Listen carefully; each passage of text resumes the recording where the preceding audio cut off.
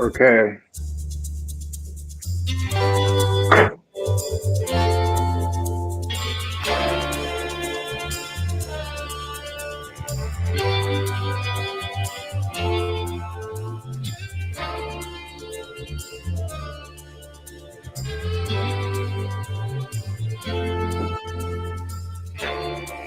Okay.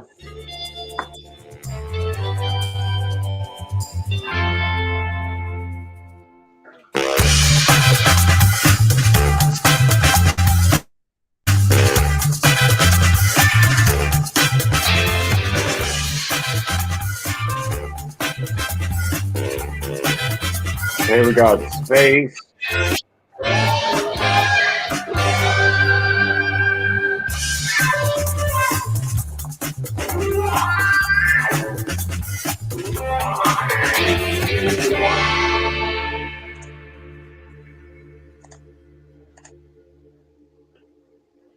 Okay, and then I should be still coming in, but I can cut out at any time.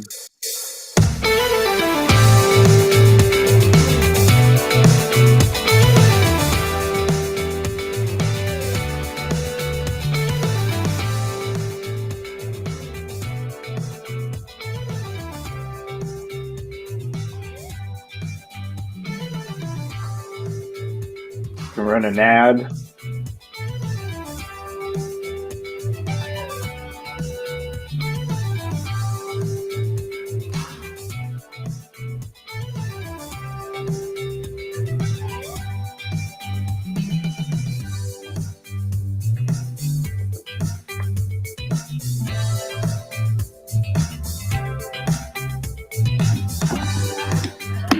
Good morning. We're going to continue our Tuesday agenda discussion item number 18. And for those that were not in attendance yesterday, last night, that's yesterday afternoon, evening, our internet and our billing went out and we were unable to continue the meeting. So what we're going to do is we're going to finish our agenda items for yesterday's meeting before we can move on to our regularly scheduled land use meeting. And then we're going to go ahead and go to closed session.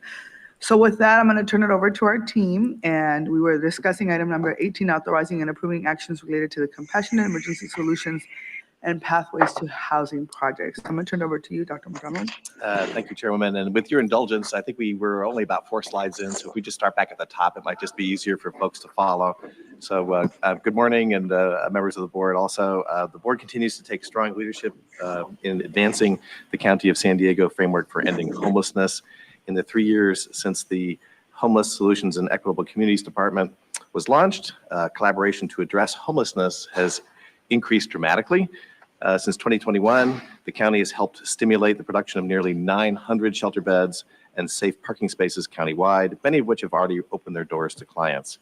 This is in addition to the expansion of outreach activities, which has resulted in more than 60,000 engagements with people at risk of or experiencing homelessness.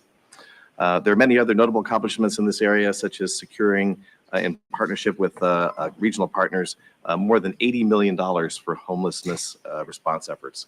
The focus of today's presentation is to share updates on the implementation plan for several compassionate emergency solutions and pathways to housing projects. We will also present next steps for building these emergency housing options.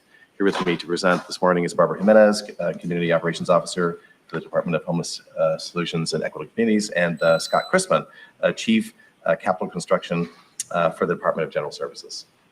Thank you, Dr. McDonald. On October 19, 2021, the Board of Supervisors directed staff to come up with a plan to identify properties, buildings, and concepts for low-barrier emergency shelters, safe lots, and associated services in East County and countywide, preferably in the unincorporated area, and return to the board with identified locations, funding, and an implementation plan. On February 8, 2022, staff returned to the board who approved the plan to implement compassionate emergency solutions and pathways to housing. This plan was guided by extensive community engagement and included input from people with lived experience. The plan outlined community desire for non-congregate shelters such as sleeping cabins, safe parking, and RV parking options. Since this plan was approved by the board in February of 2022, multiple actions have taken place to expand regional emergency housing capacity, which are listed on the next 2 slides. This slide shows actions related to establishing county emergency housing options to address homelessness in the unincorporated communities. As part of this effort, we have launched Magnolia Safe Parking Site, and Bancroft Safe Parking is launching this spring. Both sites were approved by the board to proceed with construction in March 2023. Additionally, we've identified sites for RV safe parking and a sleeping cabin site, which we'll discuss in the following slide. We also took several collaborative actions to help expand regional emergency housing capacity. We assisted city jurisdictions through various efforts to expand their emergency housing. We've supported efforts to establish a 150-bed Rosecrans shelter and a 44-bed domestic violence and human trafficking victim shelter in partnership with the City of San Diego. In June 2022, we launched a $10 million capital grant program, which awarded 9 emergency housing projects in 6 cities, thus adding an estimated 439 new shelter beds and 85 safe parking spaces region-wide. In November 2023, we launched the Building Partnerships Program to support private entities with grants to purchase sleeping cabins from county-approved vendor Pallet Shelter and set them up on private properties as emergency housing. Next, I'll go over 2 projects we are seeking your approval today: Willow Senior and Family RV Parking and Hamishaw Sleeping Cabin. The Willow Senior and Family RV Safe Parking site has been identified on a county-owned location in the unincorporated Lakeside community. The 17-space design will also include office space, storage, and restrooms. Similar to Magnolia and Bancroft Safe Parking, this site will provide a safe, legal, and accessible place for seniors and families experiencing homelessness to sleep safely in their RVs and receive services to help them secure permanent and stable housing. Next steps, if approved today, would include completion of site design, site construction, and additional community engagement. Competitive solicitation will also be issued for the site operator, who will provide case management, housing navigation, flexible funding, meals, site maintenance, security, and hygiene facilities. The ongoing annual cost for operations are estimated at $860,000. In March 2023, the governor, in partnership with county leadership, announced that the county would receive 150 sleeping cabins that the state would design, permit, fund, and construct on a property identified by the county. This project initially considered 2 Caltrans sites, and the county staff immediately commenced planning with the state and Caltrans. As planning efforts advanced and some of the parameters shifted, it was determined that establishing one single site is more cost-effective, and today staff are recommending Hamishaw site to move forward as more viable. Establishing a single site yields cost savings of both one-time and ongoing operational costs. If approved today, county would enter into agreement with the state of California to accept the $10 million in state funding to offset the one-time construction cost of this project. Similar to Willow, next steps for this project, if approved by the board, would include completion of site design, site construction, and additional community engagement.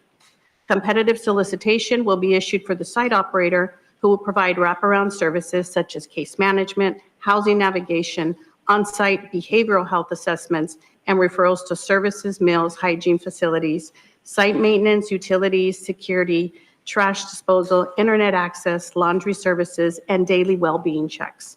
Ongoing annual costs for operations are estimated at $5 to $6 million. Recent board action on ARPA funding from February 27th allocates funding for both projects through fiscal year 25-26, and ongoing funding beyond that will still need to be identified. In connection to Regional Homeless Assistance Program, or RHAP, which we'll be discussing in the next board item, the proposed strategy anticipates a 60% reduction of RHAP in the future as we move closer to adding emergency housing capacity to the unincorporated communities. To proceed with construction on these 2 sites, our General Services team requires a set of board actions today to move us to the next steps. I'll now turn it over to General Services. Chris? Thank you, Barbara. As mentioned, today we are seeking board authority to proceed with 2 sites called Hamishaw and Willow. We would like to note that staff continues to assess any potentially viable county-owned sites as part of board direction on February 6th.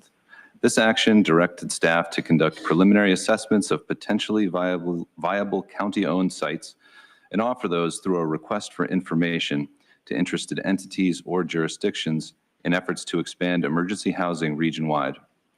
Staff will report back to the board on these efforts at a later date. With that, staff is making the following recommendations today for the board's approval in 3 categories. CEQA findings, appropriation, and authority for agreements. Regarding CEQA, we recommend the board make findings that the recommended actions are exempt from CEQA review and that future compassionate solution sites will be reviewed pursuant to CEQA once identified. We next recommend the board appropriate $4.9 million for the Willow RV project and $18.5 million for the Hamishaw Sleeping Cabins project. Finally, we request authorities for the directors of the Health and Human Services Agency, General Services, and Purchasing and Contracting, respectively, to enter into agreements to, 1, receive $10 million in funding from the state for sleeping cabin site development, 2, lease the Hamishaw site from Caltrans, and 3, amend and administer the Compassionate Solutions construction contract. That concludes our presentation, and we are available to answer any questions you may have. Thank you. I'm going to go ahead and turn it over to public comment before we have any discussion. Thank you, Chairwoman Vargas. We have 8 requests to speak on this item, 4 in person and 4 requesting to speak by phone. Also note we received 1 e-comment in opposition. Any members of the public that requested to speak on item 18 by phone, please dial into the conference line using the instructions that were provided to you. We'll begin with the in-person speakers. All speakers are in opposition. As your name is called, please come forward and stand against the east wall under the murals until it is your turn to speak. I'd like to invite forward Mark, Audra, Michael Brando, and Gambler. If I've called your name, please come forward. You'll have 2 minutes to address the board. I'll ask you to please state your name for the audio record.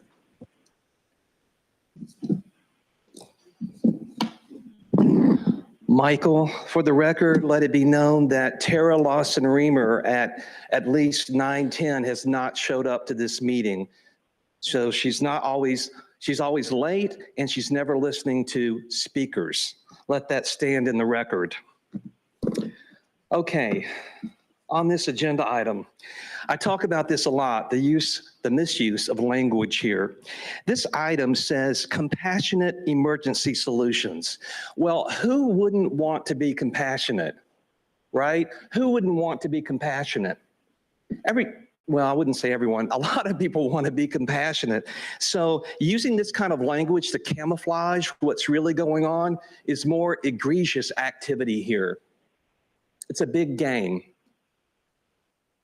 Again, this is not about not wanting to help people, Andrew. That's why I said that we need a yellow slip, because yes, I want to help people and homeless should be helped. But no, I am against what this item is camouflaging, because this camouflaging is misusing the ARPA funds, right? The ARPA funds may be legally used for these things, but not morally used for these things, because ARPA was all about the counterfeit pandemic. And today is the 4-year anniversary of the counterfeit pandemic, Ms. Vargas. So those funds should be used for people who were affected by that operation. And that includes the people who had their health affected by the bioweapon serum injections, because this item talks about health. So again, people, if you want to know what's going on, read this book, The Final Pandemic, an antidote to miracle. I said miracle. There are miracles, but this is an antidote to medical tyranny, which Nora Vargas is directly involved in. How about that? And I'll talk about that on that agenda. The rise of the new normal Reich. Jim, you're not a dumb man. I know you could read this. Excellent essays. Do it. Thank you. Thank you. Final call for Mark and Gambler. Not seeing any movement in the chamber. We'll now hear from the individuals that requested to speak by phone. We'll start with our first caller.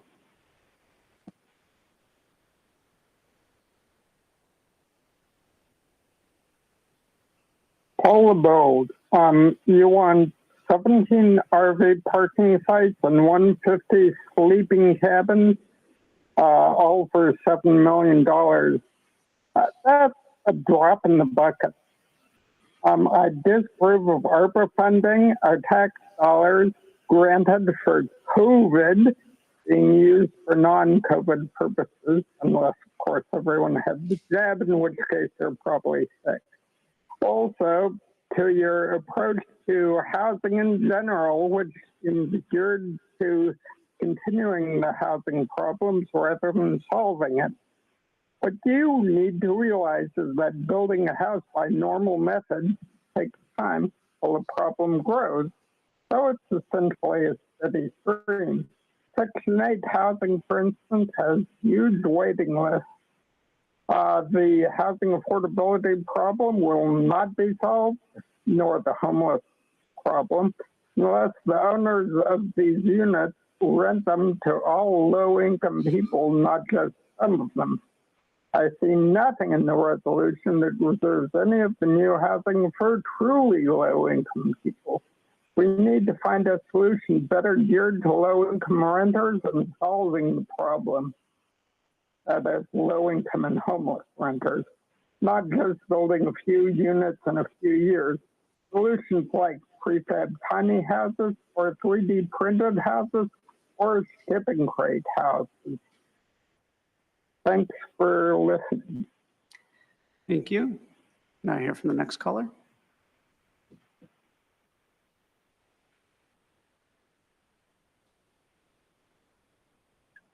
Consuelo. McDonald mentioned how they would be opened for, what is going on here? They would be opened up for clients, opened up to clients, not tax-paying citizens whose money's been a part of paying for the emergency housing, but clients. I mean, you make them come across like they're moochers. Let's not forget who made the majority, if not all of them, homeless in the first place. Government policies. Government causes the chaos to appear as the heroes. Heroes only due to the taxpayers' money. Government bleeds us dry. They tax us all at the wazoo. Shame on anyone who is not paying attention to what this government does. And still continues to do. And I didn't mean to rhyme, but it just came across like that. Yep, that's all I got. Have a good day. Love you. Okay, you too, puppy. Now hear from the next caller.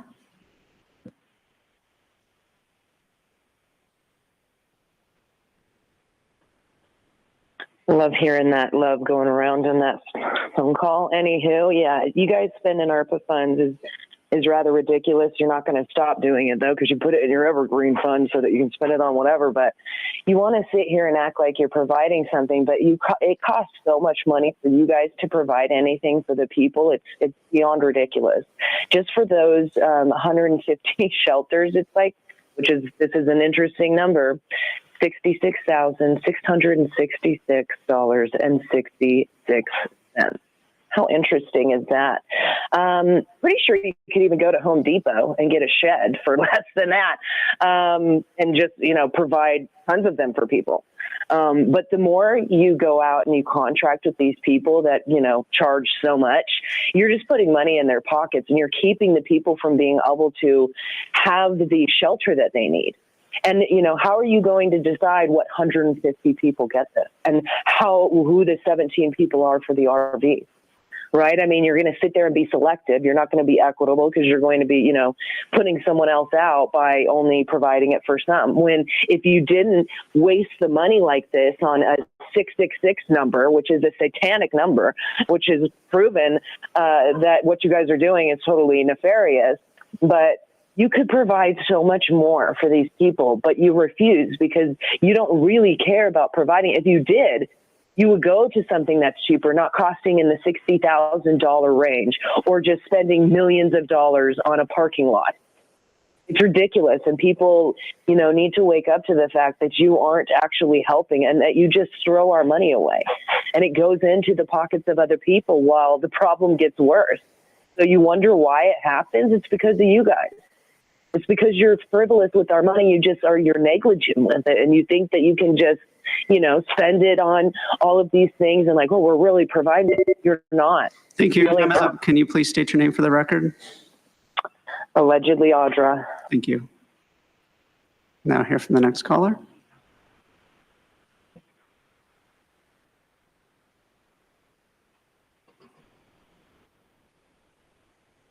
Good morning, Board. Kathleen Lippitt here. As a regular attendee of unincorporated planning group meetings, I hear many of their concerns, and one of the greatest among them is the failure of the county to listen to their concerns and to collaborate with them on various projects that the county has decided unilaterally that they wish to impose on unincorporated communities. This is just another one. The county has unilaterally decided that it's going to use its unincorporated land to create these emergency shelters.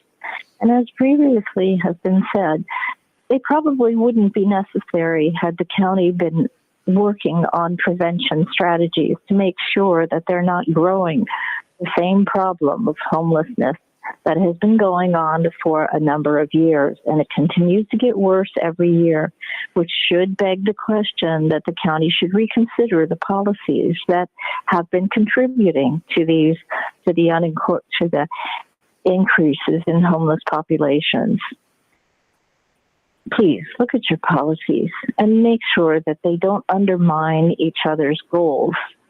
You say that is compassion that you are basing these decisions and policies on. Please be compassionate to the people who are becoming addicted because of the policies that you've put in place, the drug policies, etc. So thank you for letting me speak. Bye. Thank you. Now hear from the next caller.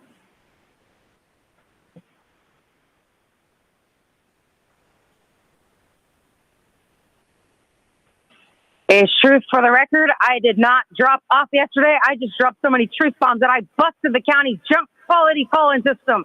You dialed into that system, Andrew, but you did not dial me back in. You cut my item 17 comment completely. So I will say that the CENA process, just like this item, is indeed iterative. We put this process of pretending to care what the public thinks on repeat, lather them in lies, rinse off the truth, repeat the cycle or abuse of cut calls. Monica, check out attachment A. This is called a shelter crisis. And according to this item, in 1 year's time, all you guys did for compassionate emergency housing solutions was set up a parking lot. Now it's $4.9 million in federal debt dollars from the American Ruination Plan Act, plus $860,000 a year for operations for the Willow RV parking lot, and $10 million in state debt dollars, and $18.5 million in federal debt dollars, plus $5 to $6 million a year for operations for 150 sleeping cabins in Spring Valley. With the lease from the State Department of Transportation, and that's a little concerning because they may pull the approval on the land use in the future. So what's the plan for when or if that happens? Also, what's the plan for the cabins with communal food storage? Will people be fighting over space for food? And what about potential flooding? I do like that there's an area for pets and that there's security. Did you guys consider that people living there may want to cross the street to the thrift store? It may be worth considering a new pedestrian crossing there. But parking and camping is becoming the new affordable housing. Guess that beats cardboard, though. Great job, guys. This item also says that there will be care coordination at the site. But what does that consist of? Will there be information provided on substance abuse treatment or information on employment opportunity with the county? If none of that's included, then it should be. But I don't think Sandag would approve of the cars, RV, and parking. That's something to consider. And Ramona does need a $41 million station because we got a board. Thank you. And Chairwoman Vargas, that concludes public comment on this item. Thank you. We're going to go ahead and table this item and go to item number 19. Thank you for your presentation. Really appreciate it. Item 19 will now move on. Authorize competitive solicitation for regional homeless assistance and inclement weather programs and receive authority to apply for future funding opportunities related to addressing homelessness. I'm going to hand it over to the county team for a presentation. Thank you, Chairwoman and members of the board. Similar to the last item, this item relates to important programs that fall under the emergency and interim housing and resources domain of the framework for ending homelessness, the regional homeless assistance and inclement weather programs. Together, they are a critical resource for individuals experiencing homelessness in the unincorporated areas of San Diego County. Today, we'll provide an update on these two programs, the plan moving forward, and request authorization to proceed with a competitive solicitation. With me here again is Barbara Jimenez, Community Operations Officer for the Department of Homeless Solutions and Equitable Communities. So, Thank you, Dr. McDonald. The Regional Homeless Assistance Program, or RHAP, was first approved by the board on January 28, 2020, and serves as a non-congregate emergency housing program to meet the needs of people experiencing homelessness in unincorporated communities while assisting them in obtaining permanent housing solutions. The program today provides emergency housing to people experiencing homelessness through the use of local hotels. RHAP is currently the primary emergency housing program serving the unincorporated communities. Since January 2020, RHAP has served over 1,900 individuals, and approximately 38% of households have now transitioned to more permanent and stable housing. Since 2020, the program was funded from general purpose revenue, emergency solutions grants, Project Room Key, and most recently through ARPA that the board approved through fiscal year 25-26. In current capacity, RHAP serves up to 250 households on any given night. And as mentioned in the prior item, we move closer to adding emergency housing capacity to the unincorporated communities. It's anticipated there'll be a reduction of RHAP by almost 60% in the future. In addition to emergency housing, RHAP provides case management and supportive services with the goal of finding permanent housing solutions for individuals and families who are served.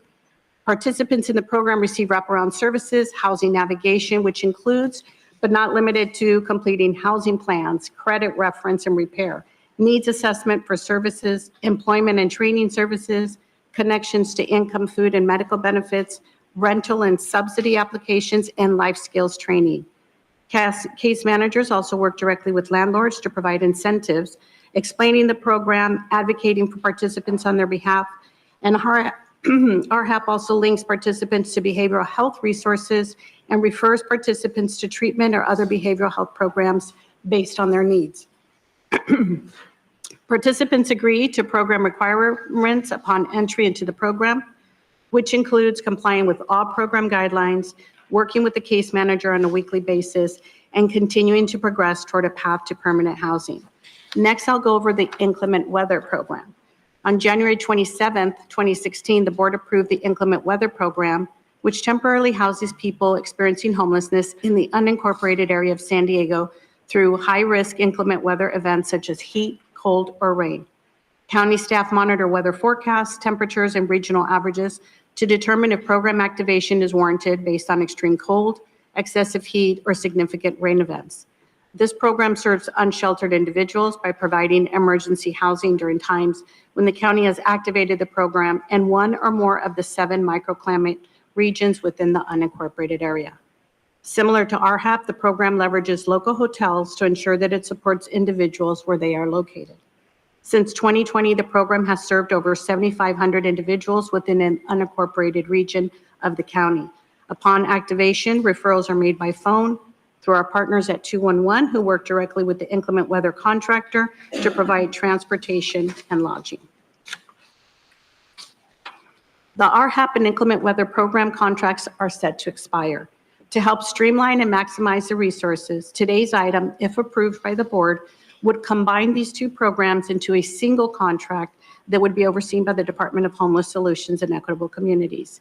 Next steps would include issuing a request for proposal with both scope of work and establishing the new contract no later than December 2024. Today's action requests that the board authorizes a competitive solicitation for RHAP, including an inclement weather program component, and 2, authorizes agency director or designees to apply for future funding opportunities related to addressing homelessness. This concludes our presentation, and we're available for any questions from the board. I'll turn over to public comment in a second, but I have a question around, so we're doing an audit, right, of our homeless solution initiatives and programs. And so if, let's say we authorize this today and we realize that it might not be the best or most efficient use, I'm not saying that it's not, just to be clear, how do we manage that? Thank you, Chairwoman. We would come back with some options. And I think that as the RFPs and the solicitation goes out, because of the facets that we have as far as the provisions of how long the contracts would last and how we would go about renewing those contracts, we'll make sure that we're having that as a component of moving forward with this particular contract. And then also when we come back, that assessment should be coming back to the board towards the end of the summer. So August, September timeframe for purposes of evaluation. But thank you for raising that. That'll be important for us. Okay, I have other questions, but I'll let the public speak and then we'll come back. And that one just was top of mind. Thank you. Thank you, Chairwoman Vargas. We have 8 requests to speak on this item, 2 in person and 6 requesting to speak by phone. Also note that we received 1 neutral e-comment. Any members of the public that requested to speak on item 19 by phone, please dial into the conference line. We'll start with our in-person speakers. All speakers are in opposition. I'd like to invite forward Michael Brando and Mark. You'll have 2 minutes to address the board. And again, I'll ask you to please state your name for the record. Let's go, team. Come on. And you could jump in just like this. How you guys doing today? Michael, this relates to my comments on this item. It's now so obvious to me that you don't care about any part of me that you can't exploit. I never once believed that our elected officials would actually care about us beyond what is necessary to sustain or grow a career. But I won't waste my time trying to convince you to care. You know that you're in the wrong when you're trying to silence people talking about history and their own personal experiences. It's now so obvious to me that you don't care about any part of me that you can't exploit. Wow, that was very accurate by 2 young people that spoke a couple of weeks ago here, because that's exactly what's going on here, the exploitation of people for business contracts. Because we know all of this is just about making money, moving money around. And again, I'm going to say, Andrew, I'm for helping people, not for the nonsense that this tries to camouflage. So let's look at it. Homelessness solutions. Well, out in the world, people are already talking about a homeless industrial complex where people are making money through all the contracts that are being negotiated to keep a problem ongoing. And we've already heard several callers call in this morning to talk about that. All right. The inclement weather program, isn't that interesting that you're using the phrase inclement weather program to mix it in with the language of all this, when again, the recent floods are most likely due to climate engineering, and that's a whole nother topic. If you want to learn more about that, go to YouTube, The Healthy American, Peggy Hall, and look under videos, and there is a recent video about geoengineering, an interview with Dane Wigington. He's not the only expert on this. There's many out there. Mark has talked about this a lot. So again, we're not buying it. We do not consent. Thank you. We'll now hear from the individuals that requested to speak by phone. We'll start with our first caller.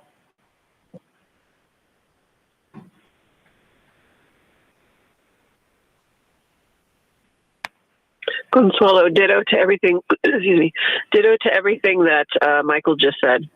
We know there's never going to be an end to homelessness because that is, you know, it makes money. It's a money maker. It's lucrative.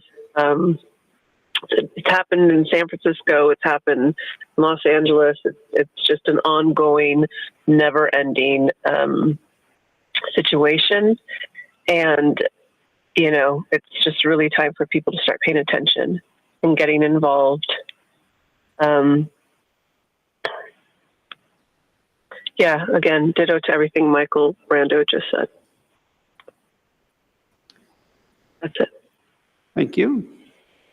Can I hear from the next caller?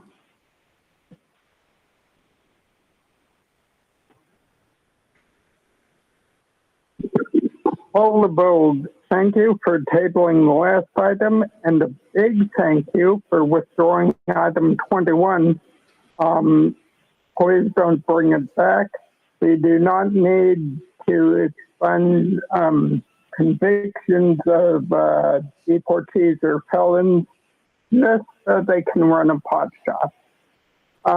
Now, on this one, I'm glad that one of your programs actually promises it will suck up less of our dollars, but the program is still away. The Regional Homeless Assistance Program provides shelter for about 1,000 people, families of 4 per night. The Inclement Weather Program offers temporary shelter to 200 more. You know, again, a drop in the bucket. Can the 2 programs be combined in some way? I think so. And why not just make the inclement weather program permanent? Shelter is shelter, but you can always be made permanent. It doesn't matter of having the will to do it. And probably a lot of the homeless have that will. But again, I object to ARPA funds being used for this, and you really need to look at where your funding comes from and make sure the funding is there properly. And again, I stress, make sure the funding is proper. I spoke to you about what is proper months ago, and I don't know why you haven't followed my advice. Thank you. Thank you. Now hear from the next caller.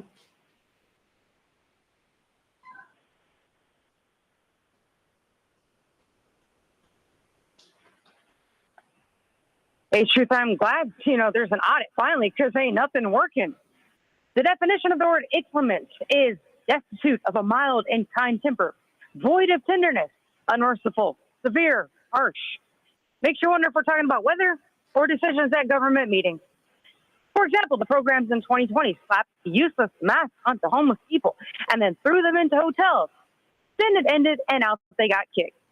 What's interesting about all of these programs is that they're supposed to serve people in the unincorporated areas. But since most people who are homeless are transitory, maybe we should start calling them migrants so they can actually receive care like the human trafficking industry provides.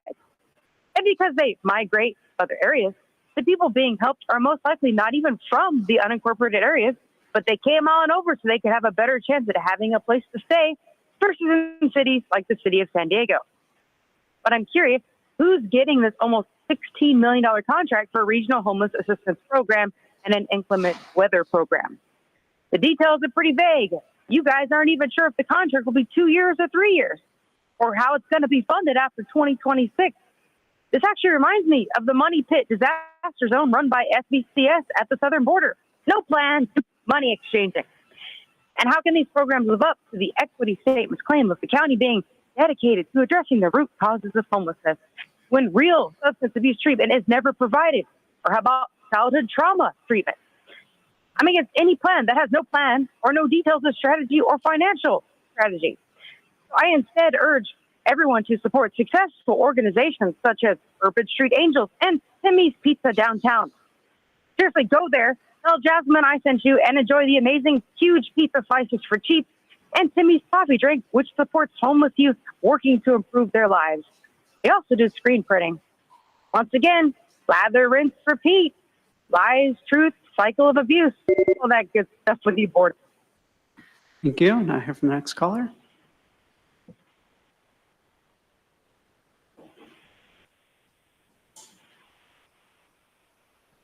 Kathleen Lippett again. Thank you for letting me speak. Yesterday, a contractor that was tasked with ensuring resources were provided to emergency storm victims was speaking. Existing community providers who attended the meeting reported how they were pushed out, saying contractor.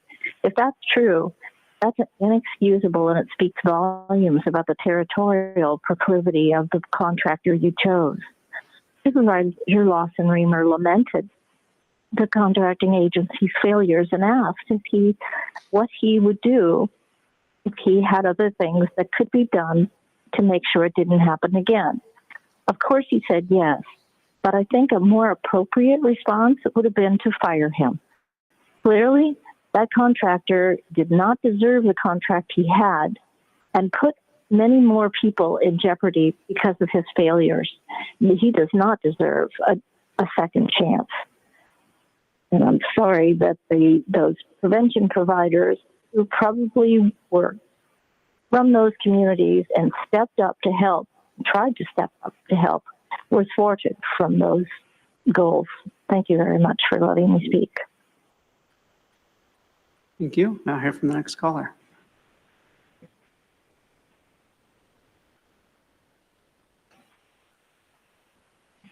As Michael was saying, that exploiting these people's suffering, for business contracts is what's happening.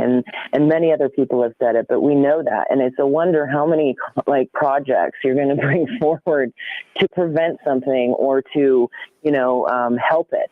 And all while it gets worse. It's like you can't even just have one program that works really well Instead, you want to have like 50 to 100 of them. So it seems like you're always doing something and you're always spending the money. And again, here we have COVID money that you're, using for this when it's your guys' fault that everything that is going on because you're negligent in your decision making, in the contracts that you get with people, in the money that's spent. You just basically throw it away and into other people's pockets. And, if you really, really cared about homelessness and, even preventing them to be in a storm, I mean, we can't even help the people hardly that have just experienced the storm and are still trying to pick up the pieces.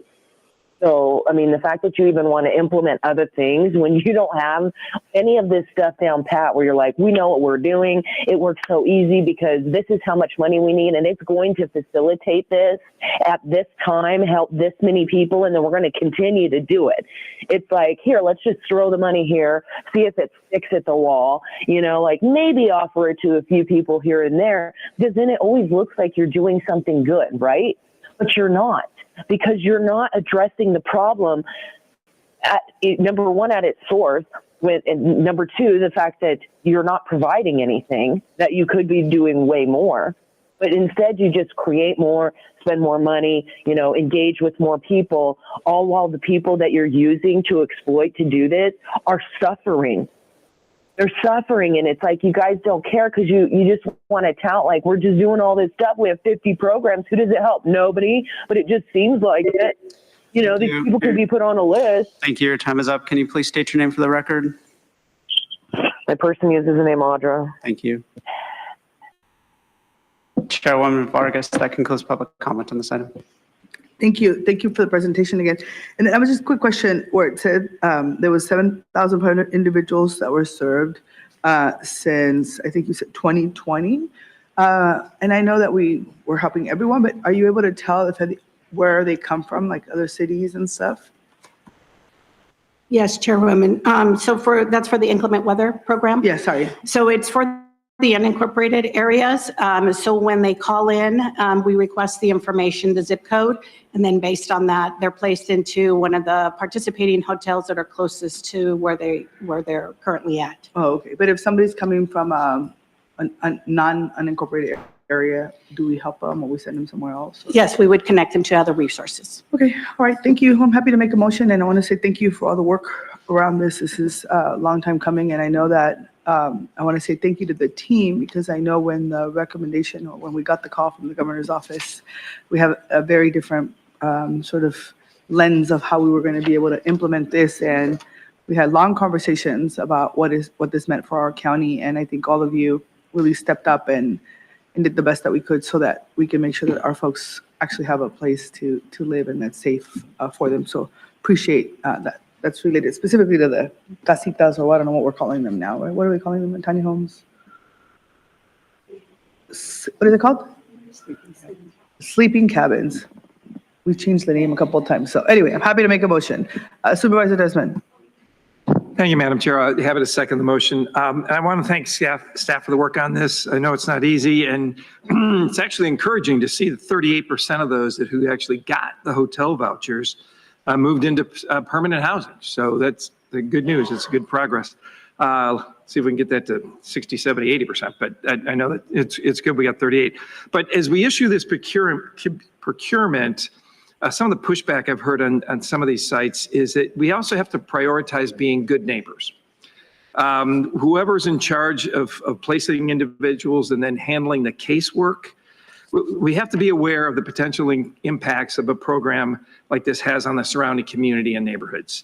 So let's be good neighbors and have the necessary oversight on site to be the good neighbors that we should be and need to be. So appreciate that effort. So with that, second the motion. Thank you. And to that point, I know that there was a lot of community engagement in that piece. Supervisor Anderson used to represent some of that area, so he did a lot of outreach in that area and what people really wanted. I know that we, both Supervisor Montgomery Stepp and I share Spring Valley now in some of those areas, but the community was very open to that. So I think to the supervisor's point, if we can continue to be as overly communicate to that particular region and really let them know what's happening, and even though it's in the supervisor's district, I think for both of our districts, it really does have an impact. So it would be great if we can just let the community know, and, you know, let them know how well it's working. And the more we show that the county is actually doing work where we're putting people in permanent housing in the end, I think really resonates with folks as well. So appreciate that. So we have. If I could just add to that, it's not so much, and the outreach is good, but unfortunately, and I remember in Escondido, that we had a hotel where people were doing drugs in the streets in the neighborhoods, and that's, we have to have people able to manage that and keep that at bay as best we can. So thank you. Got it. Seeing no other comments, we have a motion and a second. Please vote.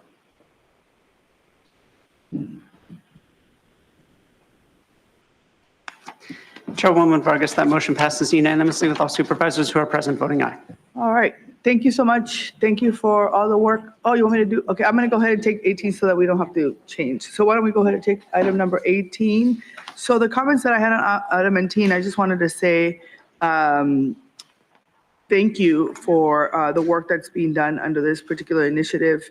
And I know that there's a small group of folks who are part of, who are unsheltered in the unincorporated areas. But again, I think this particular work is extremely important as we're moving forward. And this is the project with the it's the same, you know, anyway. But it's 150 cabins, and I know we were told one thing, and then, you know, the team adjusted. So I appreciate that. But again, I think as we're looking and moving forward, it's going to take all of us, federal, state, and county government, to really leverage some of this work that we're doing so we can move forward. So appreciate all the work that's happening in this space, and I'm happy to make a motion to support it. Vice Chair Lawson-Weaver. Yeah, thank you. I just want to thank staff. I think you all did a great job. Appreciate all the work and the safe sleeping cabins. And, you know, I think just continuing to add capacity to our shelter beds is really, really important. I just had a question. I think Barbara will come as no surprise, a kind of a continuation of our ongoing conversations about how we're tracking outcomes and kind of really better understanding how many people are served and what's happening to these folks. And yeah, just if you could kind of let us know what the plans are, or, you know, what we need to do kind of collectively as a board to make sure that we're really focused on tracking these outcome metrics. You know, I'm specifically interested in the question of how many people are being served, and then what happens to them, right? Do they enter into they end up back in the streets? Do they like transition into another shelter, which isn't a great solution, or are they ending up in permanent housing? So those are my two outcomes that I'm kind of focused on. And there's a couple different ways that we could do that we do it continuously. One is we are still working on our public dashboard as a result of the final action plan that was just submitted to our board. So that will be public facing. In addition, we have the quarterly memo, which does the updates, and we can start weaving in that information as we're moving forward, especially on the new programming as well. That would be amazing. I think quarterly updates, since we already have the memo, is great.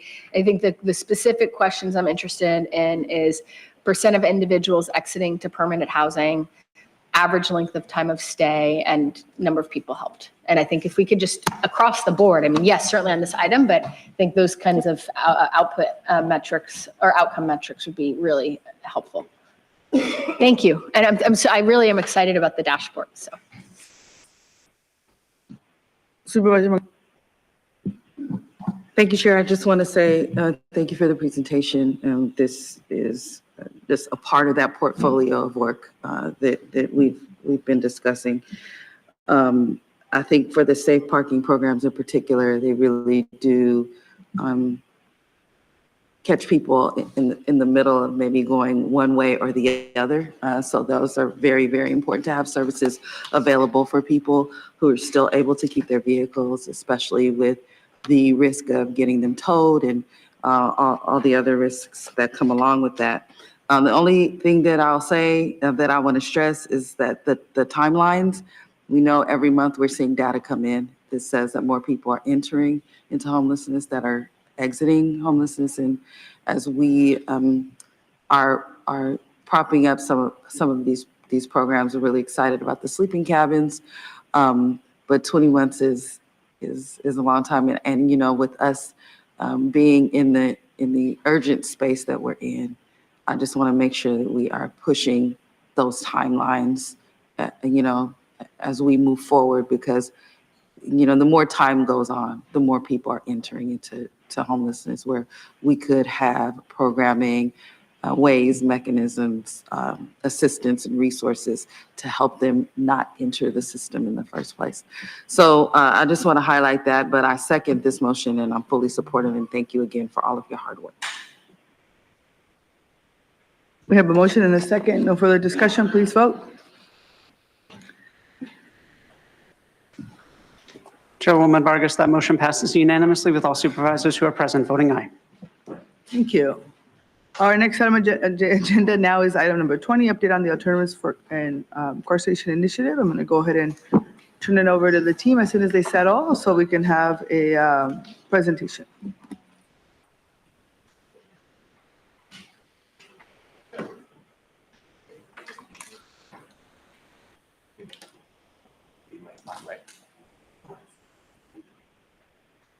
Good morning, Chairwoman Vargas and members of the board. Today, I'm joined by collaborative partners to provide an update on alternatives to incarceration. Presenting with me today are Sarah Gordon and Dr. Andrea Daber-Griffin. They are both administrators of Justice System Integration, and they coordinate the county's efforts to implement the Alternatives to Incarceration Initiative.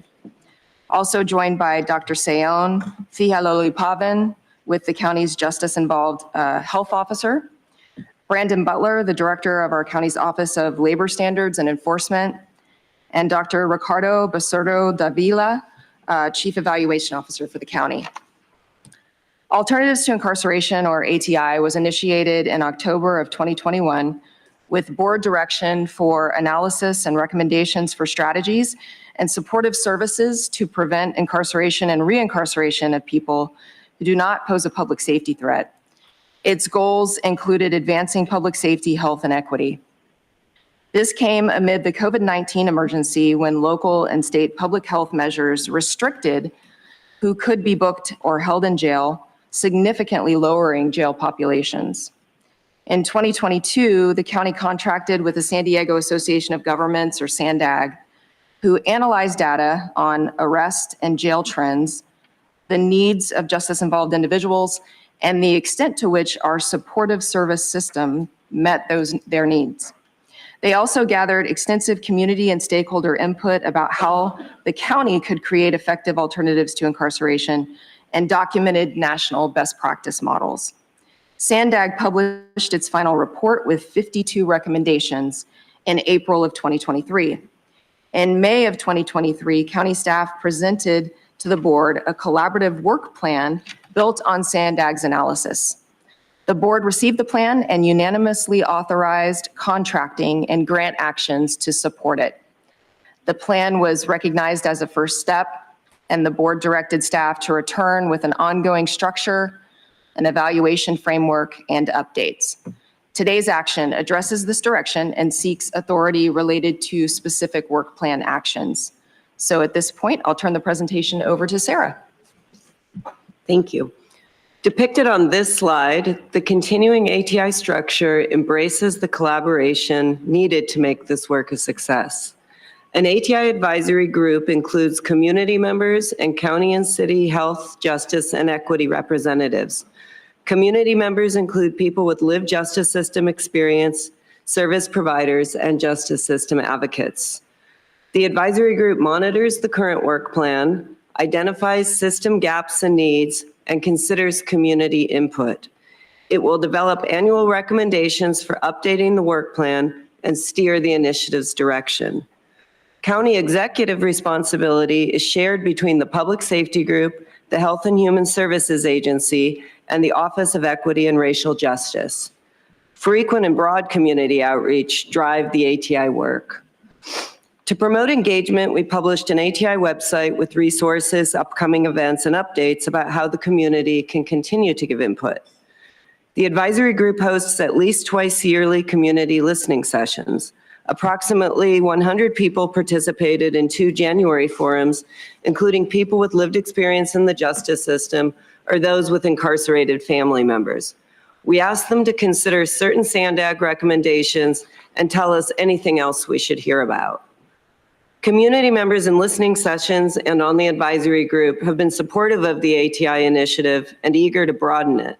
Things we heard from some include asking the county to look at ways to limit when law enforcement responds to behavioral health crisis and non-penal code violations, and consider whether we can establish more partnerships with medical, clinical, or other alternative responders. Other themes include building community trust, the difference peers make in delivering services, and the need for family support. This year, the AT Advisory Group will discuss and prioritize the community input and outstanding SANDAG recommendations not addressed in the first work plan, and work towards identifying actions the county can take, adding to the initial work plan. County departments have been busy enacting the current work plan. Its 20 actions with 9 new programs or service enhancements are led by 9 county departments. The actions aim to increase connections to effective supportive services that address the underlying reasons adults enter the justice system.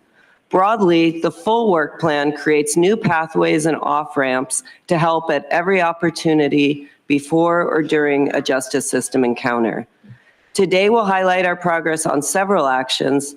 Status updates on work plan programs are provided as attachment C with today's items. I'll turn first to Dr. Thihalolipavan.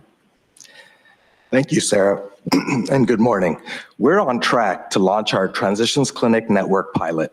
The Transitions Clinic Network is an evidence-based model co-created with the community in which a community health center hires community health workers with lived incarceration experience to build rapport and trust with justice-involved individuals, ideally while still in custody. The community health workers coach, empower, and connect justice-involved individuals to integrated physical and behavioral health services at a community health center and social support services upon release from county jails. Medical care services in strong partnerships with the Sheriff's Department and the Transitions Clinic Network National Program Office conducted a request for information to gather input from community health centers and other partners to develop our local program requirements. The competitive procurement for a Transitions Clinic Network program provider is anticipated to open in the upcoming month. The pilot will also support access to expanded benefits available to the justice-involved population through Medi-Cal transformation, such as enhanced care management. This complements an immense body of work many county entities are undertaking to systematically enroll individuals in Medi-Cal and prepare to offer or connect to new benefits, including enhanced care management, as well as behavioral health links and 90-day pre-release services. I will now turn it over to Brandon. Thank you, Dr. Thihalolipavan. For many formerly incarcerated individuals, worrying about trying to find a job with a justice-involved past is a constant thought, as is a primary key to reducing recidivism. Most businesses require background checks for potential new hires, and about 75% of justice-involved individuals are still without employment a year after their release. Having a criminal record can reduce the possibility of even receiving a second interview substantially. The Office of Labor Standards and Enforcement, or OLSE, is working to educate employers and justice-involved individuals about the Fair Chance Act. This law prohibits employers from asking job applicants any questions related to their criminal history until after the employer has extended an offer of employment, along with other requirements and subject to some exceptions. In collaboration with our contracted partner, the employment law firm Shaw Law Group, we have conducted a 6-part training seminar breaking down the Fair Chance Act to more than 360 employers, as well as providing outreach materials in both English and Spanish. In addition to educating employers, OLSE has taken it a step further and has been partnering with community stakeholders and the Sheriff's Department to educate justice-involved individuals on their rights under the law. To date, we have provided educational training to more than 400 justice-involved individuals on their rights under the Fair Chance Act who are being released from a county reentry detention facility. Now, while educating employers and justice-involved individuals on the Fair Chance Act is a critical step, we still hear the stories about violations occurring and the lack of direct assistance to help justice-involved individuals directly overcome an employer who is not complying with the Fair Chance Act. Under current law, Individuals must file a claim against the business through the California Civil Rights Department, a process that can take a year or more to finalize. Today's action would direct county staff to draft a local ordinance enforcing the Fair Chance Act and to return to your board within 120 days. A local ordinance would allow OLSE staff to immediately assist job seekers with meritorious claims quickly and enable OLSE to rapidly engage employers in an educational intervention who have a hiring process in violation of the law to obtain voluntary compliance. This will support justice-involved community members to obtain employment and integrate into our community. I will now turn the presentation over to Dr. Dauber Griffin. Thank you, Brandon. We're advancing our planning for a resource entry hub concept based on similar successful concepts in other counties. This hub integrates different services to remove barriers typically experienced by justice-involved individuals. Among these are lack of documents such as ID and birth certificate, health insurance, job and educational opportunities, housing access, behavioral health challenges, and more. The hub is envisioned as a one-stop shop pilot project close to Central Jail, where justice-involved individuals can find easy and meaningful help in one place. Those with unresolved misdemeanors and citations, people referred by law enforcement, and people walking out of jail will find support.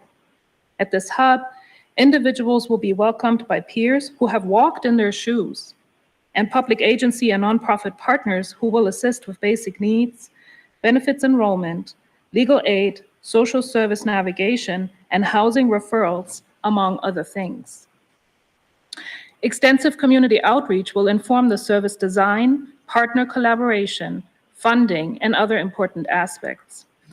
Plans include an assessment of the hub's efficacy and potential for regionalizing this service. If approved by your board, today's action would authorize amending existing contracts or new contracting actions to stand up this service in the central region. Additionally, we issued a competitive procurement in February of this year for a community partner who can provide lived experience consultants. The expertise of those with lived incarceration experience is invaluable to the ATI initiative and vision. And the county wants to ensure that these individuals are compensated as they advise county staff on different ATI topics and services to ensure we get it right. Here's a brief update on 3 other ATI programs aimed at reducing misdemeanor bookings and improving chances for a successful reentry. First, a new care coordination and housing program was designed to increase service connections for individuals who may experience homelessness and have repeated short jail stays or brief law enforcement contacts. The program in procurement is expected to launch in August. Second, the Recovery Bridge Center, which accepts intoxicated individuals in lieu of jail booking, reopened in January 2024 in a new convenient location. Expanded services, including connections to other community providers, are designed to lead to increased use by all law enforcement. Service hours are 24/7, and individuals can stay up to 23 hours. Third, to reduce instances of homelessness, the Sheriff's Department has hired 5 housing-focused correctional counselors. They identify at-risk individuals in custody and offer them a connection to transitional housing, including transportation to the residents. I will now turn the presentation to Dr. Basurto Davila. Thank you, Andrea. Over the past 6 months, staff from the Office of Evaluation, Performance, and Analytics spent a significant amount of time engaging with ATI stakeholders to gather information on the questions most critical for the success of the initiative and that can be answered to performance measurement or evaluation studies.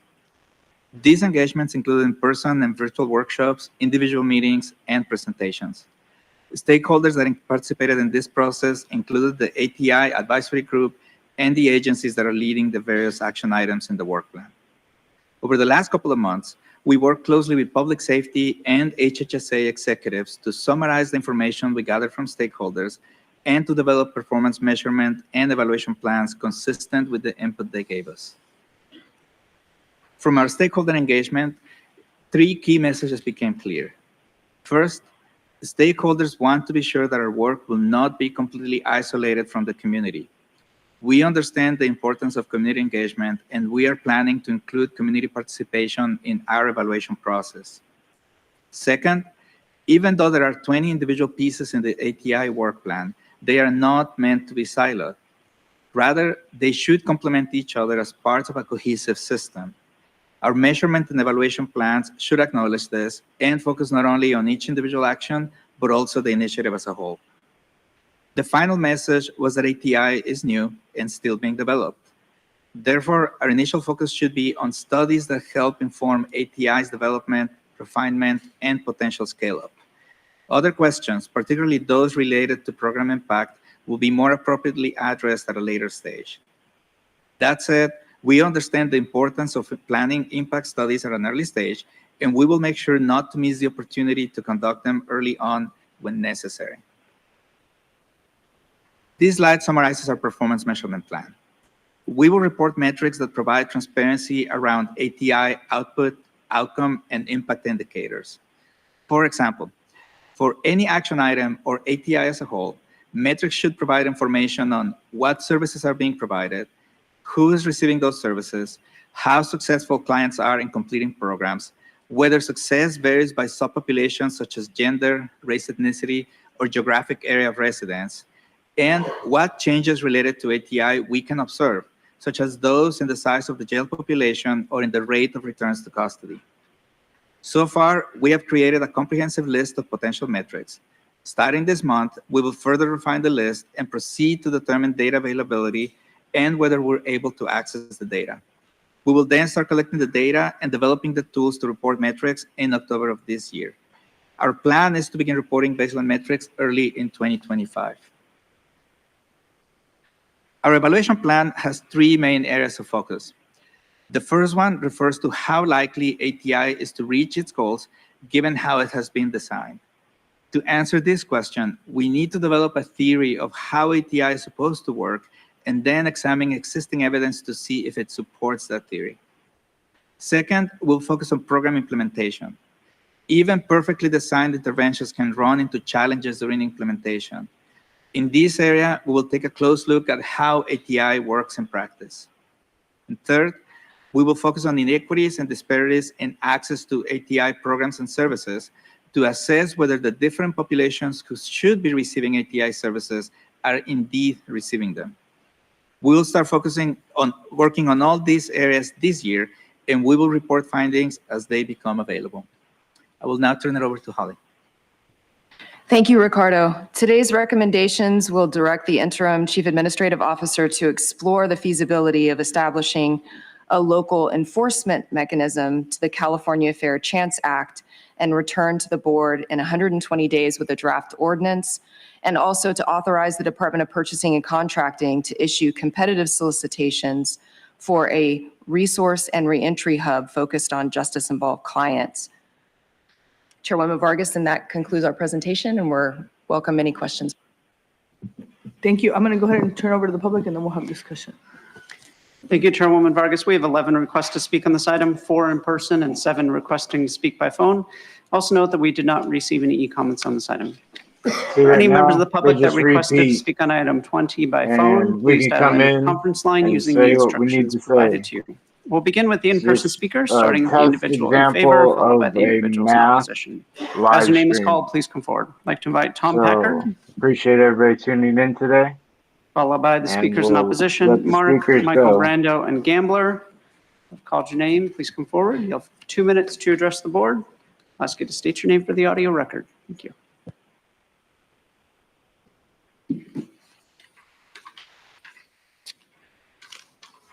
Michael, again, Andrew, I'm for helping people, but what this camouflages is absolute nonsense.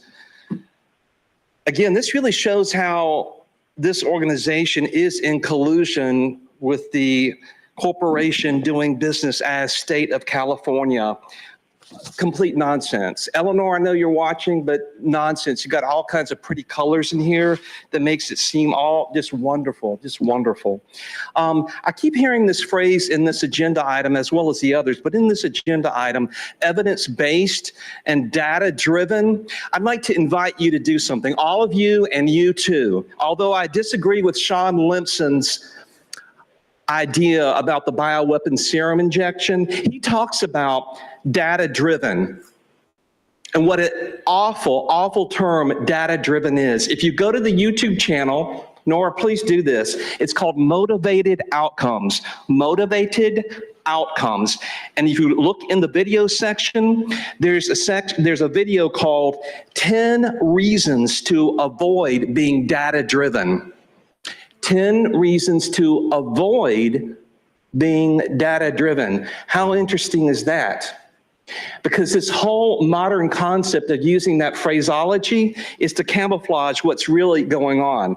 In this item, it says we are to, well, actually, it's referring to what the Gavin Newsom did about pulling people out of prisons. Now, I'm not questioning any of that, but it's all based on the premise of a dangerous counterfeit pandemic. This is the same governor that said to wear a face cam, pull it down, put some food in your mouth, pull the face cam up, chew, pull the face cam down. If someone's saying this kind of craziness and wants us to buy this kind of stuff, Fair Chance Act, fat chance. We do not consent. Thank you. Next speaker, please.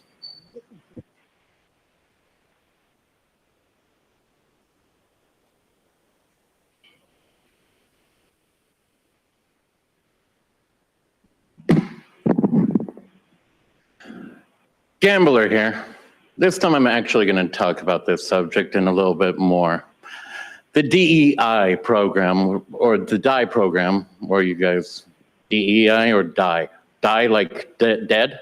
I mean, I think that's what we're going for, because I know you guys don't believe it, because on the lunchroom down in the parking lot, you have on one sign saying inclusion is an act. So how can you guys say that it's not when you have it advertised on your facility that inclusion is an act? You stated that on your building. So why do we have a program like DEI? So let me go back to this whole thing. We're going to go ahead and punish employers for getting upset that they have a criminal working for them. No, that's what you're going to be going to do. So don't argue with me. Don't try to stop me from talking. Don't try to any of that shit. You have no power over me. You understand that. You've tried over and over and over again to control me. You cannot. You recognize that now, do you? You could nod. You're at least paying attention to me, which I find better. Why are we doing what Governor Newsom did? Because you guys helped him stay in office. You guys counted illegal votes to keep him in office, and you refused to let me check. You refuse to give me any opportunity to look at the evidence that I've provided to you that you refuse to even look into. So why do you buy into their shit?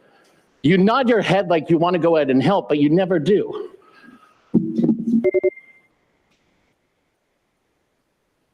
Thank you. We'll now hear from the individuals that requested to speak by phone.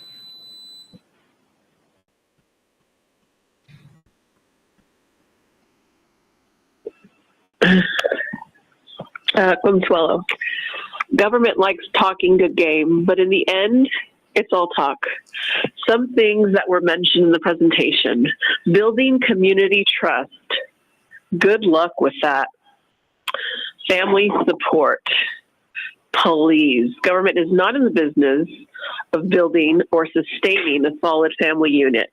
They are only successful in breaking it up. Enough. Government needs to stay away, far away from the family unit, period. Government only supports the things that has the people dependent on them. We know this from their history of defunding programs that were actually 100% successful, like Project 25. Another thing mentioned, community input, is about community input. And that's all about just saving face. Because in reality, we know government could care less about the public's input. The saddest part is that everything that's going on in our county is that it's going to get worse. People are just getting a Costco sample of what's to come. So brace yourselves and prepare, because it's going to be a rough ride.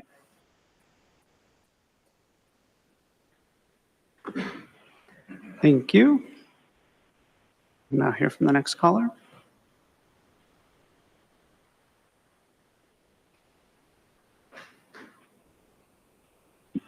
Poll Bold, $250,000 for planning and design of a one-stop diversion, reentry, and resource center. And that's attachment B. Is unrealistic in the extreme. $50,000 for contracted outreach services and materials for 20,000 people. That's dream on.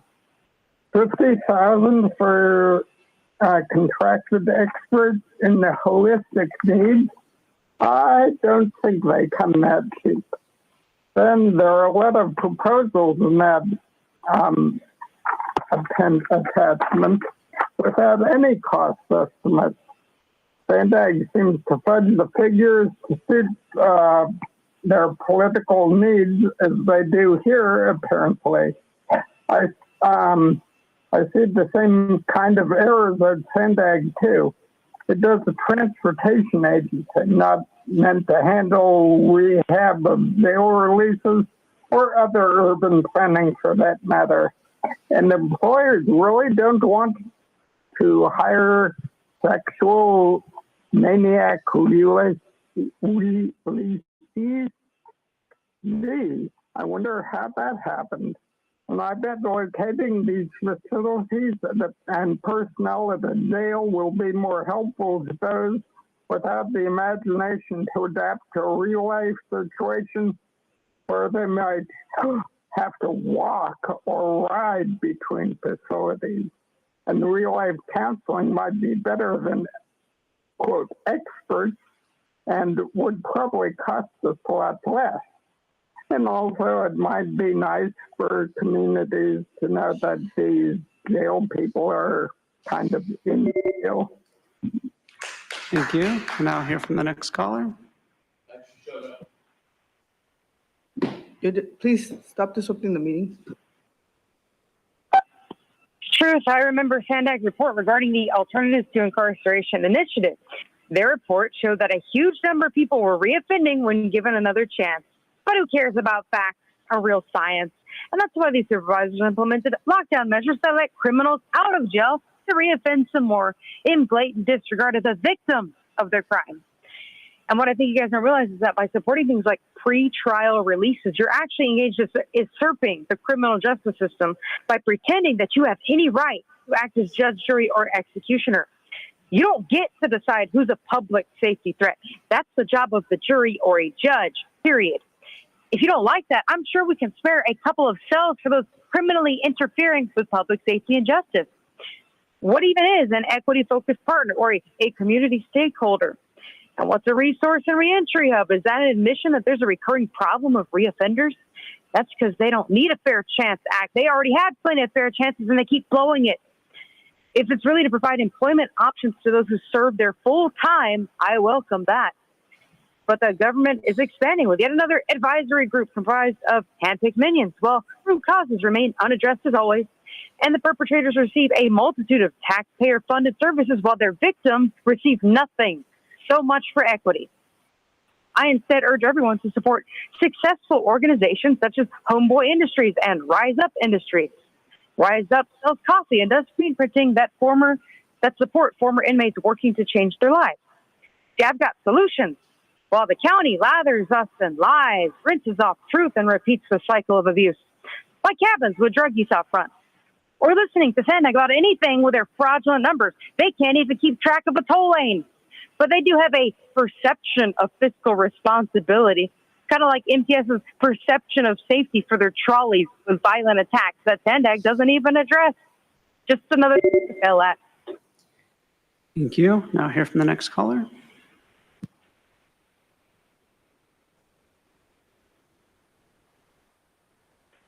Yeah, if everything was based off of, real facts and different things, this seemingly is good, the things that you guys want to do. But we have criminals engaged in, deciding that other people are criminals. And so there is no justice system. The justice system is a corporate entity that is sitting here making money off of the people, just like Michael was saying.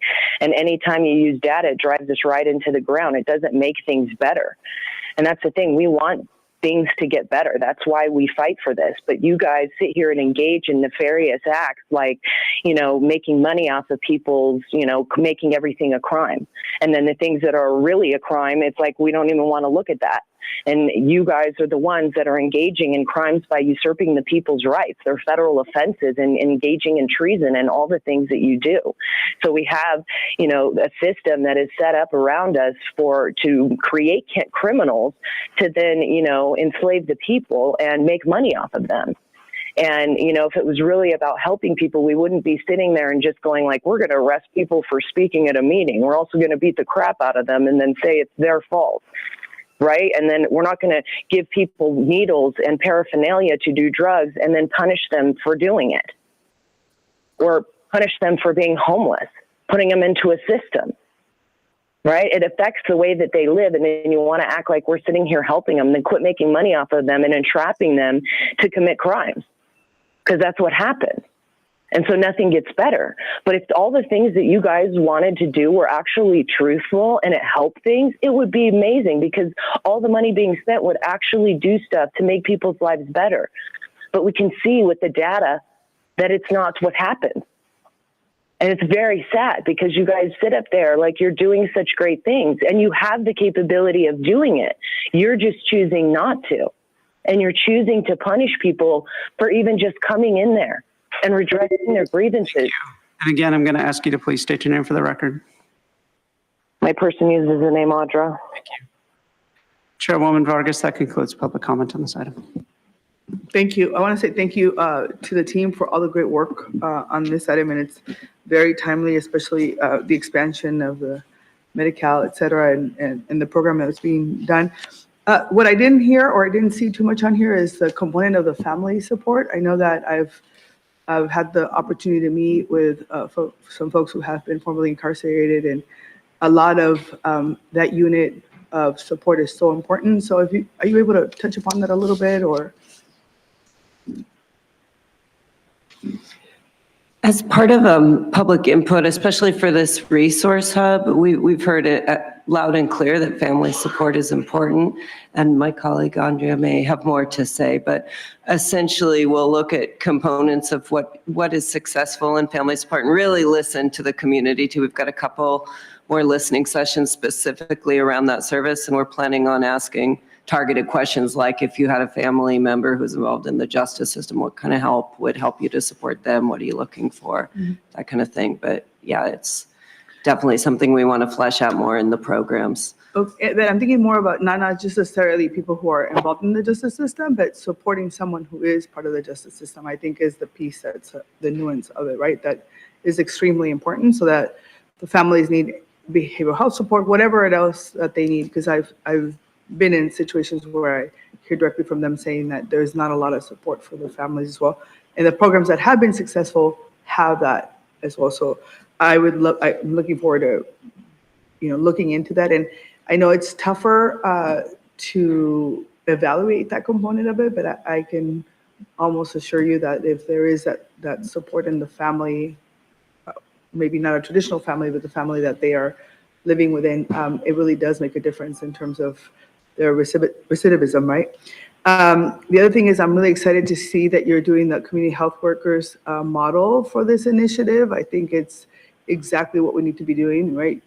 Making sure that people who have been through this process are able to really engage and work. And so I'm excited about that. And then I was going to ask about the expert consultation on page 9. You had, you said they're experts, consultants, I think is what it was or something. What does that mean? Because I want to make sure that it's not just, with all due respect to academics, not just academics and folks who are like, you know, have all the degrees in the world, which God bless their souls for doing all that work. But I also want to make sure it's people who have been through this process. You know, there's a lot of, again, community groups that I've seen that have done great work. And I don't know that any of these folks would ever even know to apply for these initiatives or these programs. And so how do we reach out to the non-traditional consultants who should be engaged, who should be able to be our partners in this process so that they're also participating? I don't know who would answer. Yes, thank you for that question, Chair. The lived experience consultants that we are trying to acquire for this contract are individuals who do not have academic backgrounds in this area. They are individuals who have actual lived experience with the justice system, including incarceration. And we are currently in the process of evaluating proposals that we have received in response to the solicitation to work with a trusted community-based organization that will help us identify these individuals. We are also already working with quite a few individuals. Some of them are on our advisory group, are participating regularly in our meetings and convenings, and we hear from them on a regular basis. So we will be concluding this process and hopefully select 6 to 8 lived experience consultants who qualify based on their lived experience in the justice system. That's great. I mean, if there's a way without crossing the line that we can share from our team recommendations, it would be great. Not necessarily for the consultants, but for some of the community groups that we work with on the ground that I think might be very helpful and supportive. And then last but not least, what is the role of our probation department in this process? Because I think, you know, I saw the sheriffs, HHS, Health and Human Services, but how do you engage probation as well? I understand that, you know, this is alternative to incarceration, but there are so many experts in the probation department who really understand, and we've had very successful programs in the past that have helped people get back on track.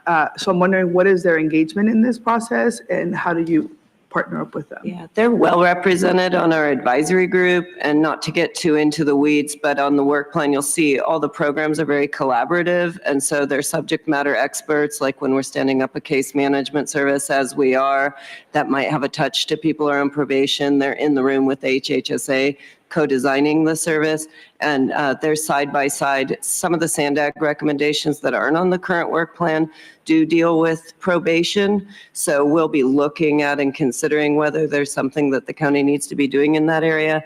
And then also, they've been involved in, it's not officially on the work plan, but there's people who are released on a pretrial status. And some of the services we're standing up are for people also on that status who have a touch to probation and the public defender. So they're involved in designing those services and those conversations as well. So very, very engaged. And Abigail Torres from the probation department is here if there were specific questions for probation. And Sarah, if I could add, Chair's excellent question. I just wanted to give a concrete example of the community health worker model that we talked about, the Transitions Clinic Network. You know, even though we're strongest, partnering most closely with the Sheriff's Department, we are also working with probation, and there's language in our scope of work that in our draft so far where, you know, if the individual, the justice involved individual consents to it, then the community health worker with lived incarceration experience can go ahead and contact their probation officer and help coordinate, and, you know, help. And some evidence from other counties shows that that has reduced probation violations and then reincarceration due to that. I mean, all this data is going to be captured so we can demonstrate that these models, you know, are. That is the goal. Yeah. Like I mentioned, we are identifying the data that we need to evaluate this, including, for example, if we want to look at family impacts and benefits of these programs. Once we identify the data, then we need to engage with the different agencies that own that data and ensure that we can get access to it. But the goal is certainly that the most important questions that you or other leaders on ATI have about the initiative and the individual components, that will be able to answer those questions. Okay. All right. And then, you know, the CalAIM expansion, I think, is a really important one, because I think that making sure that people have access to healthcare and the behavioral healthcare piece and the regular healthcare both the same, you know what I mean? So it's for me, that data is extremely important to see how people are reacting if they actually have access. So any barriers would be really interesting to me to hear, right? I mean, how are people actually receiving that care, and what else could we do to help support some of that? So anyway, I've asked a lot of questions, but I'm really grateful for this initiative and this program, and thank you for the great work, and happy to make a motion to support it. Vice Chair Lawson. Sure. Well, first of all, thank you to the team. I mean, I know I've had now 2 briefings, my team and then me personally over the last few weeks to dive into the weeds and, just really appreciative of the work. And I think I want to acknowledge that this is really challenging. I mean, you all are doing something really difficult, which is working across all the different aspects of the enterprise. And that is, hard. Different cultures, different focuses, different foci, different orientation towards, what is the mission and what is the work. So Holly, I know you've been really trying to get all the cats in going in the same direction and Seon, and I appreciate all that. I think this is really a solid foundation. I've conveyed before, I hope we can continue to build on this, and I know there's more that we want to be doing moving forward. But I think that you've really put together, frankly, with a lot of effort and a lot of work, I know it was not easy, a really thoughtful structure to guide this work across all the different parts of the agency. And I think it's the right structure. I think it's really promising. I'm also really excited about these evaluation components. And as I've told Ricardo, I think this is incredibly important. I strongly support the approach of the evaluation. I do hope we can identify, as I mentioned previously, like 1 or 2 kind of high impact initiatives that we're looking to launch that we can kind of be starting to do some impact assessments on, so that we can really report out sooner rather than later what's really working and what's making a difference for our community, and not just kind of wait and not to let the perfect be the enemy of the good on kind of figuring out how to evaluate these programs. So, that's not new, but just to sort of share that again for my colleagues as well. So that was something we had discussed. Brandon, I'm very excited about this Fair Chance Act. I think it's really smart. This is obviously a huge barrier to, people who've served their time and, legally they have every right to be able to get a job, but they can't get a job and they're being discriminated against by employers against the law. Remains a huge barrier for people to be able to successfully, rebuild their lives. And so I think that this kind of coupled with the education, I think the kind of combination between an ordinance that has an enforcement, it's a probably 90% education, but it's always good to have your 10% of a stick as well. It creates good incentives around education. So I think that's very wise. So I have only all sorts of really positive things to say. I think this is really exciting. I think ultimately what this is about is ensuring the best outcomes for members of our community, and not just putting people in jail and saying, okay, you're going to rot there, see you later, right? It's like, oh no, let's really focus on how we can create the best opportunities and the best outcomes for individuals. So I think that this is taking us in the right direction. I also want to acknowledge that there is probably a lot more that we're going to be called on to do by community partners, and I hope we can continue to strive to do that, to do more, not just say, oh, we're doing a good job, but to say, okay, we're doing a good job, but how can we do a lot better? Kind of continually aiming to do more. So again, really incredibly grateful for the leadership and the hard work of kind of working through all these really difficult issues.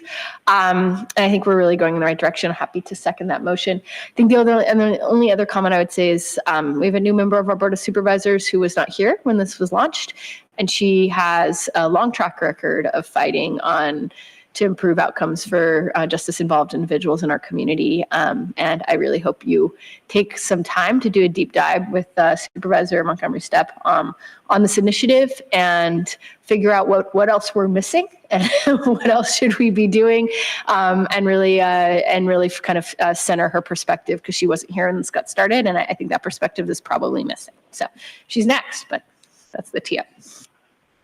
Supervisor Montgomery Stepp.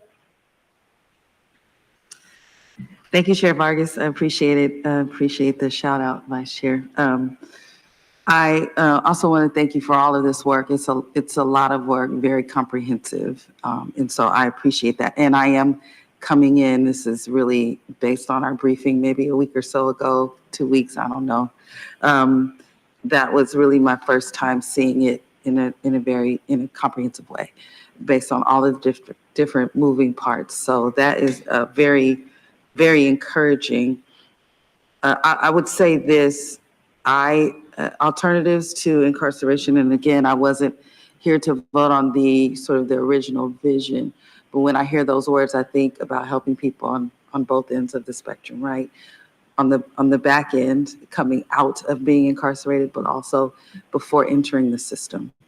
And so what I want us to be careful about creating another system instead of kind of being proactive about less people entering into it. So I certainly want that to be a part of this conversation as we think about, our young people are probably the most impressionable, right?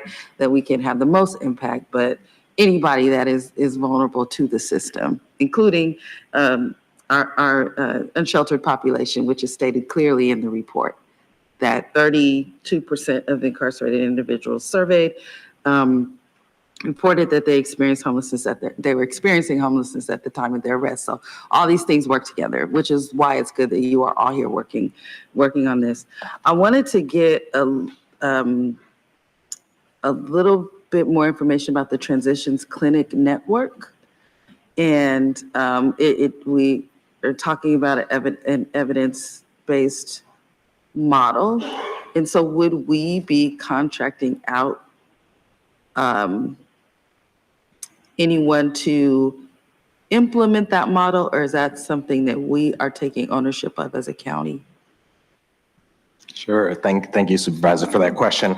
So yes, this would be an upcoming procurement, and this is a model that is led or essentially contracted to FQHCs or federally qualified health centers or community health centers. And we're lucky in San Diego to have such a rich network, and we're hoping some will step up and apply for this, of course. And then really that secret sauce being that community health worker with lived incarceration experience to not only be that, empowering the justice involved individual and helping them, supporting them, do whatever it takes to get that needed care, but then also really educating the clinic and making sure the clinic is more culturally competent and ready to receive and optimally take care of justice involved individuals.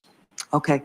Thank you for that. I want to make sure that if we are not taking full ownership of this in particular and other programs, that we have a very strict and very clear monitoring process, because it happens all the time where, we have the model, we have the data, but then the human side of it, there are disconnections. There are things that happen in the course of building out a model that leave people by the wayside. So I do want to make sure that we have that as we move forward with procurement, that is clear with whoever we end up contracting with, what those specific check-in requirements are, so that we can make sure that this evidence-based model, all the work that you all have done, the vision has been set forth, is come to fruition on the ground floor. So I want to make sure we're doing that with this element and with other elements that I see here.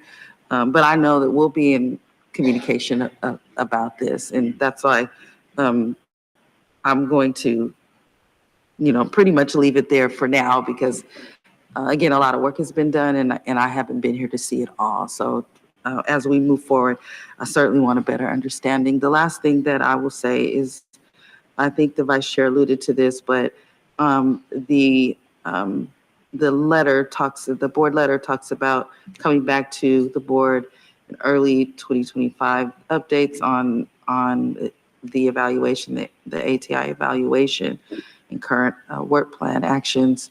I think just keeping in mind that I think we need to build this plane while we're flying it, that we don't need to wait necessarily on certain evaluations to try to do this work. We have all of these agencies working together. We're very experienced in this space. And so I just want to see as many things done for folks as possible while we're going through our evaluation to build out a model that's going to, stand the test of time. So that's all I'll say. Fully supportive of this item and really thank you for all of the work. Thank you. We have a motion and a second. Please vote. Chairwoman Vargas, that motion passes unanimously with all supervisors who are present voting aye.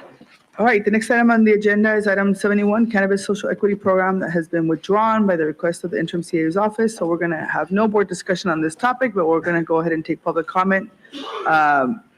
So go ahead.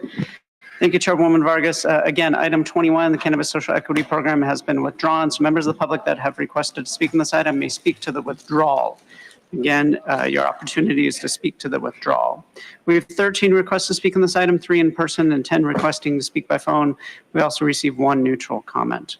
Any members of the public that requested to speak on item 21 by phone, please dial into the conference line using the instructions. Thanks To for begin with the tuning in in-person speakers, I'd like to to invite forward San Mark, Diego Michael Brando, Live and Gambler. Data.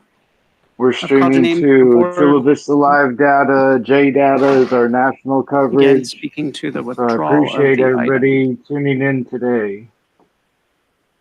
We should have a closing speaker state your name. coming You have on 2 after minutes the to address the meeting. board.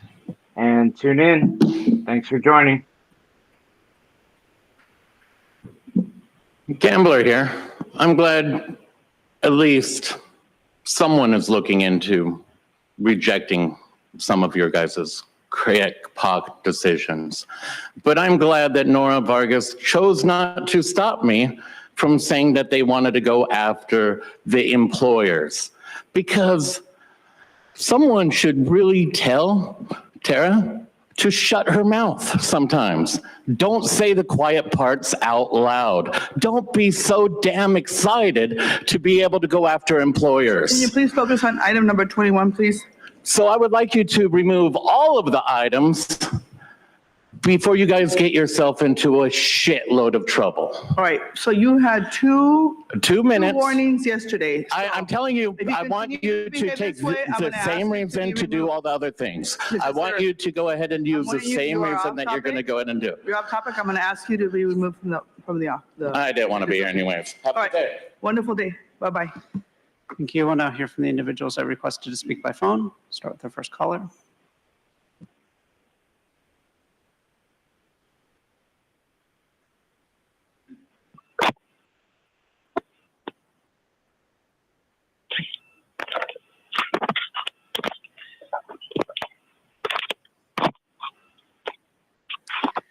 Consuelo, you can begin your comments.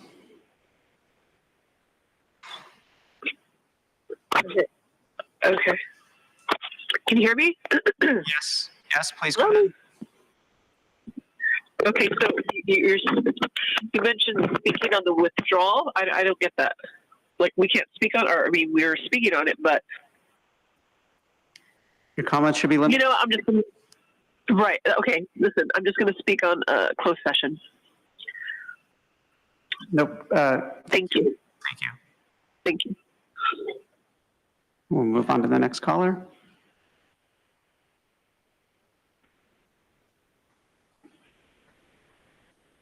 Thought she was going to go on with closed session right there. The social cannabis equity program, I mean, anytime you guys bring in equity, it's not equity. So I'm glad that you're removing this item or that it's been withdrawn at this point, because you sit here and you're talking about rectifying injustices caused by the war on drugs by using the war on drugs. You guys are always, doing the opposite of what you claim that you are, and especially with equity. There is no equity.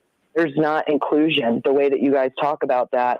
And so, removing this item is good, especially for those reasons. I'm trying to stay in line with you so that you don't tell me I'm off topic, because it's like, how do you talk about a withdrawal without talking about the item? So, I mean, and that's silencing free speech. But You can't be giving people drugs to then arrest them or paraphernalia to arrest them and pretend that you're doing any good. That's why using the war on drugs, you'll even use it for prescription medication and get money from, prescription medication that goes into whatever you guys want. It doesn't go back to the people that it actually affects. And you just want your hands in everybody's business to, come and, at one point, marijuana was never illegal, then it became illegal, then it's not. And it's like, it's always this back and forth, type of thing where nobody knows which end is up, because it's always these, people with nefarious agendas sitting there dictating what's okay today, that's not tomorrow, what we need to change our behaviors with. Acting like you're inclusive with all people when you leave people out, acting like there's equity when Sandag doesn't even know what equity is. It took them months just to have a definition come forward.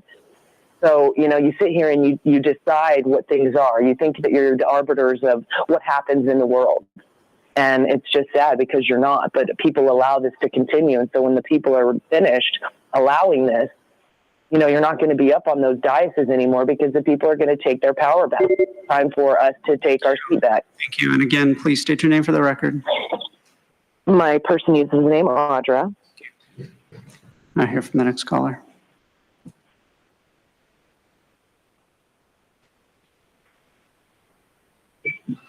Paula Bold, the Cannabis Social Equity Program,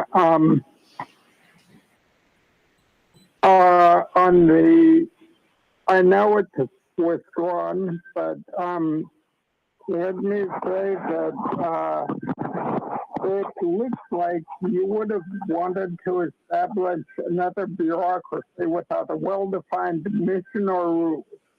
And frankly, I thought the Human Rights Commission mess, where just about every speaker chewed you out, might have warned you. And, social equity applicants can get their prior records expunged, just deleted from public view, and then they can prey on more unsuspecting people. And, it can be any offense according to the board letter, which is totally daft. I mean, does it apply to, would it apply to repeated or habitual offenders? And I mean, then it says deported people can qualify, arrested or convicted for any crime relating to cultivation of cannabis, which, I mean, I don't know what that includes. The ordinance doesn't even define it.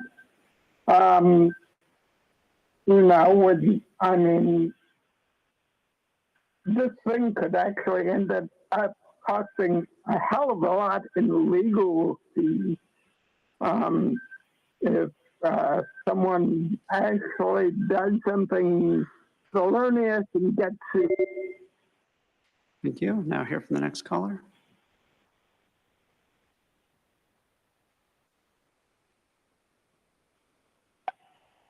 Hey, it's Truth going to talk about the withdrawal, and let's see if I can make it last 2 minutes, because I actually don't want to waste my original speech. I think I should save it, copy paste, save myself a lot of time and energy that I wasted writing it to begin with, because you guys just withdrew it.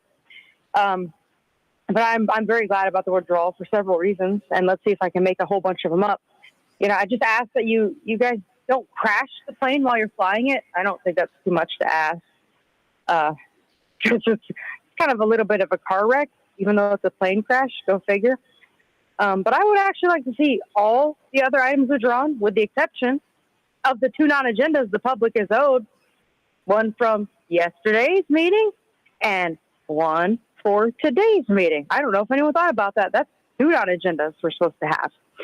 And so, like I said, that's why this item should be withdrawn. We need more time for the real items. And this is why this should be permanently withdrawn. Because forget the war on drugs. We need a war on taxes. That's the only thing that's going to rectify all the injustices. Whether it's the injustice from the county crashing the plane that they're building while it's in the air, or, maybe the injustice that's going to happen when we don't get the two non-agendas, which I'm thinking about starting a gambling pool to see, are we going to get it or not? I'm not actually talking to anybody, but we could start one and we could see what's going to happen. Because if this item is withdrawn, then I think we have time because there wasn't time wasted on a presentation. And that's great. Now I'm going to look at my original speech. I'm going to see if there's anything else I can waste time with here. Not waste. This isn't a waste. What I'm saying is really informative. Use up time. Let's be specific. Words matter. Consent matters. You guys don't have it for this item. You know how many callers you're going to get if you actually put this item on the agenda? You know who's going to call in. You're going to have like 50 women call. Thank you. Now hear from the next caller.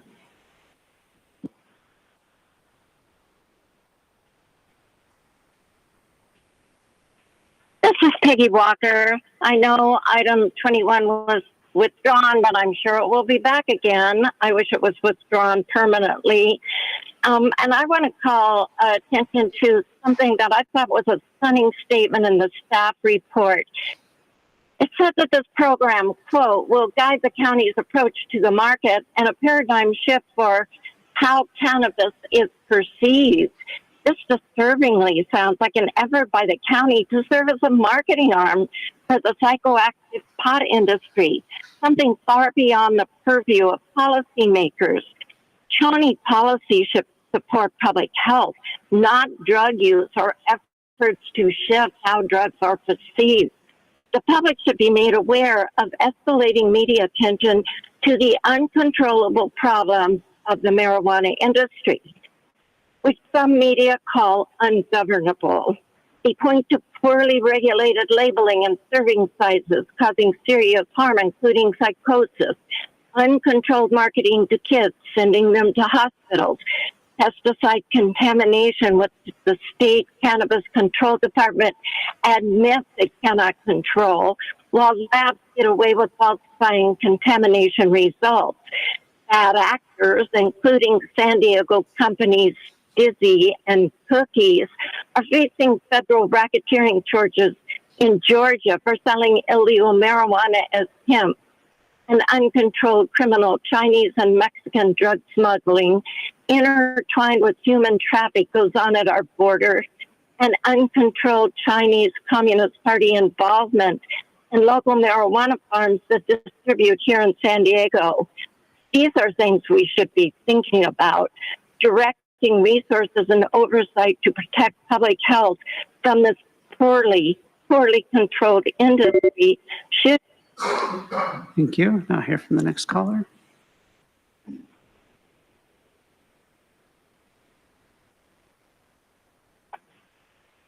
Good morning, supervisors. My name is Becky Rapp, and I wanted to take this opportunity to thank you for some of the discussion regarding mental health concerns as you have been thoughtful in those topics. Our county is facing a crisis, and we need all hands on deck. I'm pleased that item 21 was postponed regarding an update on the potential marijuana ordinance that's been proposed. I would hope that this would give staff more time to adequately research and determine that this industry will bring our county more harm. The marijuana marketplace has no state oversight or minor decoy operation procedures and spends no money on enforcement of laws. These responsibilities would fall completely on our county, costing an excessive amount of money. I wanted to remind you of the consequences other counties in our state, such as San Francisco, have experienced. A recent article was published titled, "It's a Pause. Lawmakers Unanimously Pot Shop Moratorium." The San Francisco Board of Supervisors voted unanimously to prohibit any new marijuana businesses countywide for the next 4 years. Supervisor Safai said that the cannabis industry is struggling with multiple challenges, including oversaturation, competition with the illicit market, and criticism over public health safety concerns. They've chosen to reevaluate the course in which they were headed with the marijuana industry, and they know now and understand the consequences of permitting these pot shops. I would ask that you consider reevaluating our situation and how we are already experiencing all of these same difficulties. This is an opportunity to learn from other counties in our state. Permitting marijuana businesses should not be looked at as an experiment where we adapt and modify to see what works and hopes. Thank you. And Chairwoman Vargas, that concludes public comment. Thank you. So we're going on to item number FP2. We're going to, the Fire Protection District item 2, administrative items, second consideration, adoption of ordinance. Adopt the ordinance for San Diego County Fire Protection District Ground Ambulance Services Area for Emergency Medical Services. Go ahead and call the speakers from the public. Thank you, Chairwoman Vargas. We have 4 requests to speak on this item, all coming in by phone. So members of the public that requested to speak on the Fire Protection District item number 2, please dial into the conference line using the instructions that were provided to you. Also note for the record that we did not receive any e-comments on this item. I'll just give the speakers a moment to dial in. E-comments are a great way to get your voice heard. It's a little bit of work, but you do it and you get it on the record. It's all about being on the record.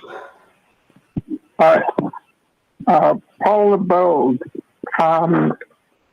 we're on item F here too.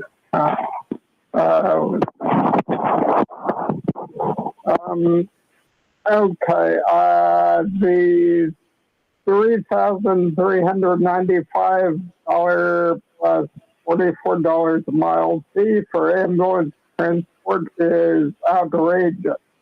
I mean, it's like you're charging the victim for something that's probably not his fault at all, which is, I mean, totally ludicrous.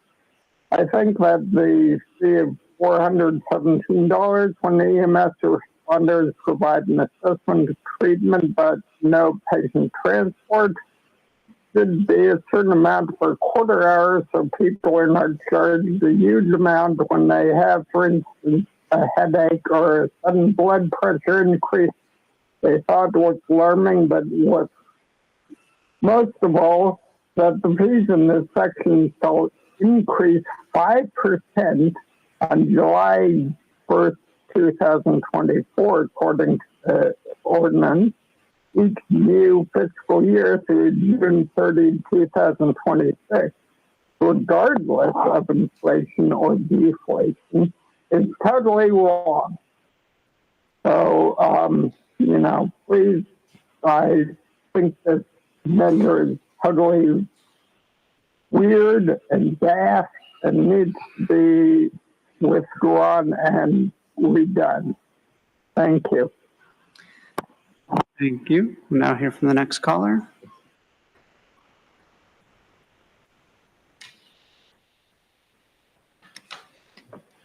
You know, if these things weren't being used to do, again, nefarious things, I guess that's the word of the day, you know, by ignoring much of the facts that go on around us, like, you know, you sit there and have them engage in injecting people with genocide shots, acting like it's going to make them healthy, when in fact it's is set out to destroy their body, their immune system, and potentially kill them if the people are lucky that they get killed by it, because of these people want depopulation.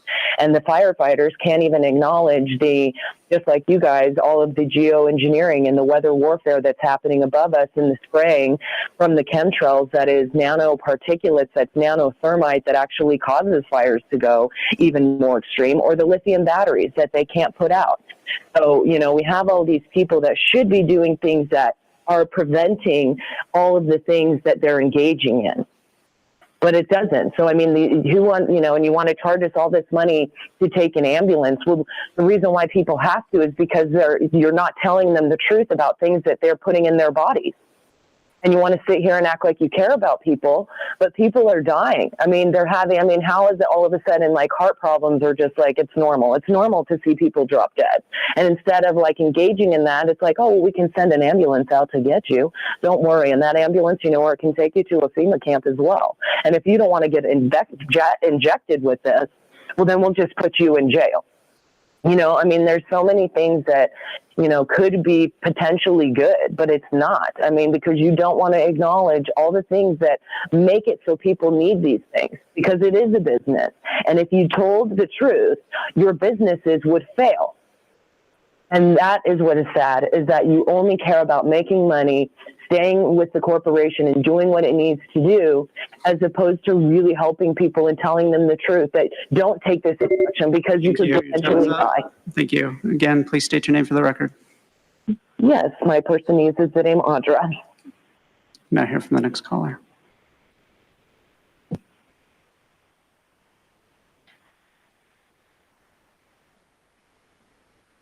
Hey, it's Truth, SC02. I'm going to quote from the item. Quote, rural communities with large geographic areas and small population centers are more costly and generally are overrepresented by public insurance programs that reimburse at lower rates than private health plans. Public plans such as Medicare and Medi-Cal pay a fixed rate based upon regulation and statute, end quote. And so there's an admission of a couple of different things there. And the first one is that, once again, government does not pay their bills. Why not? It's ridiculous. They're not reimbursing like they're supposed to. And then they all say, well, we just need more money. Pay more taxes, then we'll do it this time. We promise. Pinky promise. Yeah, right. And then also, it shows that government doesn't like people living out in the countryside, in the rural, unincorporated areas, because it's financially less feasible for them to provide the services that they promise. But this is what happens when government is run like a corporation. There's a cost-benefit analysis to every service. Is it worth it to save your life? And that's what you should expect of socialist healthcare. The people that say healthcare is a right, and I'm going to give an example. Alfie Evans or Indy Gregory in the UK. The government health system decided that it wasn't financially worth it to save their lives. And so after 100 years of declining deaths in the UK, their infant death rate has been rising. That's why I'm against that type of thing. And it's also admitted that they don't foot the bill. So that raises the rate for everyone else, regardless of whether or not they ever need an ambulance. Local county government hasn't been paying their bills up to $5 million. They actually, you might belong in jail for that. That's a crime. And because of Assembly Bill 716, costs will be raised for everyone with private health insurance to recover that lost revenue. Business. Thank you. And Chairwoman Vargas, that concludes public comment on this item. All right. Happy to make a motion to support. A motion in a second. Seeing no additional comments, please vote. Chairwoman Vargas, that motion passes unanimously with all supervisors who are present voting aye. All right. At each meeting, I'll ask any of you if you want to provide a brief update, report on progress, or share information during this time. Does anyone have any updates they would like to share? Yes. In the interest of government can move quickly, I'd like to thank Sarah Agassi, Marco Medved, and Brian Albright for taking down the scaffolding last night. That was very quick. Thank you very much. And, all right. And, very much appreciated. Thank you. That's wonderful. Okay. The next item is to ask any public speakers that were here for non-agenda public comment. Thank you, Chairwoman Vargas. We have 16 remaining requests to speak on matters not listed on the agenda from yesterday's session, 6 in person, 10 requesting to speak by phone. For those that requested to speak by phone, again, from yesterday's session, please dial into the conference line using the instructions that were provided to you. We'll begin with the in-person speakers. As your name is called, please come forward. I'd like to invite Tina Klippinger, Sarah Alfon, Richard Martindale, Lee Perry, Michelle Hames, Tricia Mitchell. Not seeing any movement in the chamber from those individuals. We'll now hear from those that requested to speak by phone. Again, when it is your turn to speak, you'll be unmuted and you'll hear a recording that will tell you to begin your comments after the beep. I'll remind the callers they should mute their TV or live video stream before they begin speaking. And we'll start with our first caller.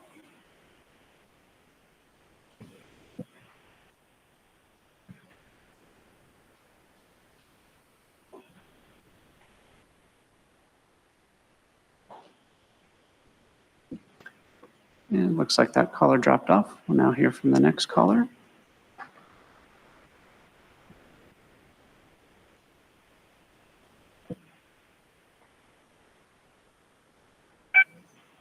Good morning, Chair Vargas and supervisors. My name is Becky Rapp. I'm a parent and a youth mentor concerned regarding the mental health crisis our young people are experiencing. THC and its impact on youth mental health is being significantly overlooked, and journals and articles are printed daily regarding the negative impact marijuana has on the developing brain. Devastating stories of psychotic breaks, suicide ideology, and violent behavior. It's crucial that this board take a deep dive into the impact normalization and commercialization of marijuana products is having on our young people. According to Gallup polls, young Americans aged 18 to 34 are 5 times more likely to smoke marijuana than cigarettes. And among those, 26% said that they use marijuana, compared to just 5% who smoke cigarettes. According to the survey, age is a significant driver of the likelihood of smoking marijuana. Are we surprised? We shouldn't be. The marijuana industry has been given free rein to advertise and market its products to young people. And the Gallup poll proves this theory, as its survey shows that Americans consider marijuana to be less harmful than alcohol, cigarettes, vapes, and other tobacco products. 70% of Americans view smoking marijuana to be morally acceptable. Of course, our teens and young adults believe it's safe. Our county permits these colorful gummy bears and flavored vapes. I ask you to please consider summoning public health care professionals like emergency room doctors, pediatric psychologists, and parents who can share their firsthand experiences with the devastating impact marijuana products have on the developing brain. Our youth's brains are under attack, and the county must prioritize safeguards, particularly education. Thank you. Thank you. We'll now hear from the next caller.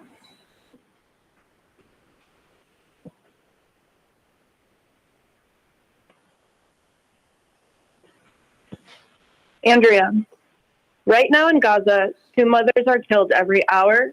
A child is killed every 10 minutes.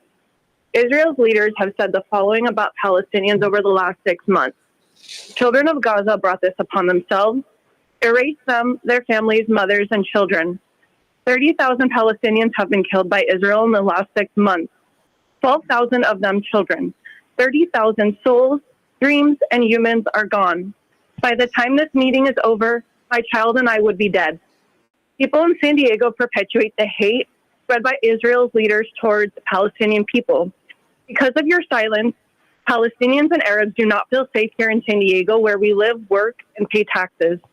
The Arab and Palestinian community of all religions in San Diego are looking to you as our local leaders to stand up against the cruel genocide of Palestinians in Gaza and against the racism and dehumanization we experience here in San Diego. Every single day for the last 6 months, we have watched this genocide unfold directly through our phones, of dismembered bodies, of babies, children, mothers, and fathers, of Palestinians desperately begging the world to help them survive. The county stood up for Ukraine, stood up for Israel, and now we wait for you to stand up for Palestine. Israel is starving people in Gaza by not allowing humanitarian aid in. Now we see dead, starved bodies of babies and children. We are being traumatized every day, and all we ask is you recognize human rights of Palestinians. Palestinian children in Gaza are going hungry, and at the same time, children of color in San Diego, survivors of the flood, are going hungry. What I see in common is these children have dark skin tones, and this is all I can assume as the reason why local leaders won't strongly and timely stand up for our human rights. Thank you. Thank you. Now hear from the next caller.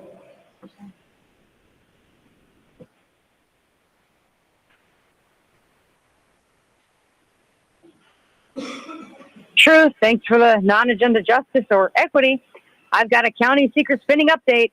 In only 3 months from December to February, Hinge Cringe Terra spent over $1 million of the people's money, including $10,000 of the Climate Cult campaign to buy them a whole new office, $15,000 Impact Cubes, and $15,000 to allow San Diego for them both to have security guards because they are both Israel-aligned organizations full of paranoia. $30,000 to the new Children's Museum, the one with Drag Queen Storytime for Children under Rebecca Hookeld's watch. $15,000 to Trans Family, who are the boo bashers that provide drag queens for children on Halloween. $15,000 to the San Diego LGBT Center for binders and tuckers. Yet these things are not even available for free in the county restrooms. What inequity! $13,000 to Agua Inonda Lagoon Foundation, partly for climate cult propaganda flyers and social media ads. $15,000 to Hammond Climate Solutions, an extremist organization that profits off installing non-recyclable solar panels that are harming the planet.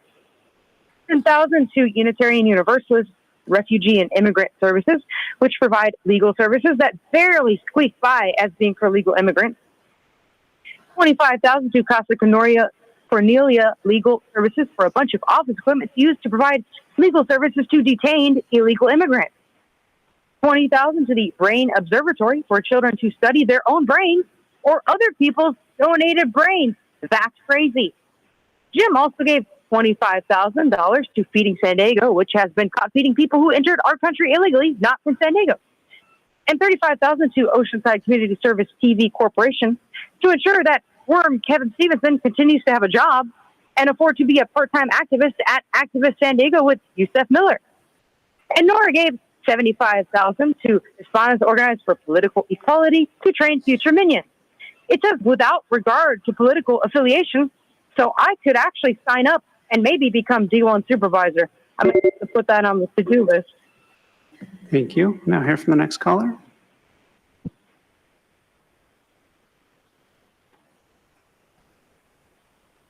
Wow, you guys are already trying to keep me from speaking, saying that I had already spoken on an agenda when you know that's not true, and then get hung up on, so then I got to call back just to go through the whole process. It's a bit ridiculous the way you guys do that. And you have double standards. You're not consistent with anything that you do. Yesterday, you guys were taking people's signups after an agenda item was already called and the presentation was in progress.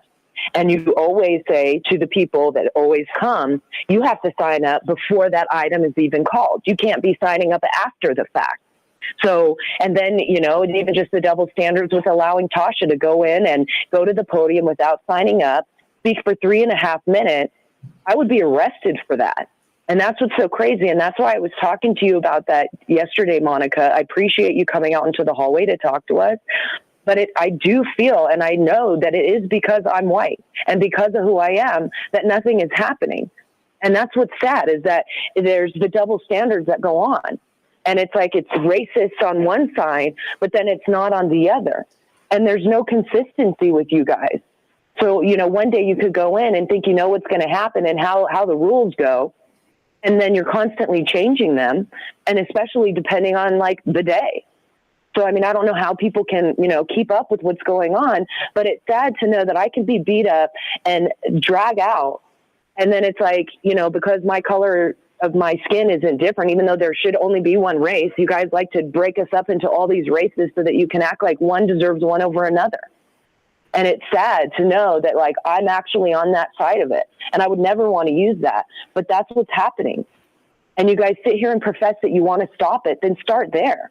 And quit doing that and engaging in the things that you guys claim that you want to stop. Don't do that same thing. Don't be a hypocrite, because it's not fair. And it should be that way. Nobody should be beat up by the sheriff. Again, please state your name for the record. My person uses the name Audra. Thank you. Hear from the next caller.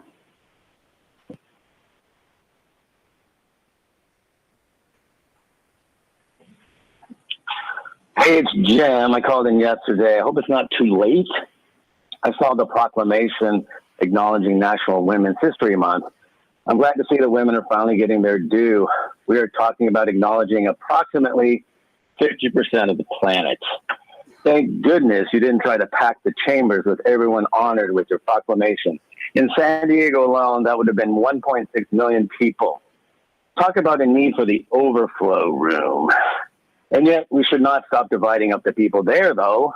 To keep up the strategy of dividing and conquering, I think we should drill down some more. National Capricorn Month, Scorpio Rising Month, National Bowlers who are shorter than 5 feet tall, the whole kit and caboodle. Then again, the elephant in the room is that our nation hasn't really been able to define the identity of a woman. What is a woman? How can it be a National Women's Month when men are competing in women's sports and no one in prominence is willing to define what a woman is. Oh, which leads us to this National Day to celebrate women who still have male genitalia. Bring on the proclamations.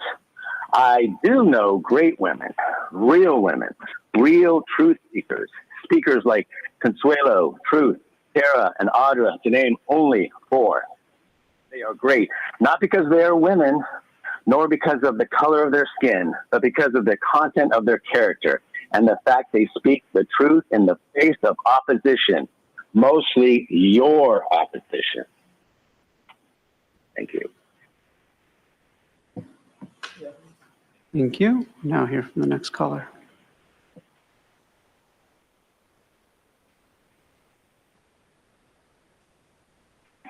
Good morning, Board of Supervisors. This is Ann Riddle, and I'd like to speak in non-agenda public comment about non-agenda public comment.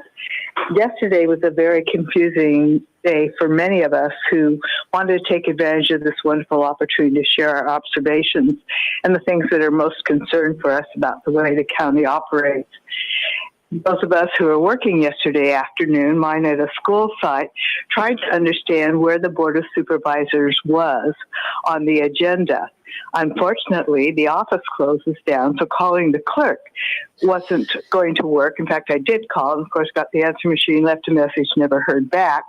And the site, when you go on the TV site to watch it, doesn't show where you are, that you'd adjourned for the day and that you're going to pick all this back up. And when you go to register this morning for today, it doesn't tell you either what's going on. For those of us who want to participate in the county, who are native to the county, and who attend county planning groups, it would be really wonderful, since we mostly participate by phone, if you could clearly let us know where you are on the agenda every time you announce it, and who's waiting, and how many are in each of the categories of in-person and on the phone, so that we can better utilize our time when we know what the situation is. I do value this opportunity to speak in public comment, and I think we all should be accommodated by having the correct information we need to share. If time would allow, I would certainly love to talk more about consent item 5 and the Polinsky Children's Center that I have a lot of experience with, but I realize that's not going to be possible today. But thank you for all efforts you make to allow the public to speak and make sure we know where we are in the agenda so we can do so. Thank you. Thank you. Now hear from the next caller.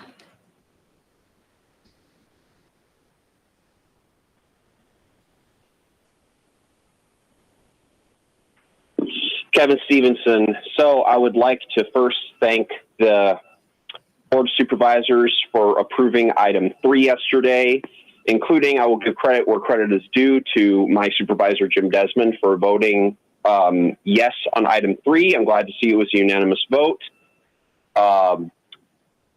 Otherwise, I would just like to point out that conservative men who like to talk about people's genitalia as an excuse to push their bigotry and transphobia is not only morally reprehensible, but also a joke. Like, dude, why do you care what junk people have? What is your obsession with people being a certain way? I don't understand you people. I genuinely don't understand the way you think. And about the content of someone's character, if you think the likes of Consuelo and Audra have good content of their character, then you're on another planet, because literally all I've heard from the likes of them is threatening vigilante violence against the Board of Supervisors and conspiratorial nonsense about the genocide jab or whatever they were rambling about earlier. Like, they like to make every meeting a clown show, and it's really embarrassing because San Diego County overall doesn't support the garbage spewed at these meetings. We're better than that, and we're glad when the board votes correctly on items like item 3. Thank you for the unanimous vote, and have a great day. Thank you. Thank you. And Chairwoman Vargas, that concludes the request for non-agenda public communication from yesterday's session. We'll now proceed with the request to speak for closed session matters, which were listed under item 22 on yesterday's agenda. Again, item 22 from yesterday's agenda. If you're requested to speak on the closed session matters, please dial into the conference line using the instructions that were provided to you. We have 5 speakers requesting to speak, all by phone. So just give those individuals a moment to dial into the conference line.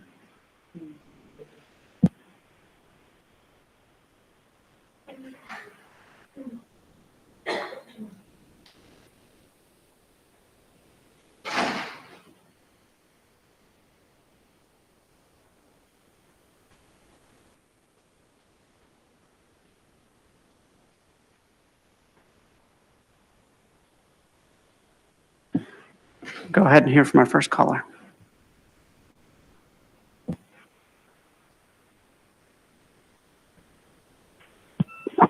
Hi, Paul Bold. While you're considering matters related to the Chief Executive Officer, I would assume getting a new one. Here are a few suggestions. We need someone who's less secretive.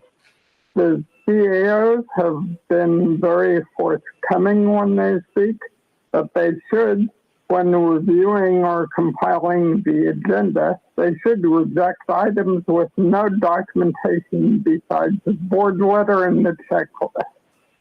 Let's aim for a fully cooperative environment in which we can make helpful suggestions, not an environment that seems automatically closed in secrecy. If the documents are classified, let us know.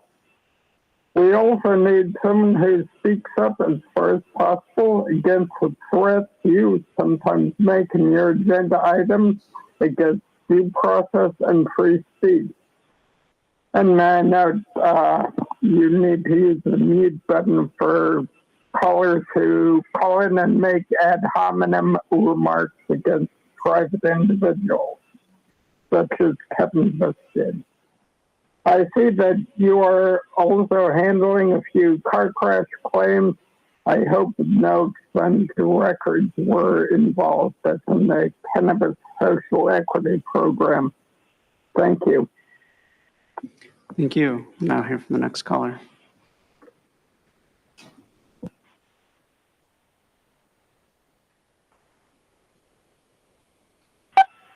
Hey, Truth, first, you guys should have put some kind of schedule up about the order of this double meeting, because it's actually very confusing without an accompanying agenda for your plane crashes. Case A is Nicholas Yafantaides versus the County of San Diego and SB Sarah.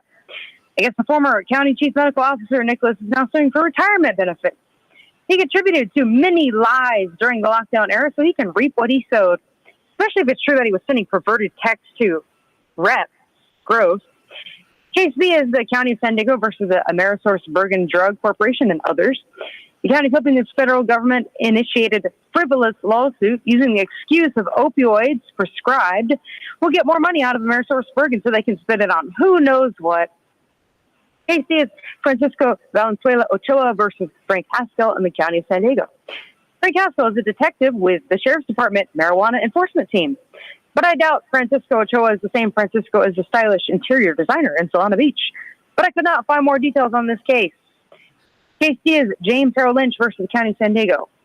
Case E is Gabriel Millard versus Dean Christian Meyer, Anita Meyer in the County of San Diego. And those were 2 cases with slim public pickings offered. What a ripoff, inquiring minds want to know and require at least a simple hit. They couldn't even give us one, man. And case F is the search for a new CAO. As hard as I advocated for Sarah, she's just going to get the boot. That's pretty messed up. I actually say we just keep her on and let's save the county time, money, drama, frustration, and predictable extremist turns we don't need. But if there's going to be one, and I have a few seconds to talk about it, we need someone who's not going to bring doom. I've covered that before. We need someone who's going to be loyal to the country and to the county. Preferably they actually live in the county. Because they probably won't. You guys are probably going to do an international search, and who knows where they're going to be from. They may be a binational CAO, Gary, huh? Thank you. Now hear from the next caller.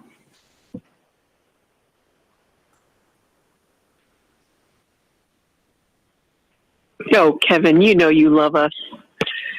Let's see. Now to what I want to say. I'll ask you to please state your name. Consuelo. We're on closed session, correct? That's correct.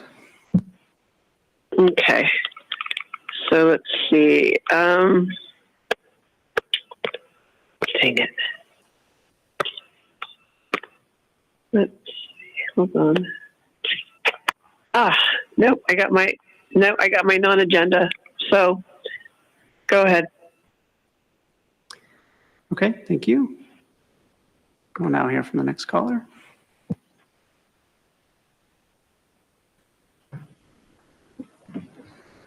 Kevin, your false accusations about us threatening violence on the board is absolutely absurd and atrocious for you to say that. You're speaking to somebody who got the crap beaten out of her by at the hands of the board, directing the sheriff to do that kind of stuff. So maybe you should think before you speak. I'm going to ask you to keep all your of your allegedly. Please state your name. What? I'm going to ask you to please Oh my state gosh, your name. you can allow Kevin to do that. You're wasting my time, Andrew. You know my name. My person uses the name Audra anyway, but Well, just reminding you, this is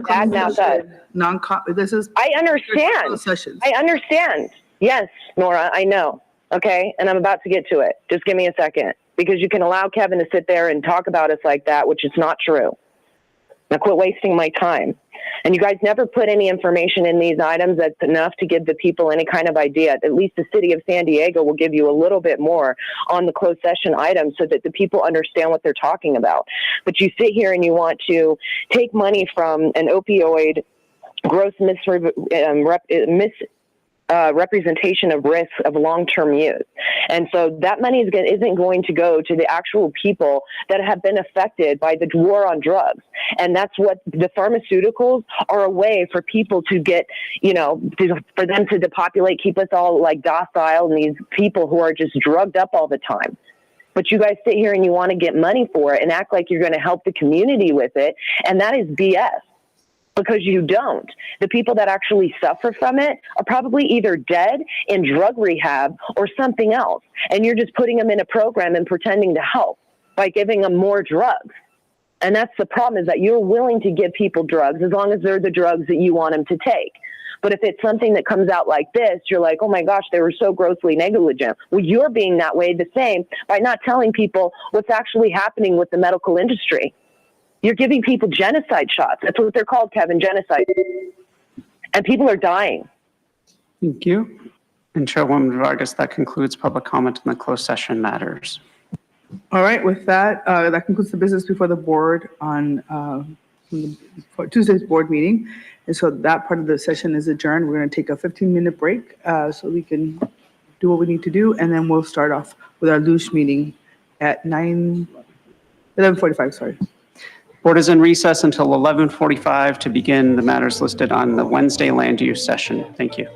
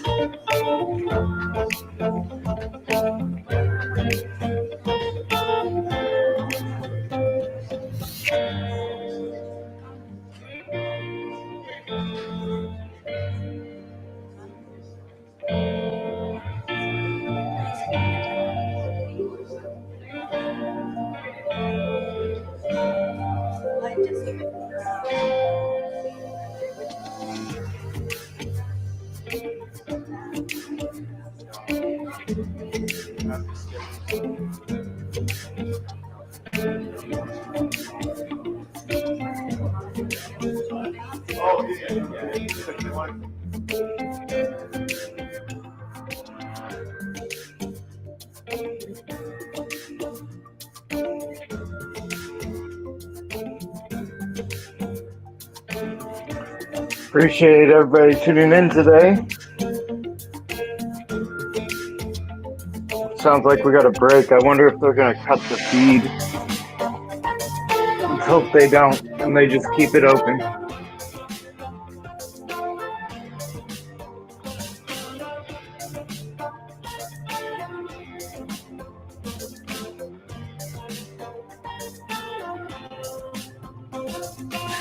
I got a screen ready just in case, but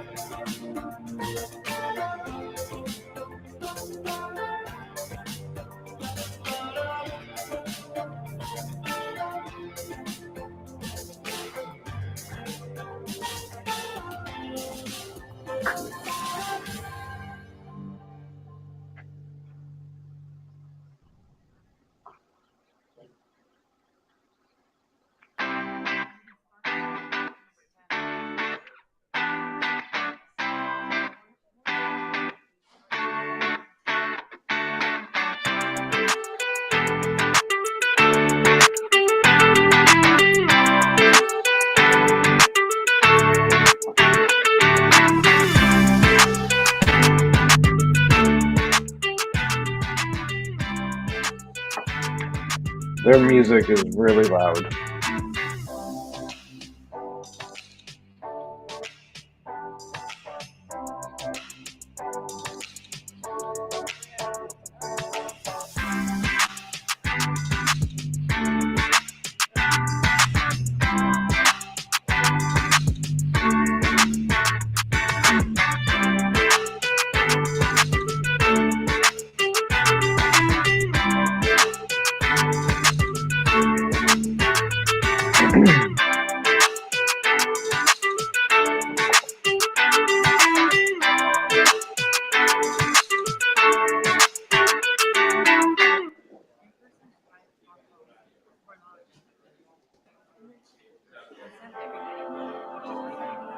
They got a hot mic.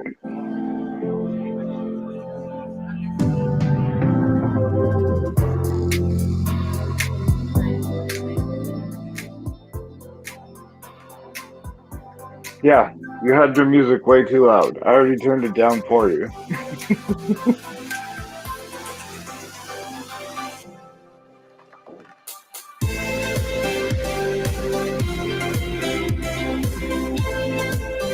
That's funny. Well, we do have good news. Is there were good doctors during the pandemic, and they've been pushing out the good news. So just gotta continue on. Doesn't matter what people think.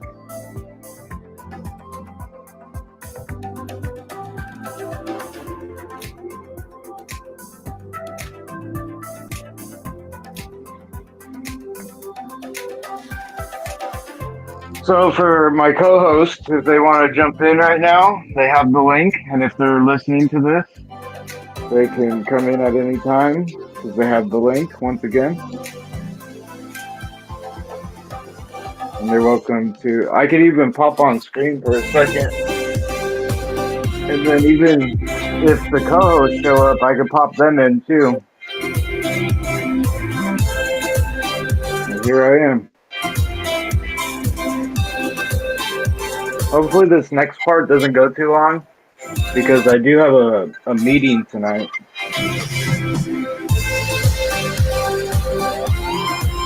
And I figure I could record it. Well, I don't have to record it, but I could record it. We've got a new system set up that's doing all the heavy lifting for whatever's out there. But the stuff that isn't out there, I signed up for the meeting. It's next week. And then I signed up for the other stuff that's coming up. So, but it's like a daily check because I swear it changes every day. And then there's the elementary school meeting. But luckily they record those. So you can't be in 6 places at once, you know?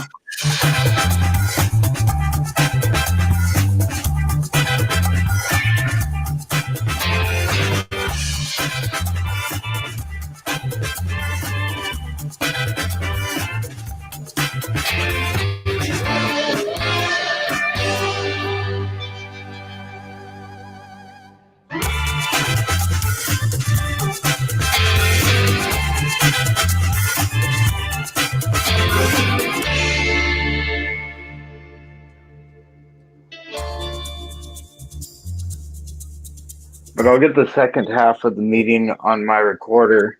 I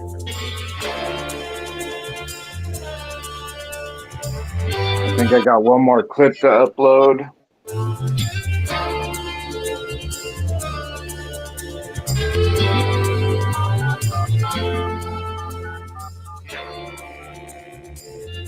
Sounds like they're dialing a number or something. Please enter your shift.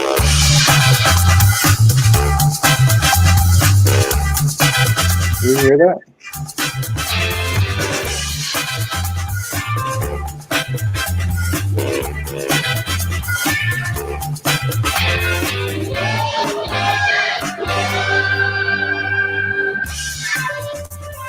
I wish I could turn down their music.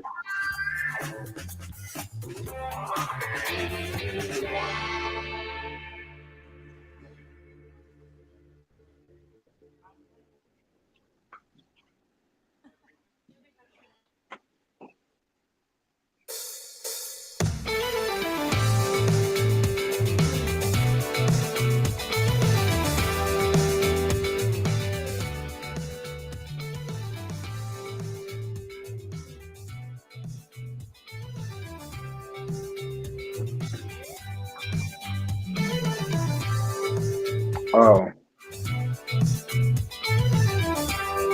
I got it.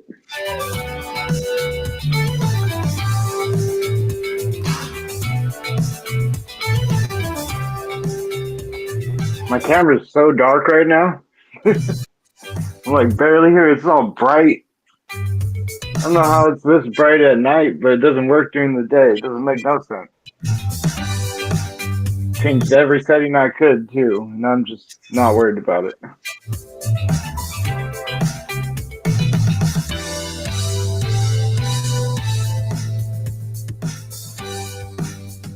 I did coverage of the Chula Vista Police Department military equipment forum. That's up online. It's an event that would have never been covered. There was one other news station there with me, and you know, he did a little bit, but I don't think he recorded the whole thing. He might have, but I made a pretty good video, I think, anyway. It's gonna be the new direction.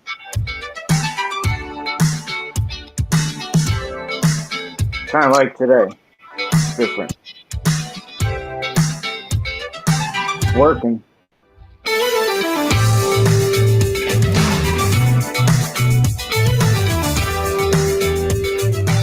Personally, haven't done an audio test, but I know I'm not coming out of the...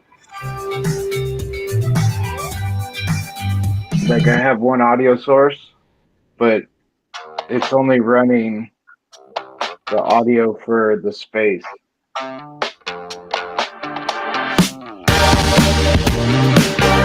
So I don't think my voice is coming through on there, which I can fix that.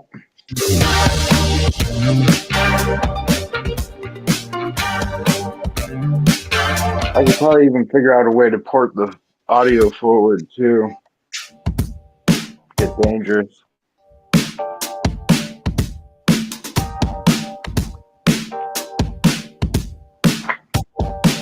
Made a couple of changes, and now this setup is pretty unstoppable.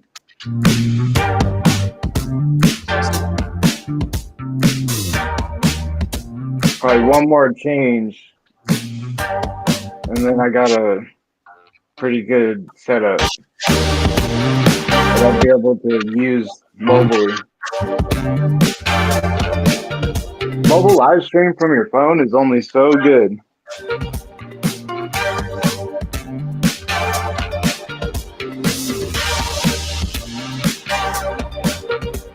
Don't get me wrong, it's where I started.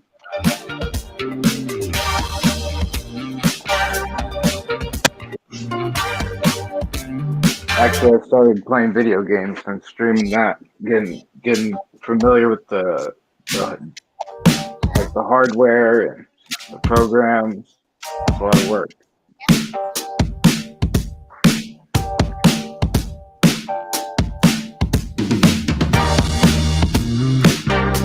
getting comfortable talking on stream, being on camera. Get used to it.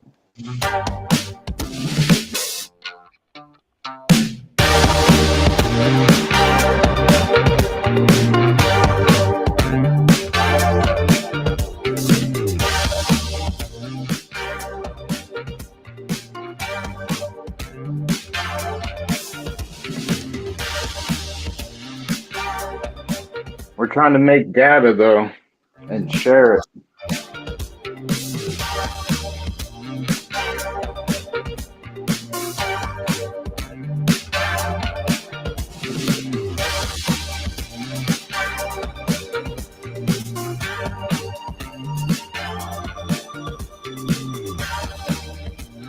I'll run my ad real quick.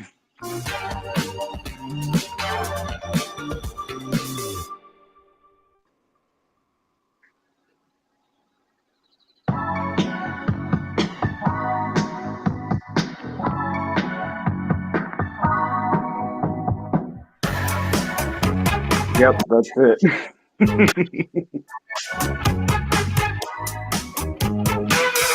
I got other ads for other companies, and I'll run them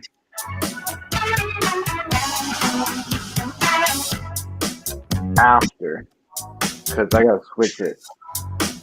I could probably switch it pretty easy.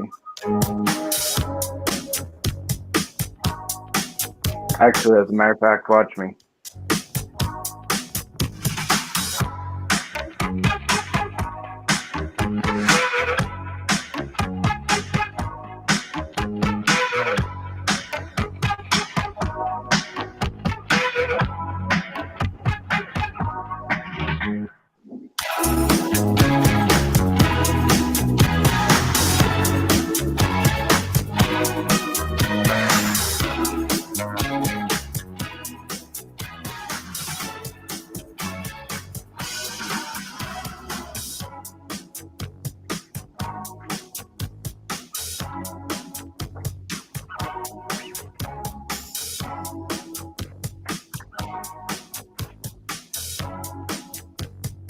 So can I go here?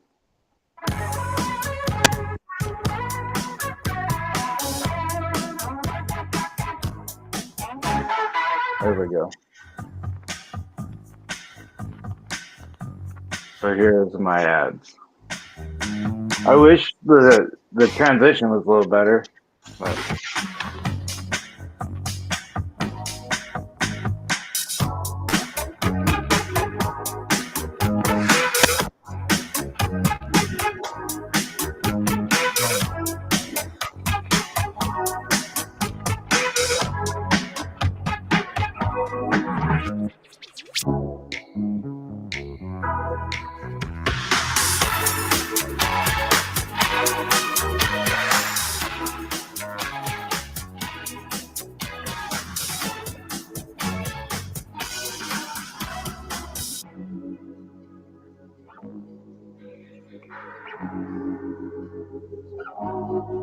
I like my ads.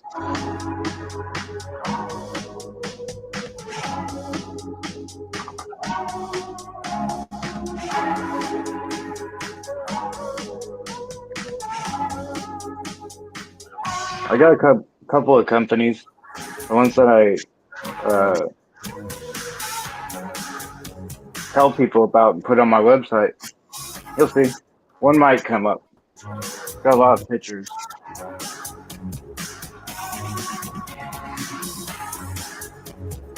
But you're turning into San Diego Live Data. Yeah, it's chulvistalivedata.com, I know. But if you want the national page, it's jdata.live. So it all goes to the same place.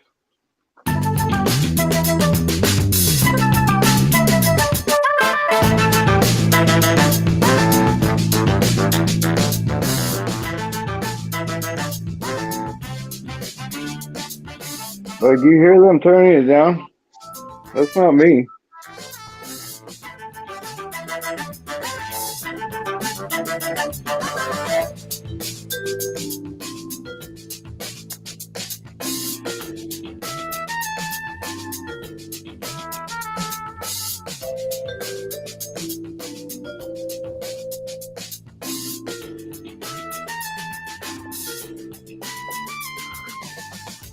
Probably just be a couple more minutes.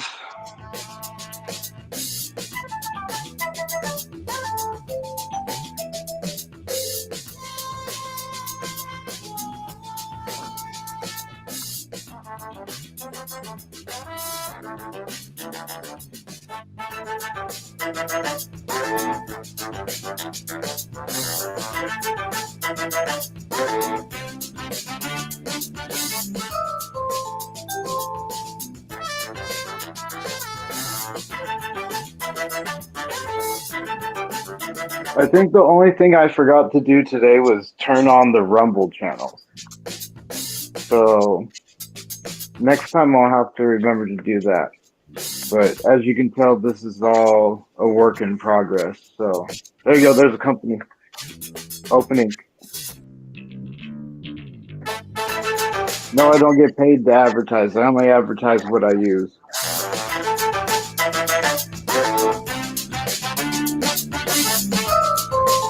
A couple more coming up.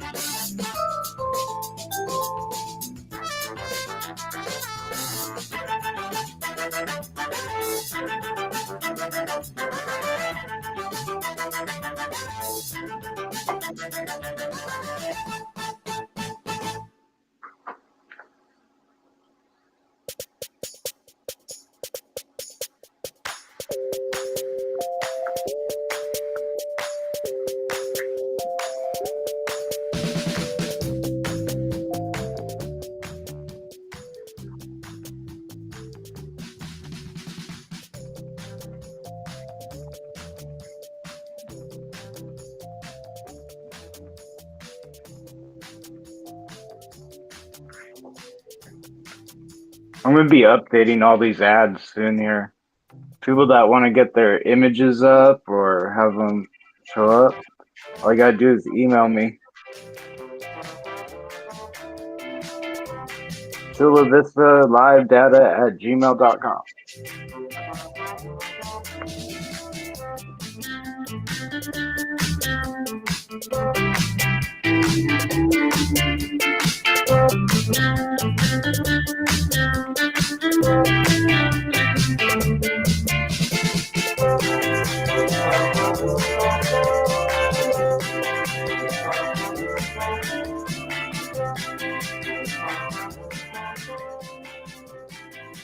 Looks like they're coming back.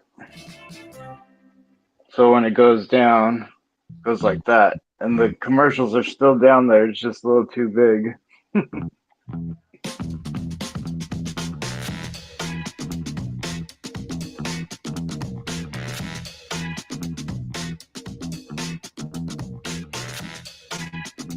Doesn't look bad.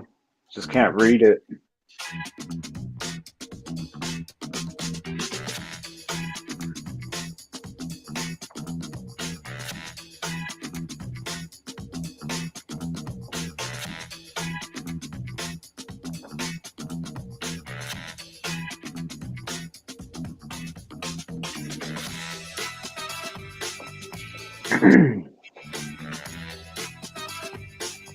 Need to regroup at the beginning of this year, but we got San Diego Live Data coming more together.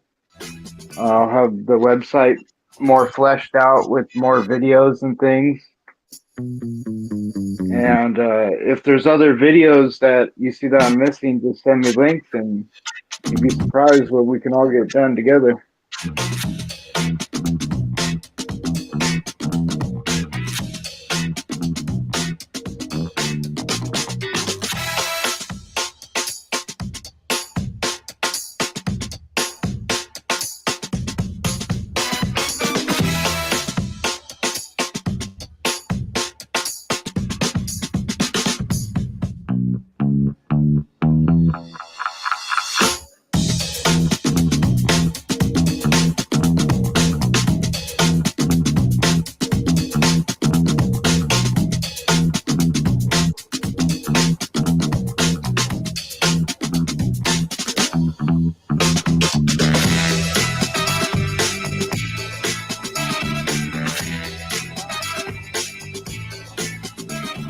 Empty room, huh?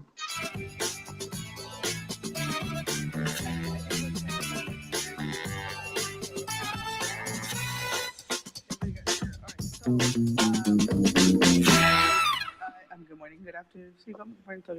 I will now call the March 13th San Diego County Board of Supervisors Land Use Meeting, Flood Control District Meeting, and Housing Authority Meeting to order. Can you go ahead and call the roll, please? Thank you, Chairwoman Vargas. Before I call the roll, I'd like to note that Supervisor Anderson is absent for the record. And with that noted, I will now call the roll. Tenant Commissioner Barry. Present. Tenant Commissioner Higgins. Present. Supervisor Montgomery Stepp. Here. Supervisor Desmond. Here. Vice Chair Lawson Reamer. Here. And Chairwoman Vargas. Vargas here. All right, so we will.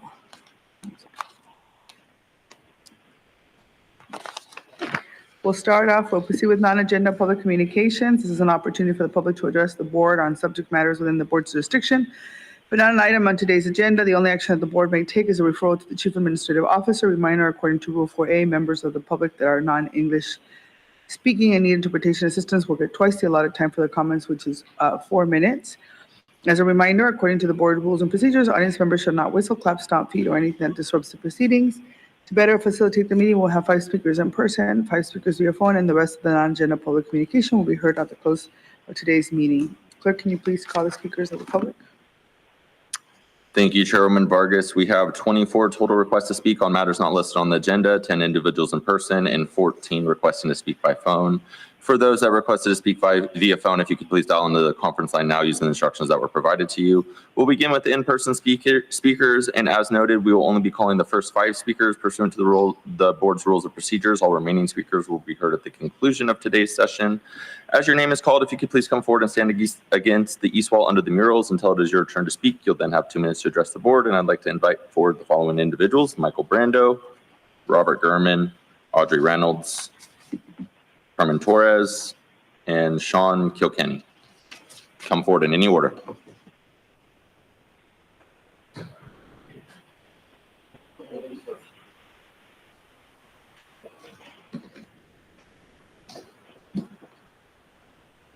Department of Animal Services is paid to enforce the humane law and be an advocate for animals who are being neglected or not doing their job, and there must be change.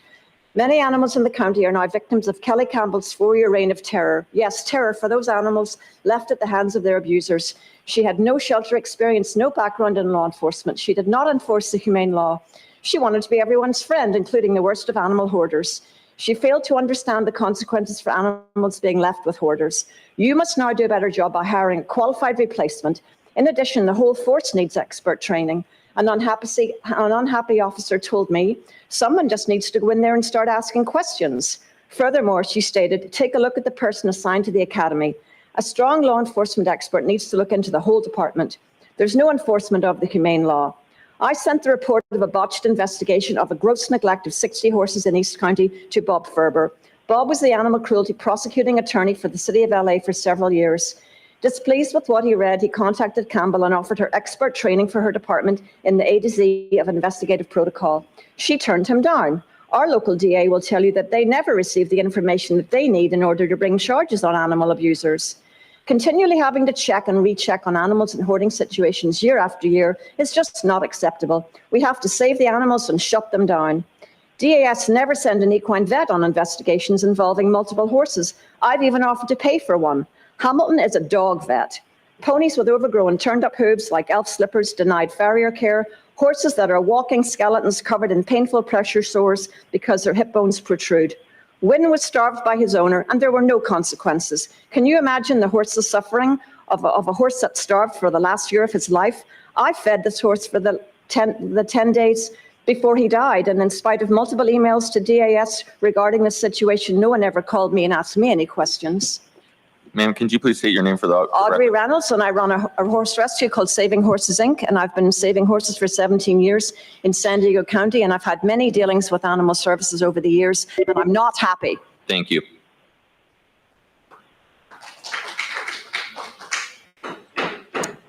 My name is Carmen Torres. Sorry, just a reminder, there is no clapping in the chamber, so if you want to move your hand, feel free to do that. Hi, my name is Carmen Torres, and I'm a resident of the county.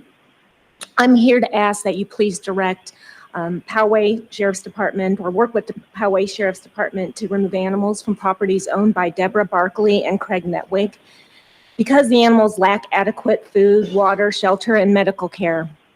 Last year, neighbors shared with local CBS 8. They've seen emaciated horses and dogs on the properties. One injured horse was visibly bleeding, and another neighbor witnessed a horse trapped in the mud that died.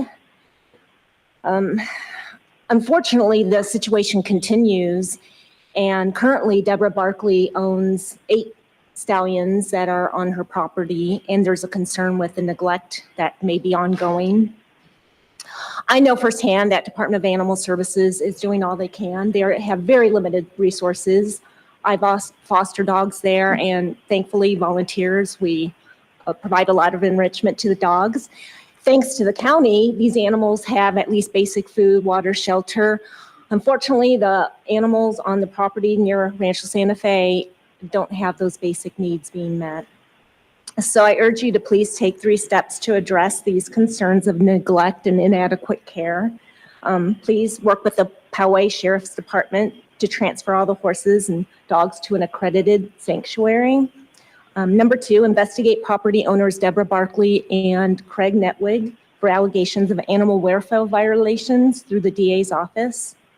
And 3, please review and create procedures for Department of Animal Services officers to detect violations of animal welfare and how to take immediate action to remove animals in jeopardy. Thank you very much.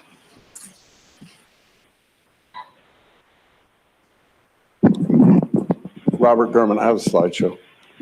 Okay, here we go. Since the 50s, this safety procedure depicted in the slideshow is for checking fuel in planes, has been occurring at all 16 county airports every day. Pilots have performing the slump flip or disposing of leaded avgas onto the tarmac for 75 years. I have witnessed it firsthand in my flight lessons. County airport solution is to trust the pilots and the suppliers of fuel to do the right thing. These 2 entities have not protected our air that our families breathe. Why would they protect our land that our airports sit on? Why would they protect the water that runs off airport property and into our storm drains, contaminating our water table? They are not going to change. You must change the system. DPW should take over the job of storage and the fueling of aircraft on county property. Leaded avgas does not evaporate. Leaded aviation gas is an endangerment to the public. You have the authority to install a containment system that is readily available, which should be installed at every airport that stores and sells fuel. We can use the same vapor recovery system that the county uses for fueling our cars. This system could be installed in a short amount of time with no cost to the taxpayer. This system can be used for any type of fuel. The captions on the slides are the pilots. His video is on YouTube. The pilot's remarks are inaccurate, but are common responses from pilots. The FAA's job is to launch and land aircraft safely. The county's job is to protect its citizens on the ground. And I have 15 seconds. What was I going to say? I'm a spokesperson for Citizens Against Gillespie's expansion, low-flying aircraft. Aviation is my hobby, and I go to the airport on a regular basis. If you go to Gillespie, eat at the cafe and have the breakfast burrito. It is excellent. Thank you. Bye.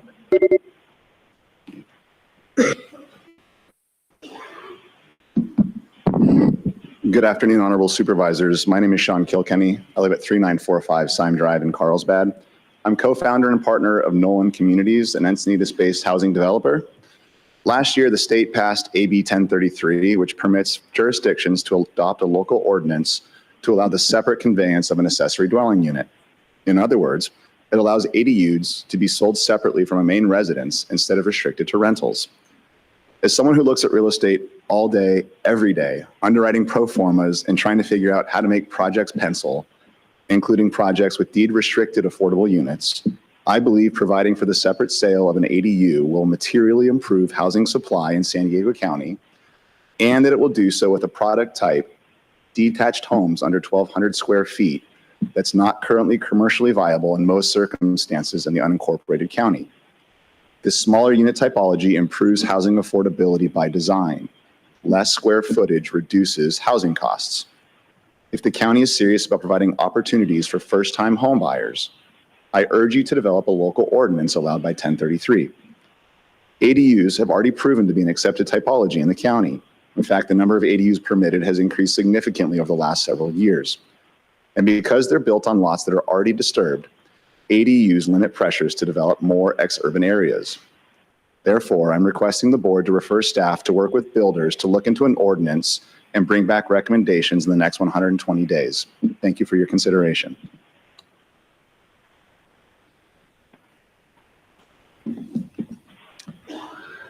Michael. Corporate and state media. It's actually been perpetuated by you guys.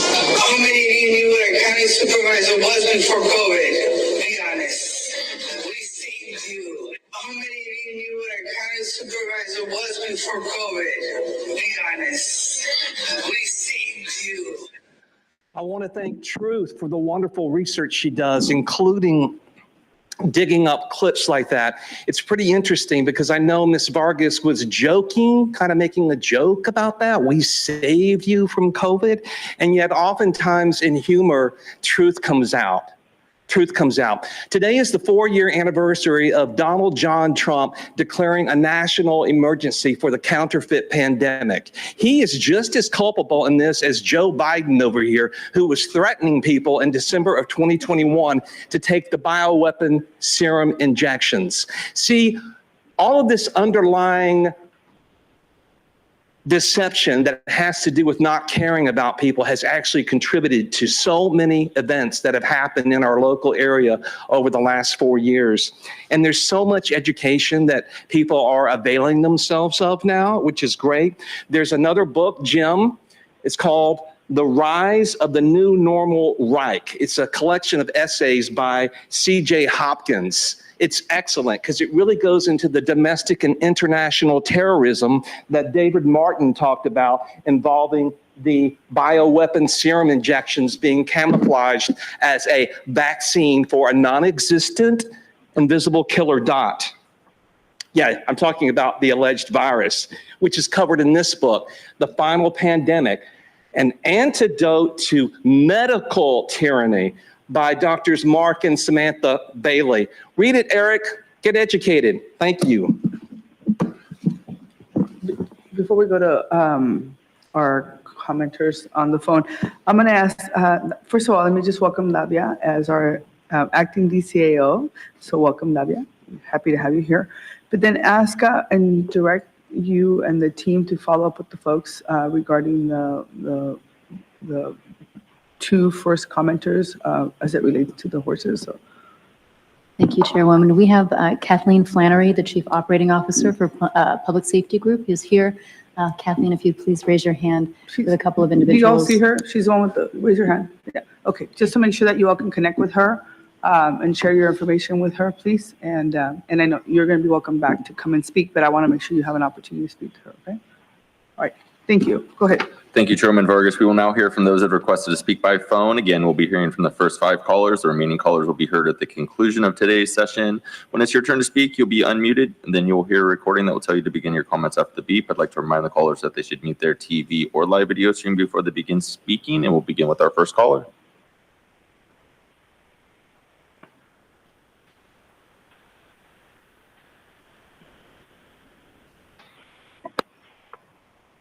Consuelo. There are only 2 kinds of people who will do what they are told, no matter what, and people who will do what is right, no matter what they are told. The number of people done wrong and killed, or even killed by their own government in the 20th century was more than 4.5 times greater than the number killed by non-governmental murderers, which raises the question of whether government should be counted more as a source of security or as a source of danger. The system wants you to be easy to control, which is why we are inundated with the doctrine of materialism, consumerism, celebrity worship, and outright stupidity. The so-called elite, predator class I call them, want us to be weak psychologically and to believe mankind by nature is evil, dumb, hopeless, or that we were meant to live relatively meaningless lives in servitude to them and their sick system. But this is not true. We are powerful beings, and we are not here to conform to this sick society. We are here to create a new one. The most common way people give up their power is by thinking they don't have any. That is by Alice Walker. Have the courage to be disliked. It's all good, because in the end, truth wins, and that's what we have to look forward to. And love. Love wins. That's all I wrote. Thank you. We'll go to our next speaker.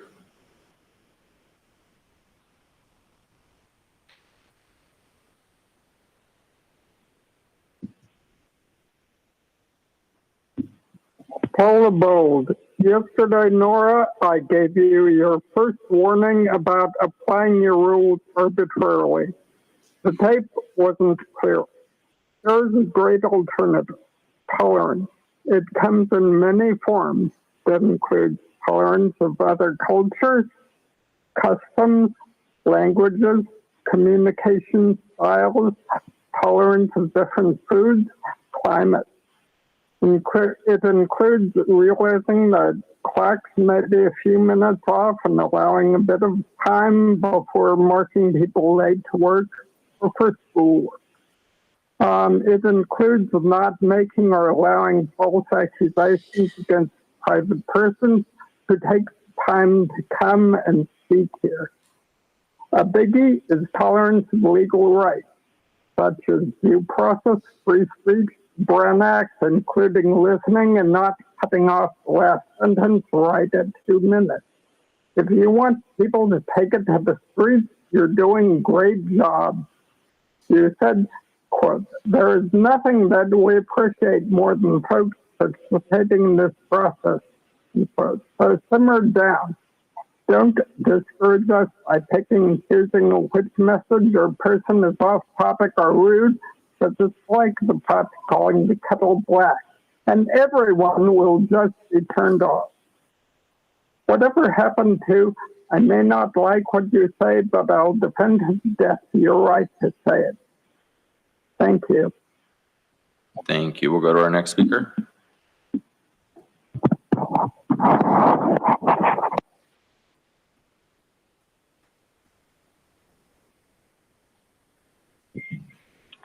Good afternoon, Board. My name is Kathleen Lippett.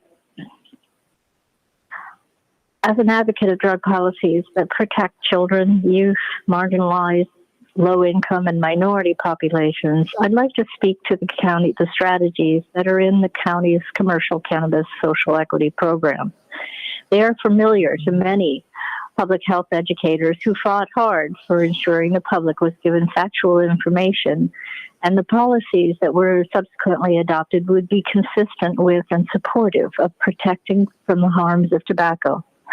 So it is unthinkable that we are seeing the same strategies once used by the tobacco industry being used by the marijuana industry in collaboration with the county. The Trojan horses of growing the marijuana industry were medicalized, decriminalized, regulate, and now being placed under the entire system of social equity to deter criticism. The proposed beneficiaries of these policies are not inclusive at all. Equity policies are inherently exclusionary, inequitable, and racist. It's not liberal to trample the rights of some to accommodate others.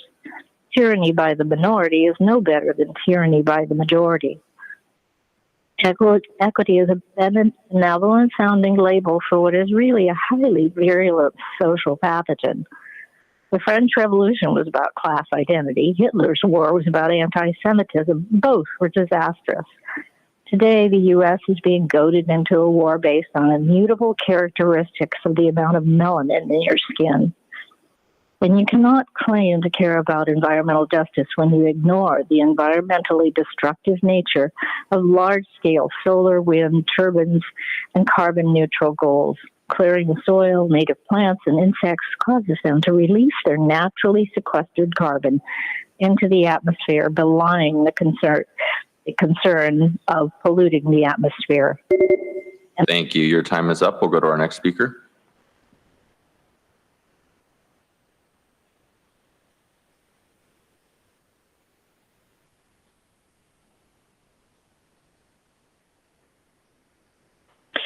Good afternoon, Board of Supervisors. My name is Diane Grace, mother, a grandmother, and in the field of working with youth. The public health community appreciates the messages that popular mainstream media heavily carries regarding February as Healthy Heart Month. We value the wider distribution of the ever-evolving research regarding the devastating impacts on the heart from smoking and vaping marijuana and tobacco. I come today to agree that the strongest act of implementing health equity for our most vulnerable and defenseless citizens would be implementing policies that will bring cleaner air. I quote American Lung, "Smoke is harmful to lung health, whether inhaled personally or by secondhand exposure. From burning tobacco or marijuana, toxins and carcinogens are released into the air." Again, quoting American Lung, "Smoking marijuana clearly damages the human lung. Research indicates that marijuana smoke injures the cell linings of the large airways, which could explain why smoking marijuana leads to symptoms such as chronic cough, phlegm production, wheeze, and acute bronchitis," end of quote. Besides supporting and legislating a smoke-free and vape-free public environment, the Board of Supervisors could reduce the number of businesses that manufacture or sell marijuana and tobacco products through legislation.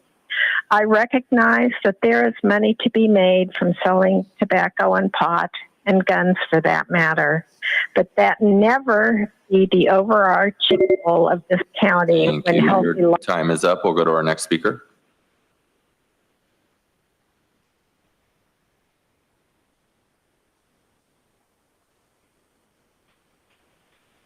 Andrea? The knee of Officer Jarek Chauvin on George Floyd's neck for 9 minutes and 29 seconds is a daily routine in Israel. Violent Israeli police and military applying the same tactic to the necks of innumerable Palestinians. In 2019, the County of San Diego Sheriff participated in a police training in Israel. I do not ever want to see my tax money paying for County of San Diego sheriffs to train by Israel's inhumane military ever again. Why? Because these officers bring back deadly techniques they learned from our community, and they use them on us. This is what led to George Floyd's murder. Black Americans in the U.S.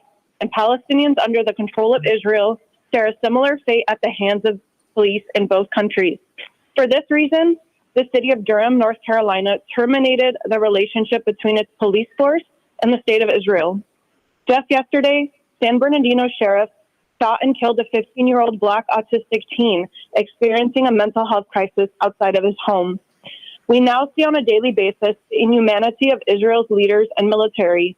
Because of your silence, Palestinians and Arabs do not feel safe here in San Diego, where we live, work, and pay taxes. The Arab and Palestinian community of all religions in San Diego are looking to you as our local leaders to stand up against the cruel mass killing of Palestinians in Gaza and against the racism and dehumanization we experience here in San Diego. We are waiting to hear you recognize Palestinian human rights and stand up to say that what is going on in Gaza is wrong. Lastly, I ask the Board of Supervisors to cut all police ties with the foreign government of Israel so that we remain safe here in our San Diego community. Thank you. Thank you. And Chairwoman Vargas, that concludes the request for non-agenda public communication this morning. And again, all remaining speakers will be heard at the conclusion of today's session. Thank you. The next item on the agenda is the approval of, oh, so sorry, go ahead. It's okay.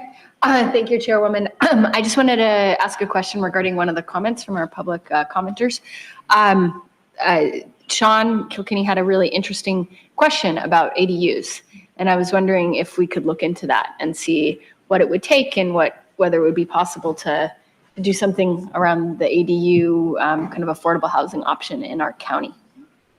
Absolutely, Vice Chairwoman. We are going to be bringing back a number of items related to the housing element this year, so we can incorporate this question and the stakeholder outreach for that, and then come back to the board with options and stakeholder input if that works for you. When would that be? We'll be coming back in the summer and fall with multiple items. During those timeframes is when we can return to you. Great. I think the sooner the better, but that would be fantastic if you could incorporate the kind of doing some initial work on whether this would be feasible. Thanks. Thank you. All right, thank you. The next item on the agenda is the approval of the minutes, statements, and proceedings for the regular meetings of February 28, 2024, flood control district meetings of February 28, 2024. Is there a motion to approve? I'm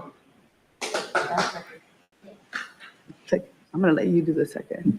The commissioner. All right, so we have a motion and a second. We're going to do roll call, right? No, for this item, it will just be the board just voting. us. There's no housing minutes to approve. So it would just be the board voting, and we can do it through Please VoteCast. vote. Sorry, then, so I'm going to take it yours, sorry. This is only supervisors that are voting on this one. Supervisor. And Chairwoman Vargas, that motion passes unanimously with all supervisors who are present and voting aye. Okay. Now this one is a Housing Authority agenda. We're going to move on to it and want to welcome our attendant commissioners, Bianca Berry and Nilsa Higgins to the dais. We appreciate you being here today. The first item on the Housing Authority item is notice public hearing, adopt a resolution of the Housing Authority of the County of San Diego Board of Commissioners approving the Public Housing Annual Agency Plan supporting policy documents. I'm going to hand the floor over to the county team for a brief presentation. Yeah. Good afternoon, Chairwoman Vargas and members of the Housing Authority Board of Commissioners. The County Housing Authority administers the Housing Choice Voucher or Section 8 program, Public Housing Program, and several other rental assistance programs serving more than 25,000 residents in the county. Each year, the U.S. Department of Housing and Urban Development requires that our Housing Authority approve and submit a Public Housing Annual Agency Plan to share progress in meeting goals and updates to policies, and to establish strategies for addressing housing needs for our most vulnerable San Diegans. Today's action requests your approval of this year's agency plan and related activities. The programs covered by the Housing Authority's agency plan are aligned with the county's framework for ending homelessness as they provide permanent affordable housing to vulnerable residents. The agency plan also supports the county's upcoming housing blueprint, specifically by supporting production and preservation of affordable units through the use of Section 8 project-based vouchers. It also aligns with the county's vision of a just, sustainable, and resilient future for all, and advances healthy, safe, and thriving communities by improving the lives of low-income residents and persons at risk of and experiencing homelessness. Here with me today from the Housing, Community, and Community Development Services are Director David Estrella and Assistant Director Nick Martinez. I'll now turn it over to David. Thank you, Eric. Housing and Community Development Services works in two capacities: as a county department that administers federal, state, and local funding, and as the County Housing Authority, administering the federal Section 8 and public housing programs.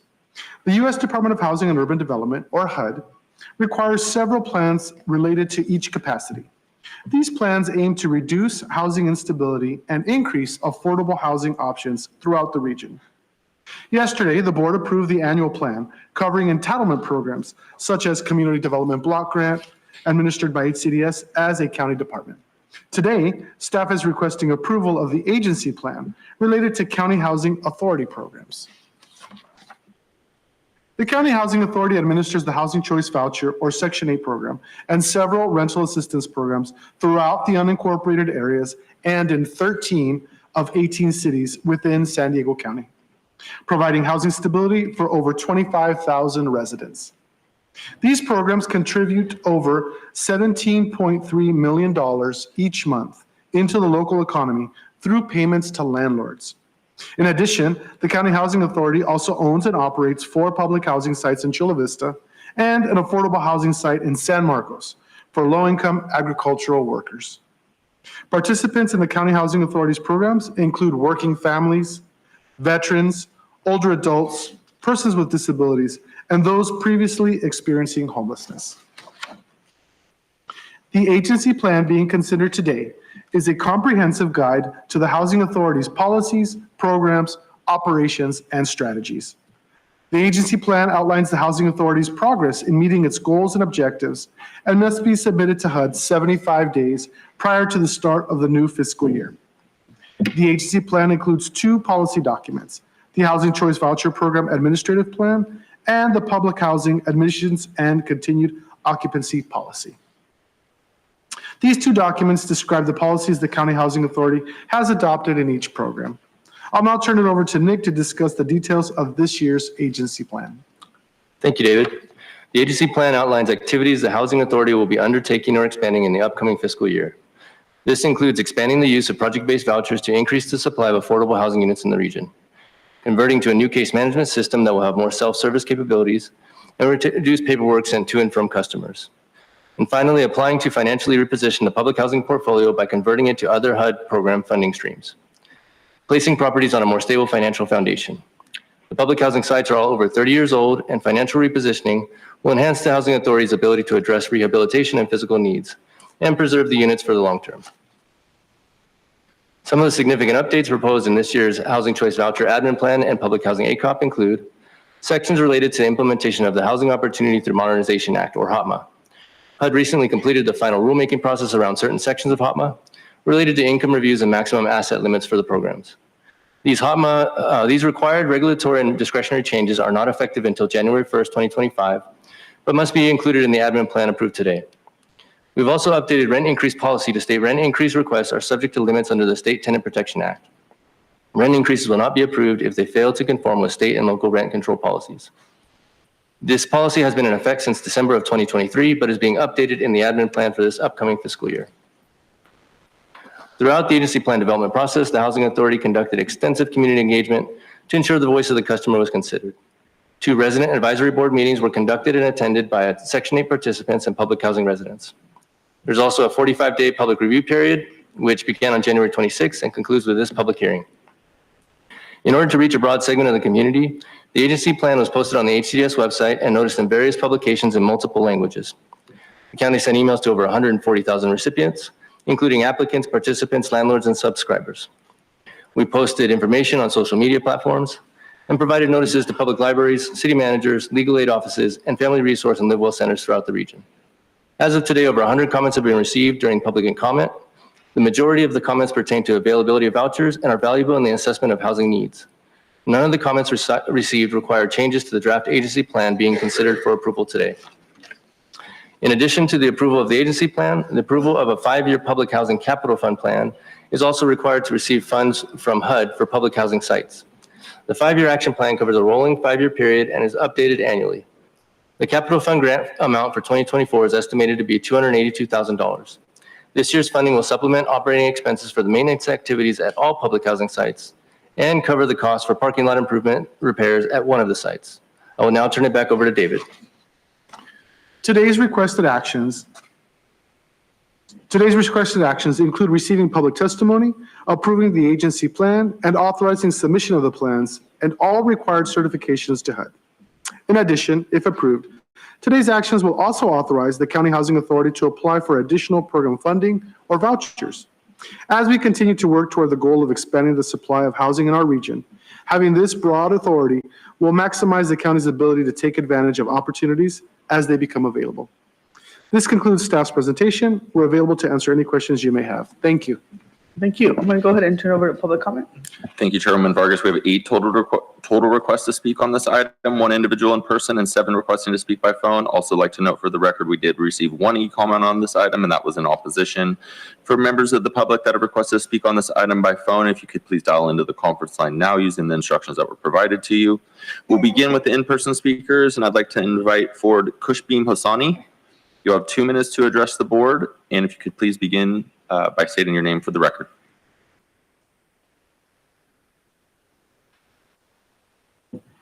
Seeing no movement in the chamber, we will move to the phone callers.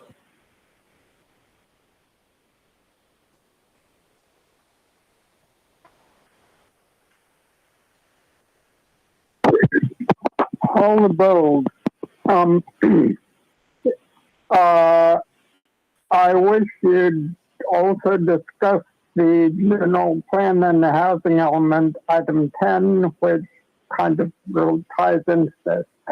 but I do not see anything about building new units with rapid construction methods like 3D printing, prefab, tiny houses, or shipping crate houses. Without expanding the housing supply dramatically, the Housing Authority of the County of San Diego is unlikely to achieve a reduction in number of people needing housing assistance, which, it seems to grow every year, or even more often. And then Section 3.1 of the General Plan and the Housing Element Annual Progress Report, excuse me, which seems to have been put together by Sandag, regional housing needs allocation. It allocates only 2,000 of the or so of the 6,700 units for really low-income people between 2021 and 2029. That is, the people who actually can't afford housing, like a lot of people in floods or the homeless or, all sorts of people like that. And, frankly, this sort of penny ante stuff, it won't put a dent in the number of low-income people needing affordable housing. Thank you. Your time is up. We'll go to our next speaker.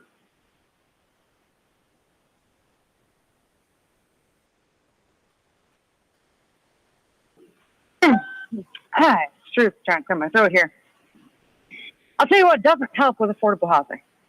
Big corporate developers building little box units and claiming that they're affordable because they're small. That's a blatant lie. If it's true, then go ahead and explain San Francisco or New York City's high housing prices. Yeah, you can. Hope the check from Tara to see that lie was worth getting called out over. You're lucky I didn't go get your name. I should. Now, after skimming the annual agency plan, it looks like everything's transitioning to a voucher program. Things really are turning a communist direction. We even have little ration cards. They're just called vouchers instead. It's similar as going to a grocery store in the Soviet Union, too. Not much on choice. Just stack and pack. You make a lot of money, huh, guy? All of those 5-year plans, too, it screams 1960s communist China. It's a great leap forward for the county. These supervisors deciding the direction for 5 years with pretty much zero feedback from the people affected. Supposedly, this plan will help 11,000 low-income households, and that's about 0.003% of the 3.3 million population. And hey, if you want, you can argue, well, they're not in our jurisdiction.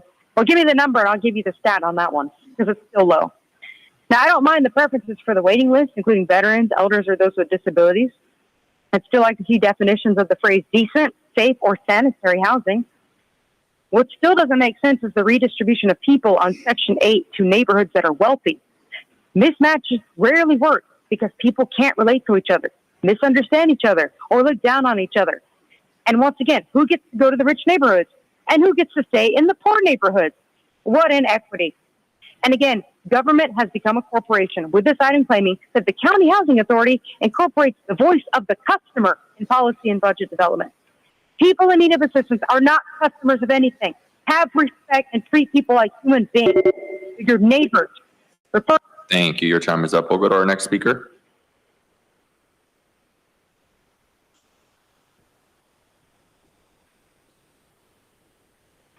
Here we are again. We continue to go through all of these, items, and this is, I don't even know how many times I've seen this come by in the last, several years. Obviously, you have to do that so that you can get funding, but you never really address it. You act like you want to get more vouchers and whatnot, but you don't address the fact that there's always a wait list. You're always going to have a wait list. There's always going to be people that are needing services that aren't getting them. And, when you're sitting here and talking about affordable housing, it's like nothing that you guys are building is affordable to anybody. And, because you're sitting there and you're wanting to put all of these amenities and different things that are attached to these, affordable housing units to provide, different things that make it get up into the nearly $1 million range. I mean, these people can't even afford to eat, some of them. And with the storms and everything that happened, now we have more people waiting on a waiting list. The amount of money that people have to have just to move in anywhere is 3 times the rent. All these storm victims don't even have that. They have no hope to be getting into another place with the amount of money it costs to actually get in there. So, I mean, you know, you can sit here all day long and act like, you know, you're doing all this help and we help like, you know, just a small amount of people, when there is a large number of people that need help, and we're never going to be able to help all of them because they're going to be on a list. There's not going to be enough money. But then when you want to do things like, you know, build a migrant center, you get the money, boom, just like that. And you got it going and everything. That's what's so sad, is that if you guys really wanted to help, you would be able to, but you selectively decide what you want to be, you know, adamant about, and like right away, we need this right away, or can they wait? And it's okay if they're on a list, no big deal. We should be trying to get these people off a list and not continue to, you know, just perpetuate the problem, because people are suffering and there's so much more that you guys can do that you don't. And it's really sad to think about how much. Thank you. Thank you. Your time is up. And to note for the record, that speaker was Audra. We'll go to our next speaker.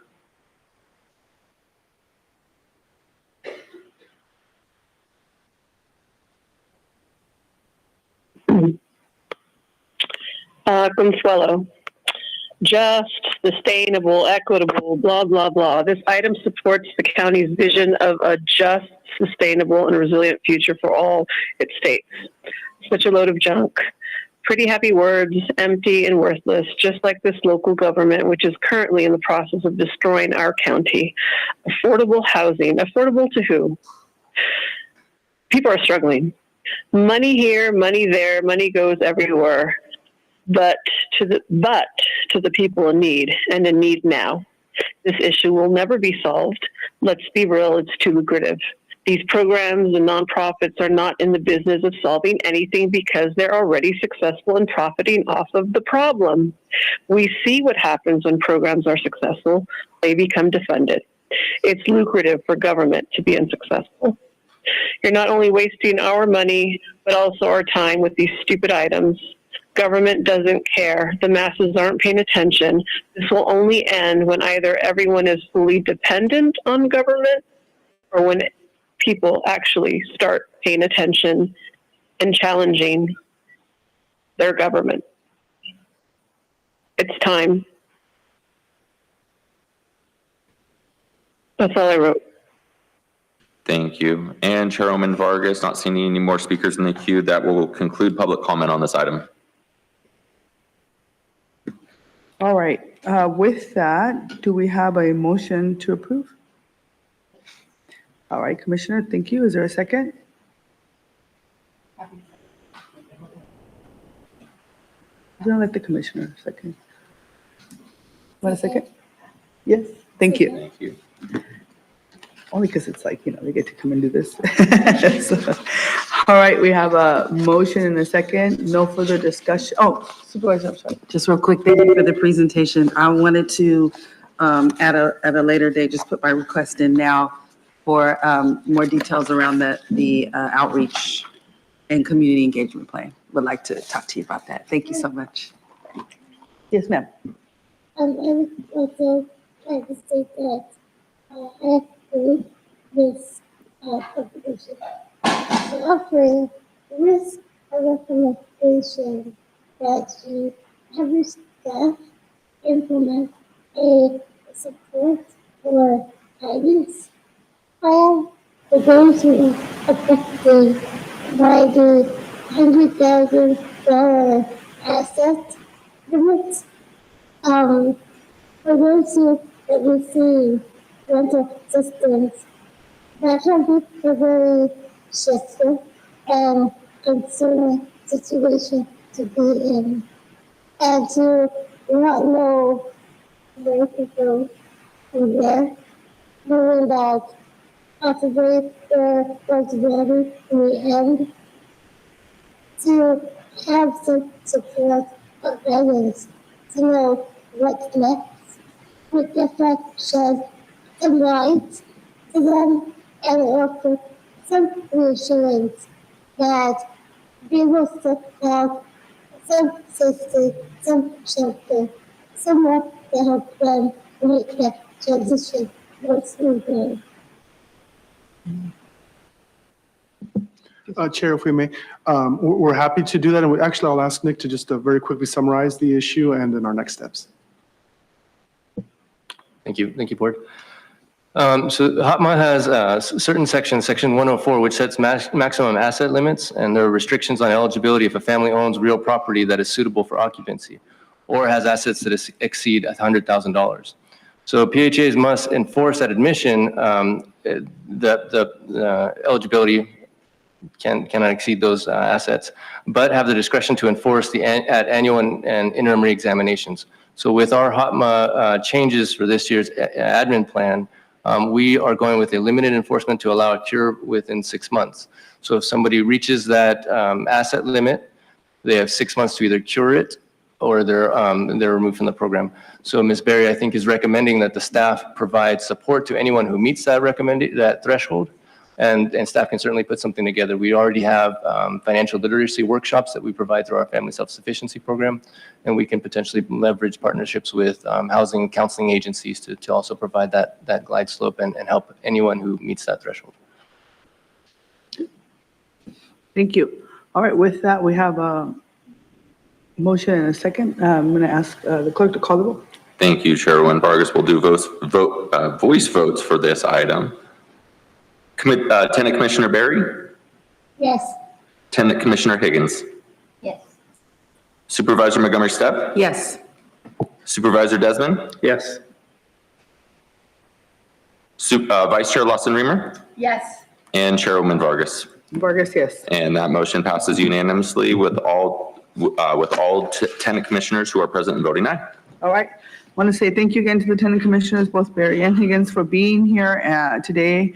We're going to go ahead and take now a 30-minute recess for lunch, and then we'll come back and take on all the consent calendars. Thank you again for being here. Appreciate you.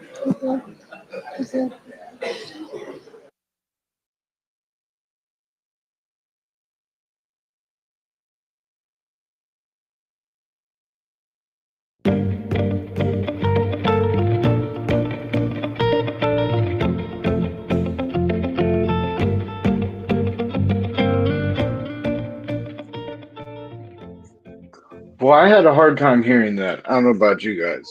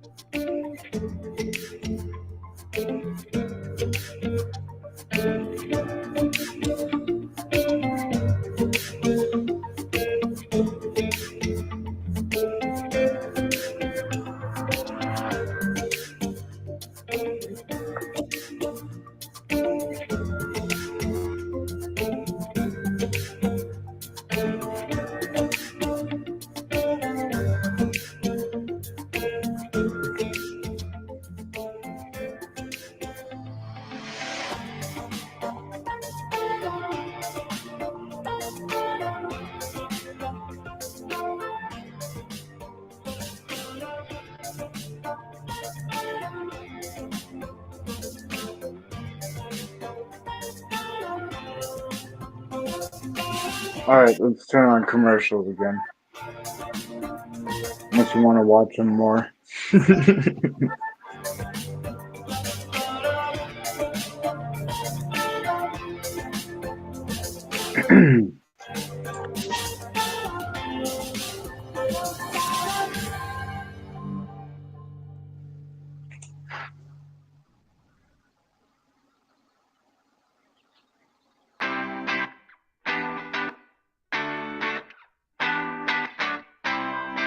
Yeah, I need to update these. Some of the ads are older.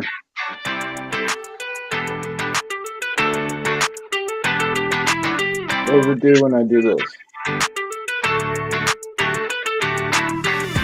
Okay.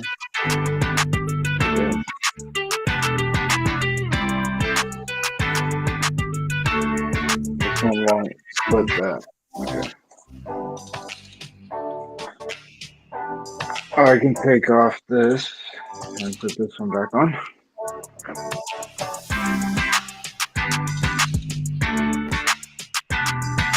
A lot of things to remember to do. I was uploading files.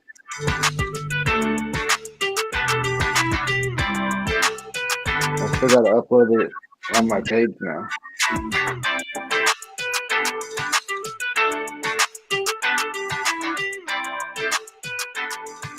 And I turned that all the way down and it's still loud.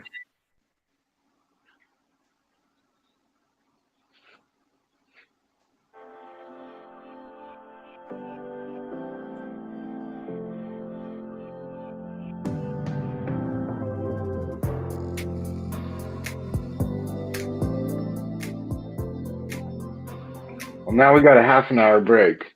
So enjoy the commercials.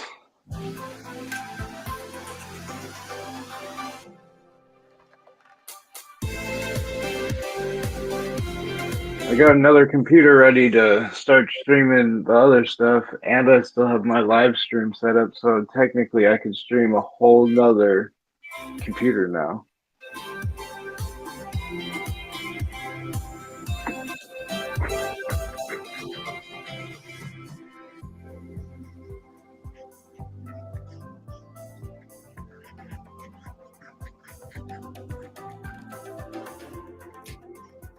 It just helped me make the copies faster. Usually I sit at the end of the night when I get home from recording and I make copies of whatever meetings I didn't record. And I don't have to do that, but if I want to upload them to my channel, I have to do it. So I could record them straight off of this channel independently, like 4 different channels at once. It's very useful.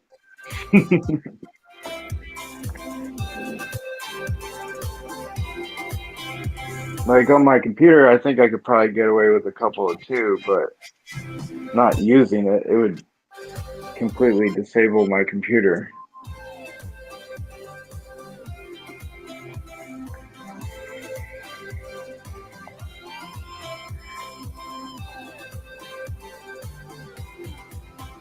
That's interesting. I didn't even think about that. Just gotta run one wire over here and boom, start recording.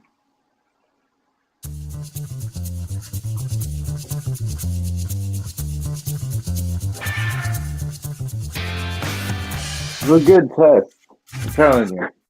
Once we bring in a co-host here and have them on the screen, someone who wants to host the show and be more relevant.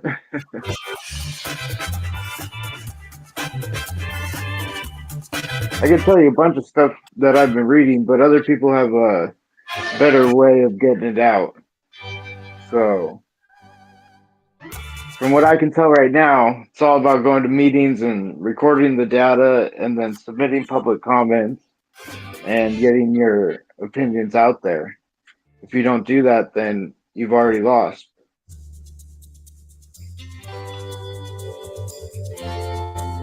Whether people agree with you or don't agree with you, you gotta be not afraid to say something.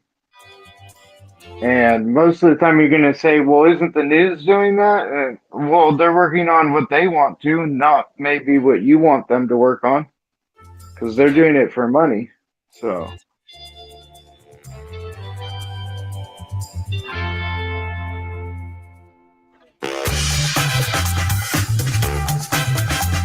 We're just trying to make live data entertaining.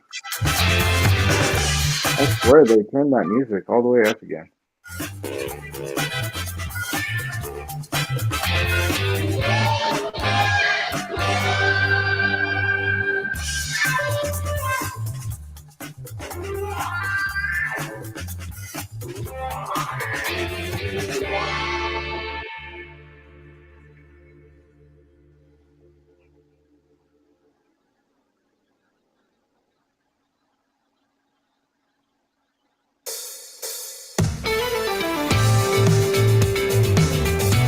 Like here in Chula Vista, right? They canceled a bunch of meetings, so I was supposed to have a meeting yesterday, today. They're all been canceled.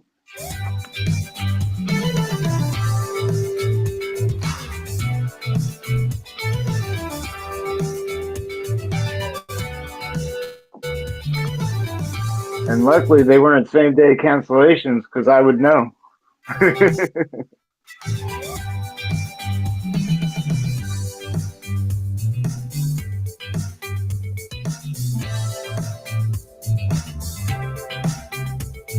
Why did it go there?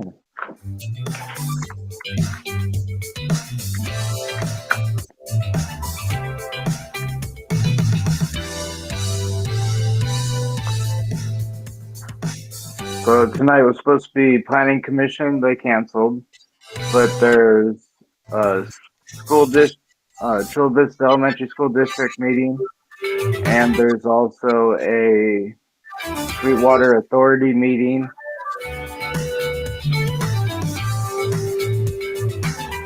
All right.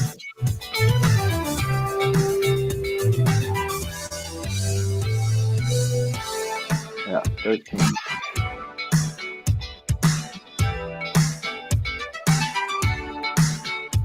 And then the community work group is the 22nd for Sweetwater Authority. And then Otay Water District is the 3rd of April. It was on the 6th. I think I recorded that one. I just haven't uploaded it. Trying to remember to record all of these different events that don't give us access. You only get one shot to record it, so I make sure that day I'm home.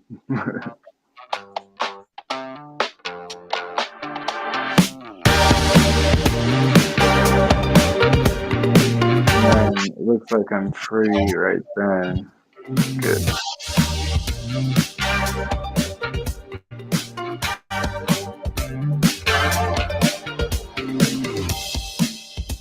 Trying to schedule out some stuff right now.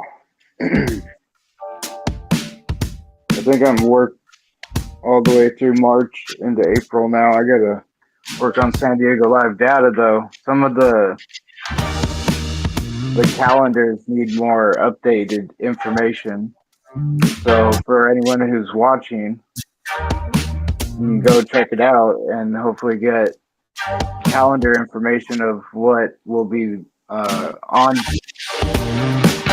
the channel, and then what will be coming up. And hopefully we'll have some new angles coming from inside the rooms, and then have a couple of more people recording too. So meetings that people don't go to, those are the good ones that aren't recorded. So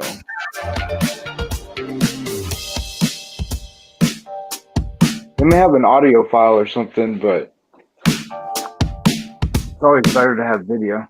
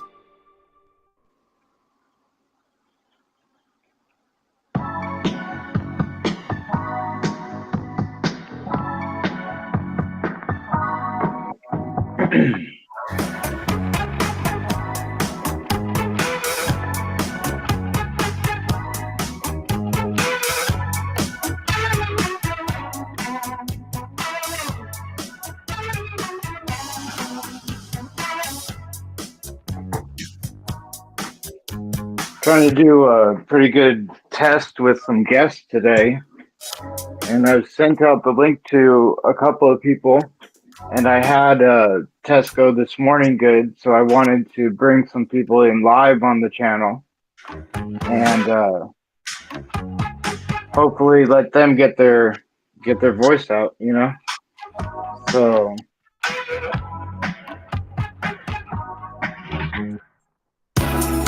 they only give you a couple minutes on the mic there, but with the channel, we just get them on whenever we want.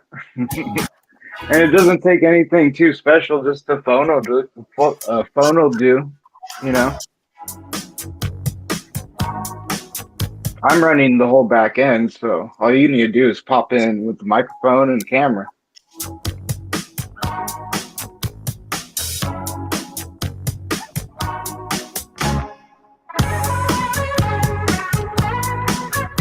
Soon we'll open it up to other people. Right now it's in beta, and give it out to a couple people right now.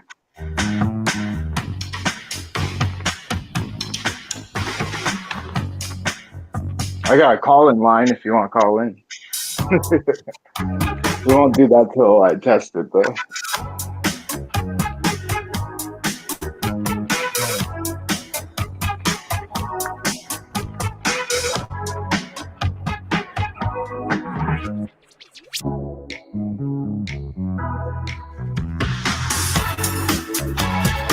And then there's the space going right now, so if anybody was in the space, they could I could mute it and the co-host could take over, and there could be a whole conversation going on right now over there, separate from the live stream conversation that's gonna happen.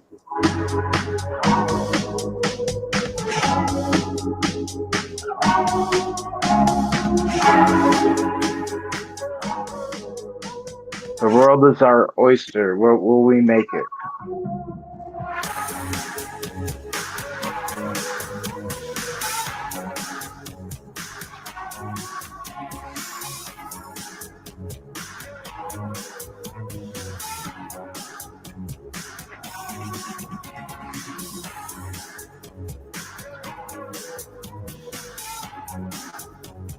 I hear audio. Wondering what it is.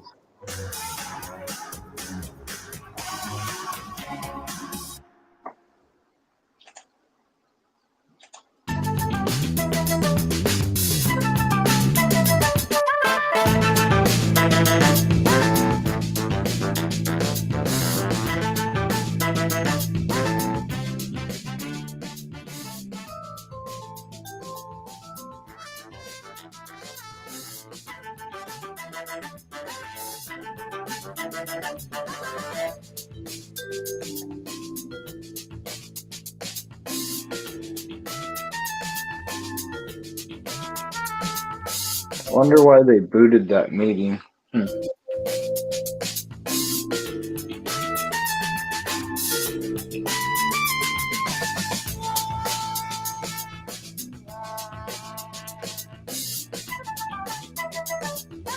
Let's see.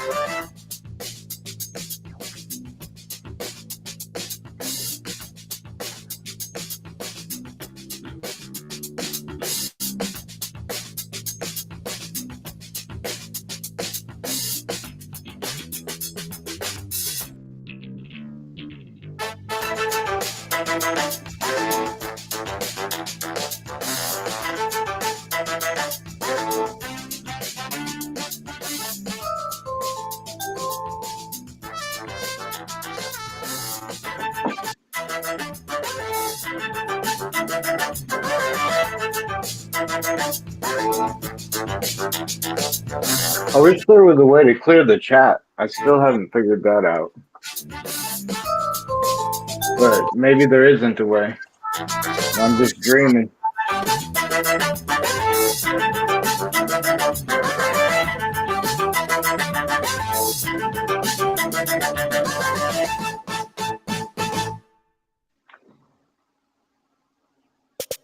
I don't even think there's a way to turn it off.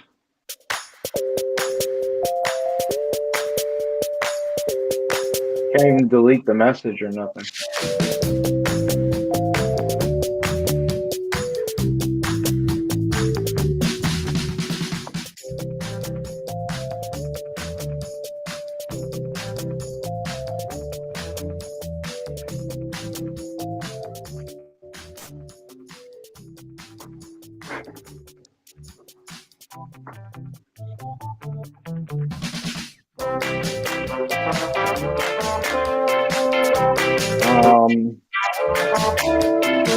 So just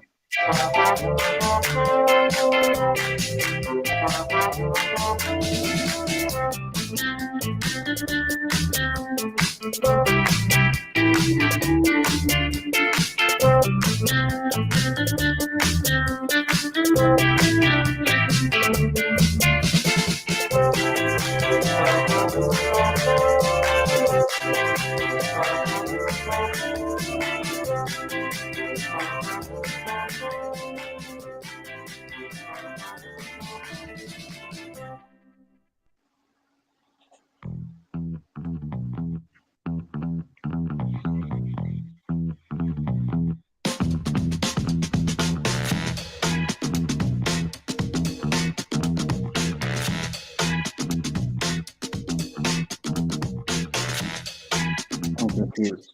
I thought there wasn't anything.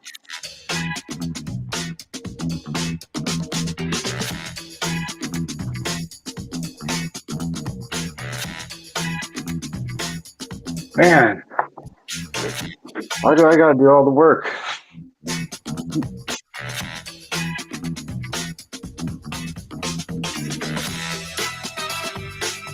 Audit time. No breaks, you guys. If you're not auditing them and checking their paperwork, I already found another problem. They claim it's not a problem, but it's a problem. Because there's too many of them at this point. They're not putting it on the calendar. There's a thing tomorrow, and it says there isn't.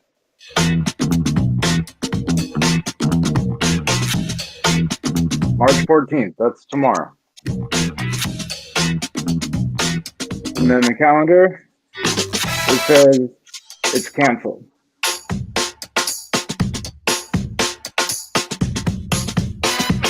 So which is it?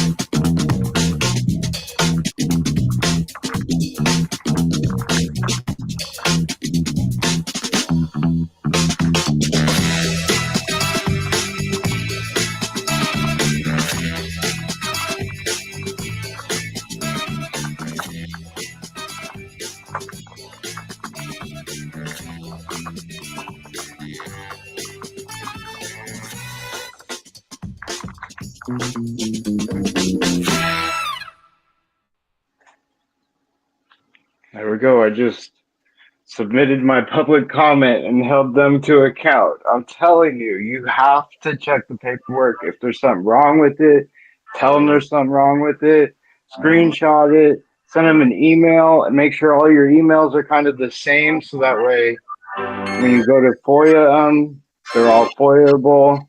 So I label all of mine audit on anything, and then I do the date.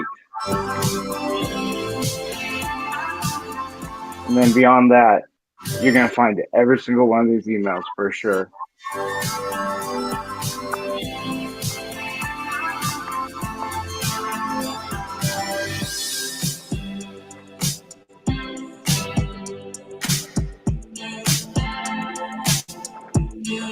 And I hate to say it, but they get paid to do this. I don't get paid to do this, and I'm still fixing all the problems.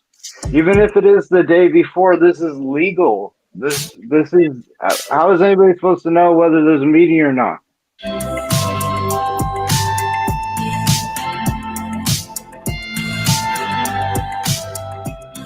Oh, did I click the 7th? I might have clicked the 7th, but either way, it says traffic commission tomorrow still, and that's a different one.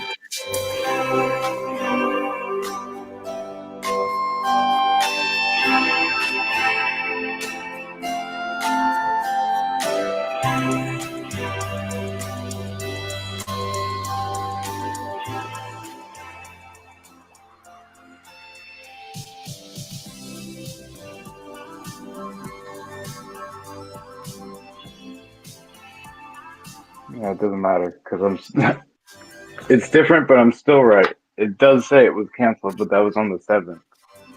So.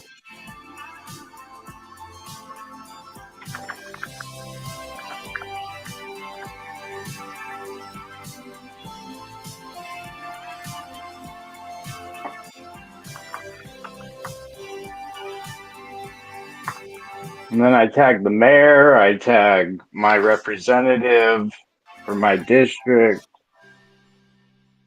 and then I'm sure they can get it from this point.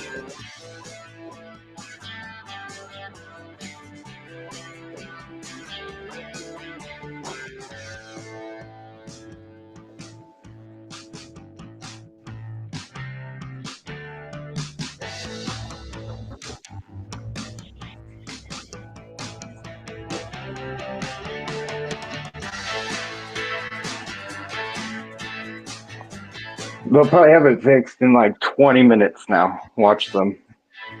They probably got a little lecture from the police going, "You can't make us look bad like that."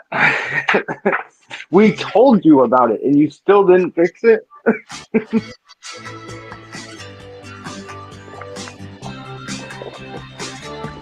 Because guess what? I was the only one who recorded the event for them.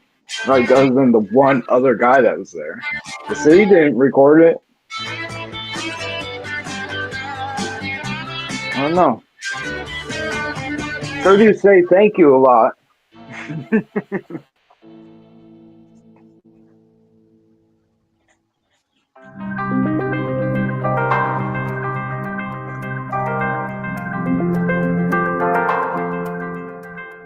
And I'm just, like, not to say doing the easy part. I'm just doing what I know I can look at. I know I can go through. You know, we're going to need some people with some actual, like, experience in matters to make fine decisions. But the body itself is governed by rules and regulations which try to make it easy for the layman. And so all of this stuff is real basic, and that's why it's surprising that even this is that far. So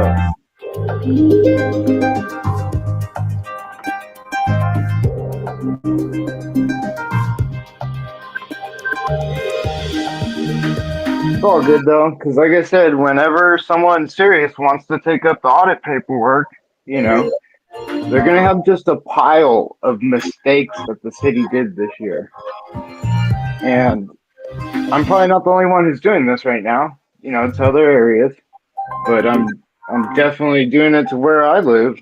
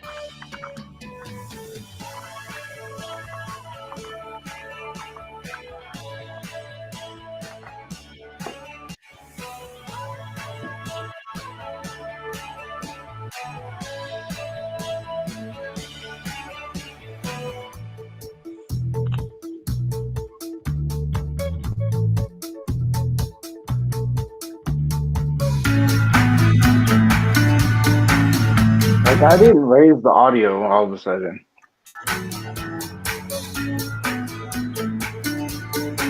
And if I hear myself just going, I didn't raise the audio, I'm gonna know it's just the people listening on the back end. Kind of cuts out when I talk, but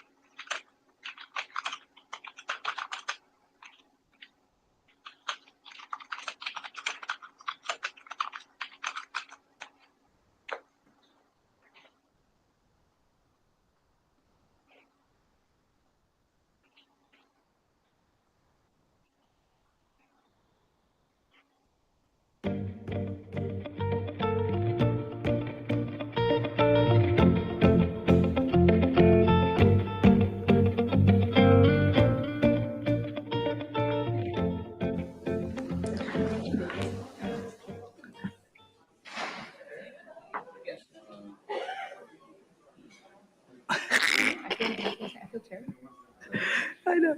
All right, we're now going to proceed. I'm going to go ahead and proceed with the formation of our consent calendar, items 1 through 7, and the flood control district item number 1. Members of the public will be able to comment on the consent calendar after the supervisors pull the items they would like for discussion. Any of my colleagues like to put any item for discussion? Supervisor Montgomery Stepp?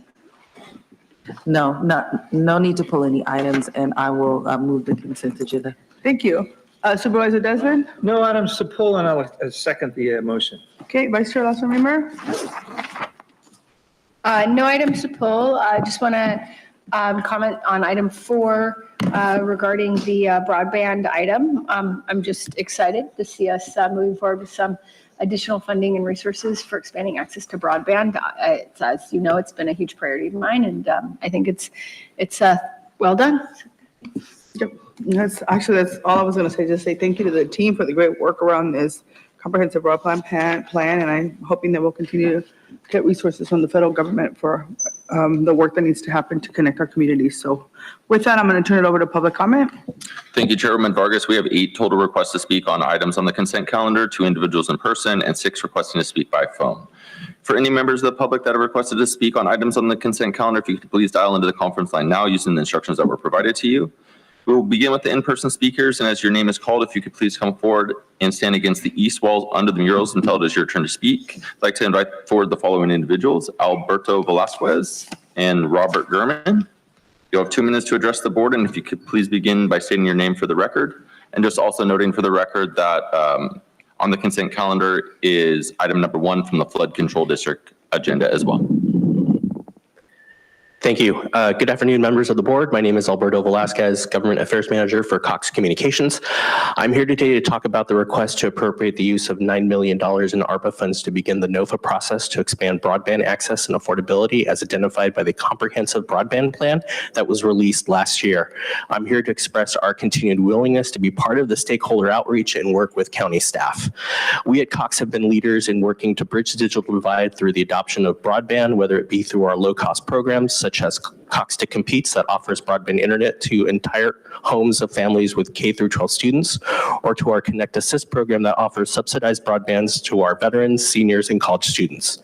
Cox also provides classes on how to safely use the internet, created over a dozen tech centers in the San Diego area, and have partnered with state and local nonprofits to promote broadband adoption to those who already have broadband services available to their homes. Cox also wants to thank Supervisor Anderson's office and SANDAG for their help in promoting the Affordable Connectivity Program.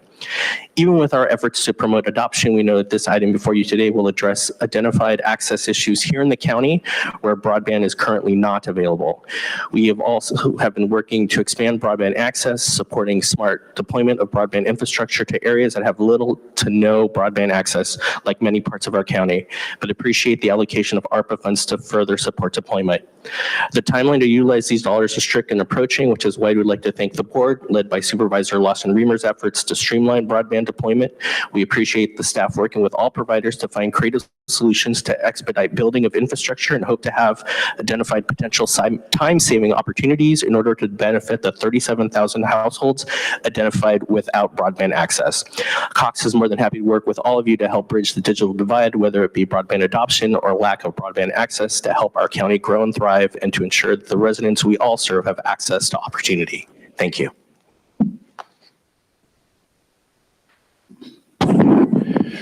Slideshow I have, Robert Gurman. The response by the Airport Authority at the SANDAG meeting I attended was an example of why a change is necessary governing our air transportation sector in San Diego. As this handout from the Legislative Analysis Office, a 65-year-old advisory group, points out, the Airport Authority is a body of appointed representatives, the same as Palomar Airport Committee. An appointed position gives these members immunity from their decisions. As the handout suggests, SANDAG should oversee all 16 airports that are located throughout San Diego County, which includes the county's only commercial airport in Carlsbad. San Diego County Airport Authority is responsible for developing land use compatibility plans near all airports. This is significant responsibility given to an appointed personnel.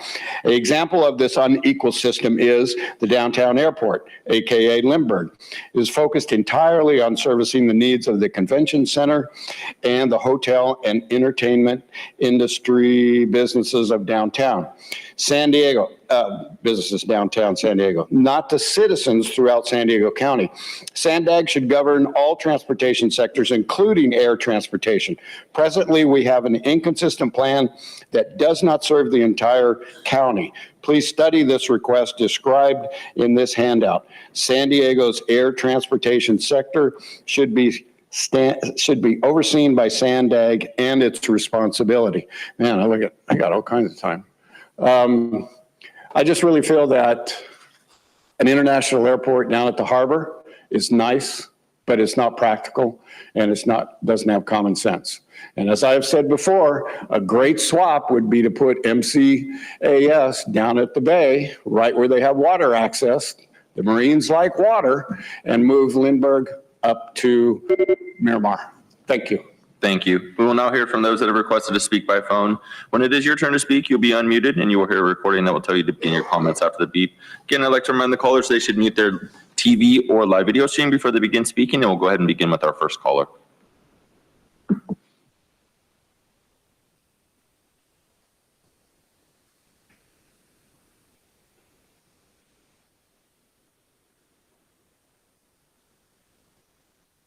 Our first caller is Paul. You may need to unmute your device.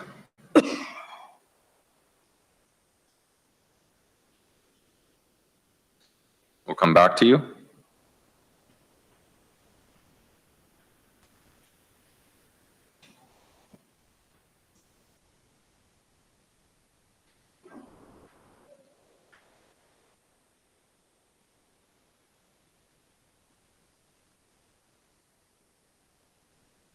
Say about it. The conflict of interest or all the county FAA Truth. playing game about noise. My apologies. The line was muted. Go ahead and begin your comments again, and we'll restart your time. Okay, great. Thank you. Item 2, the Palomar Airport Advisory Committee will have a big business stakeholder. What any regular person has to say about it, the conflict of interest or all the county FAA playing game about noise and environmental pollution. Item 3, Monica, this particular emergency crisis has been going on for 9 months now. You know what's been fixed? Nothing. In fact, there's over 10 million more gallons of sewage from Mexico coming soon as they close a pump plant. Item 4, $9 million from the American Ruination Plan Act have been shuffled into Mitt Romney's Bain Capital-owned Guidehouse Inc. and Netherlands-based Arcadis for broadband projects to install toxic Wi-Fi radiation everywhere in order to do things like have Sandag electronically control the roads. Right, Cox guy? Just like the sustainability statement says, quote, reduce miles traveled, end quote. Item 5, developer Lennar Homes is having to give 82 acres plus over $786,000 for the Santa Fe Valley Preserve to go to the county's land monopoly. These demands on developers are just another reason why housing isn't affordable. Item 6 is $530,000 for 2 pedestrian crosswalk upgrades in Spring Valley and 1 in Fallbrook. Nothing wrong with better crosswalks, and I would be proud. Item 7, $337,000 for 17 more pedestrian countdown signals, 2 in Spring Valley, 4 in La Presa, 1 in Bonita, 2 in Valley Center, 3 in Ramona, 2 in Fallbrook, 1 in Hamul, and 2 in El Cajon. But there's a typo under the sustainability statement. It says 1,717 locations. We can't have people thinking the county's suddenly working at cheetah speed rather than the usual snail speed. And FCO1, staff is lying if they say they determined that the January 22nd rain amounts were anything but normal. The official total was 2 inches an hour at a maximum. Nothing unprecedented about that. Fix the $5.3 million pipes and shut your pipe holes full of lies. Thank you very much. Thank you. We'll go ahead and go to our next caller.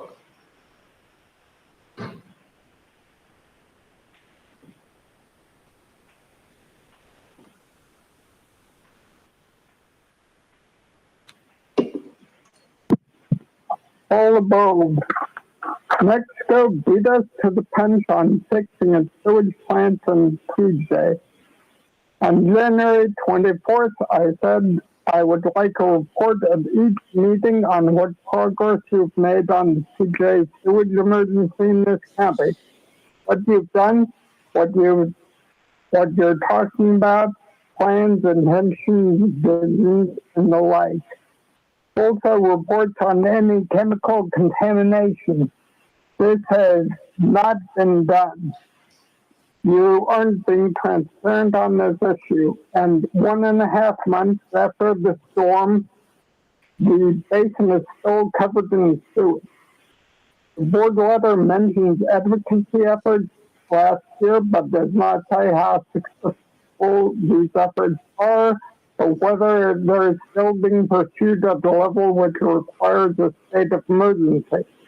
The historical documents attached do not justify continuation. The county just put a monitor for sewer gas and ID, but cannot do much about the medical effects anyway. We need continuing action now. People are suffering now.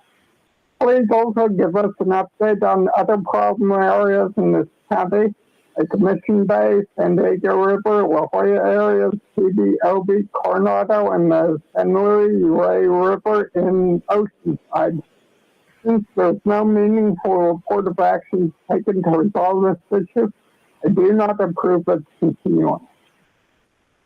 On the construction contract for pedestrian safety stuff, I see that a good amount of thought has gone into this, which is good, but we should know why the contingency is over 10%.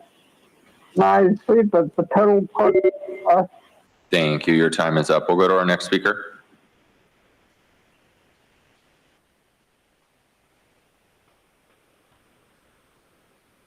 Yeah, with the storm repairs and the flooding control district, until you guys acknowledge the weather warfare, you're going to continue to have problems like this because you're never going to keep up the infrastructure, and storms are going to come. You're going to claim it's a natural disaster because otherwise it doesn't fit into your climate god, which you should be acknowledging because you're doing the people a disservice by allowing this to take place and not mitigating it because it can be.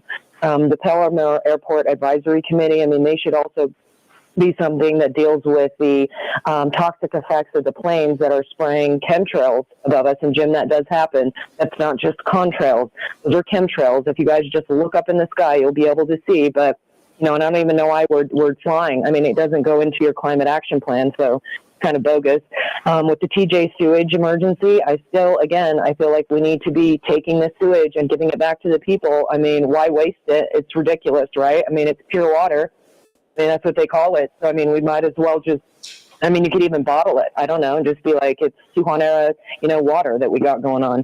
And the ARPA funds that you continue to spend, that should be going towards the people that have been affected by, the vaccines and whatnot. But you don't even understand that you're spending it on something that's going to cause more health issues by giving people broadband. All of this technology that you guys bring in emits crazy amounts of radiation and other things that you don't want to acknowledge because you want to connect everybody. But this is a really good way for us to have more, sickness go around, and you can solve the problem. And anytime you're taking away space and putting it in open land, it's never being taken care of. You're actually destroying that land that is being there because it's not being upkept. And then you keep us from being able to build outside of there because you got to have everybody in their densely populated, little 15-minute city that you guys are pushing from, the whole United Nations.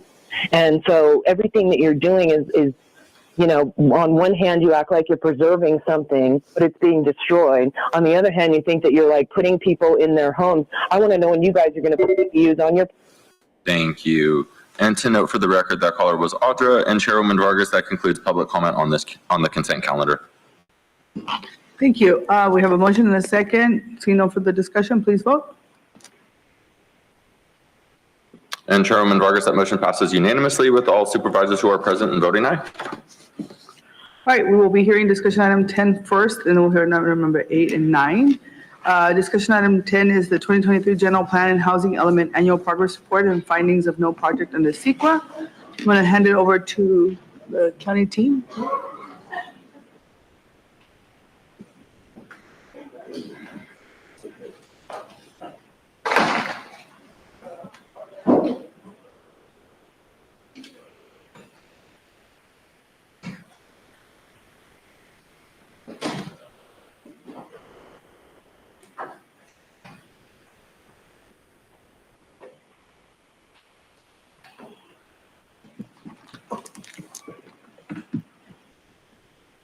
Good afternoon, Chairwoman Vargas and supervisors. I'm Rami Telly, and I'm joined by Tara Lieberman, Mark Slovic, and Vince Nicoletti.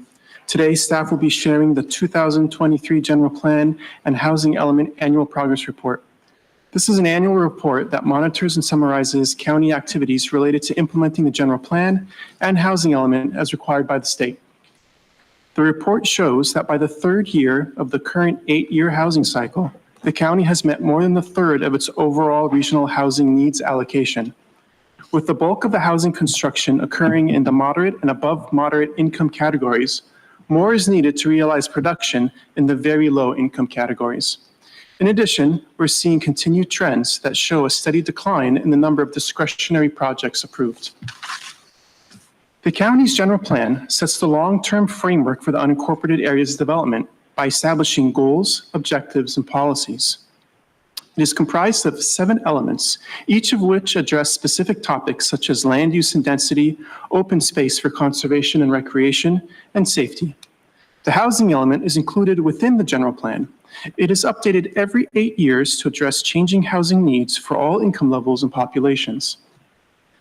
The housing element does not require production of housing, but rather ensures the county has the capacity to accommodate anticipated growth for all income levels and life stages, including special needs populations such as people experiencing homelessness, seniors, veterans, and people living with disabilities. In addition, the housing element must address, where possible, removing constraints to housing development, conserving and improving the condition of existing housing stock, and promoting housing opportunities for all persons in a manner consistent with the general plan.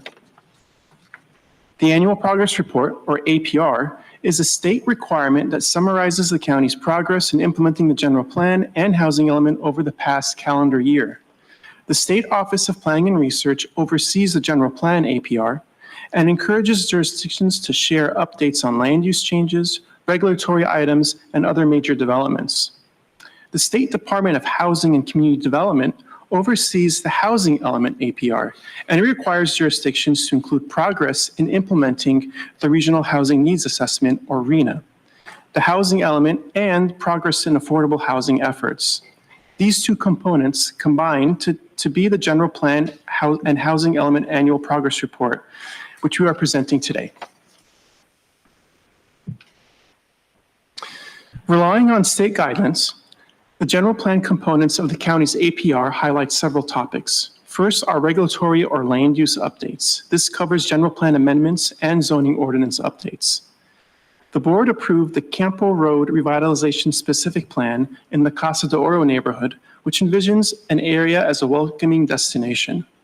The board also approved the Housing Zoning Ordinance update to align with the state legislation. Second are capital improvement projects, which improve the quality and longevity of county facilities, such as roads, parks, and buildings. The Department of Public Works completed 17 road and infrastructure projects, including traffic and culvert repair, and the creation of a pedestrian crossings. Additionally, the Department of General Services updated or constructed 4 county facilities, including fire stations, libraries, and the Southeastern Livewell Center. The Department of Parks and Recreation also completed a new park in Lakeside, the Diane Jacob Lakeside Equestrian Park.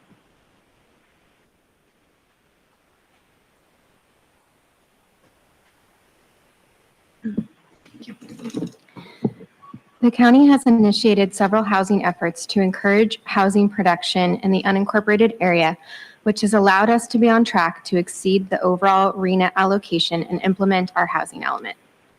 In May 2023, the board adopted a suite of 19 removing barriers to housing actions aimed at facilitating housing production in the unincorporated area. In March 2023, the county was designated as a pro-housing jurisdiction under the state's program for its commitment and diligence to support housing. The county was awarded $2.4 million from the Pro-Housing Incentive Pilot Program in October of 2023 and is more competitive for additional funding for affordable housing. PDS enacted a 5-year trial impact fee waiver and created pre-approved building plans to expedite processing ADUs. The county's Housing and Community Development Services Innovative Housing Trust Fund provided $4.28 million to an affordable housing project, the Alpine Family Apartments, which provides 36 affordable homes. PDS has also provided quarterly progress reports as directed in the Let's Talk Housing Workshop to keep the board up to date on housing-related progress. Among these high-level efforts, the county is also still progressing on items like the housing blueprint, development feasibility analysis, and others to ensure housing needs continue to be met for all families. Discretionary projects require an application and approval from either a public hearing or the PDS director. Units from these approved projects enter a pool of discretionary project units that can have a permit issued for construction at any time at the purview of the private applicant. In 2023, 65 units related to discretionary items were added to that pool and are captured in the APR per state requirements. These units came from 12 private discretionary projects, including 2 tentative parcel map approvals for 4 housing units, 3 Senate Bill 9 tentative parcel map approvals for 6 units, 5 site plan permits for 47 units, and 1 modification to a density bonus was made. No tentative maps were approved in 2023. Not included in the final number are 200 beds in a group care facility approved through a discretionary project. In addition to the 65 units approved in 2023, but not included in the report, PDS is processing discretionary applications that could result in approximately 1,400 units in the unincorporated area. Let's take a look at our RENA progress to date. The 6th cycle is designated for 8 years between 2021 to 2029. As of 2023, we have achieved 68% of our RENA goal in just 3 years into this cycle. The 6,700 units allocated to the county by SANDAG in the 6th cycle are divided into 4 income categories: very low, low, moderate, and above moderate. To meet the housing needs of households from all income levels, the county aims to meet or exceed its RENA allocation in each of the 4 income categories. Staff has been documenting our progress annually since July of 2020 for this cycle by categorizing homes that have been issued building permits. This categorization is established through a state-approved methodology at specific moment in time before the home has completed construction. The county cannot guarantee or determine the completion of a unit or its sales price, as that is dependent on market trends and private industry. The state focuses on issued permits as indicators of development. In 2023, the county issued permits for 1,220 housing units. In total, since the start of the 6th cycle, the county has issued building permits for 4,557 housing units. While the county is ahead of schedule overall, and especially in the moderate and above moderate sections, we still need more progress in the very low category to meet the goal. Housing units in the very low category typically require subsidies through county or other government programs. However, the initiatives mentioned previously are intended to help ensure the county achieves its RENA allocation and accelerate its progress, particularly in the very low income category. In closing, staff recommends that the Board of Supervisors find that today's actions are not subject to CEQA and accept the 2023 General Plan and Housing Element Annual Progress Report. This concludes our presentation, and staff is available to answer any questions. Thank you. I'm going to go ahead and turn it over to public comment. Thank you, Chairwoman Vargas. We have 11 total requests to speak, 4 individuals in person and 7 requesting to speak by phone. Also like to note for the record, we did not receive any comments on this item. For any members of the public that have requested to speak on this item by phone, if you could please dial into the conference line now using the instructions that were provided to you. We'll go ahead and begin with the in-person speakers. As your name is called, if you could please come forward and stand against the east wall under the murals until it is your turn to speak. I'd like to invite forward the following individuals: Jeff, Sean Kilkenny, Lori, and Justine Murray. You have 2 minutes to address the board, and if you could please begin by stating your name for the record. And you can come forward in any order. All right. Good afternoon, honorable supervisors and PDF staff. My name is Sean Kilkenny. I'm co-founder and partner of Nolan Communities. We're doing our best to try to subdivide, entitle, and build nearly 600 homes, including almost 100 deed restricted units here in San Diego.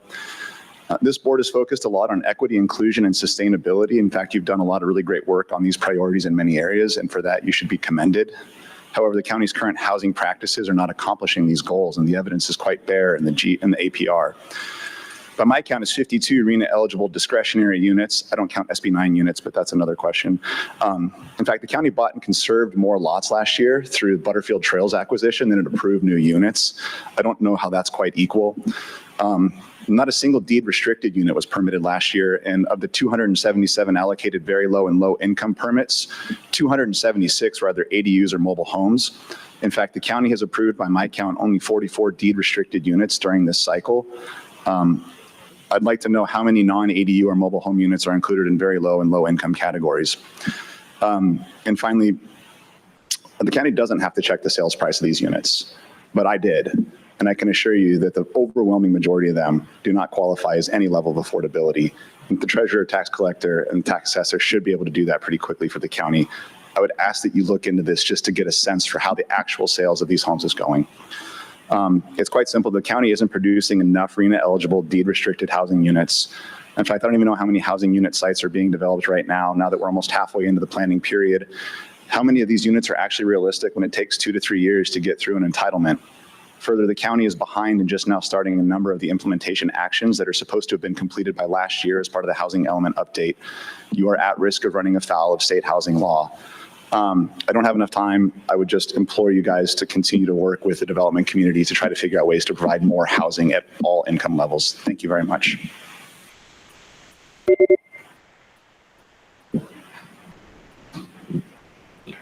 Anyone that I've called can come forward. Lori, Justine, or Jeff?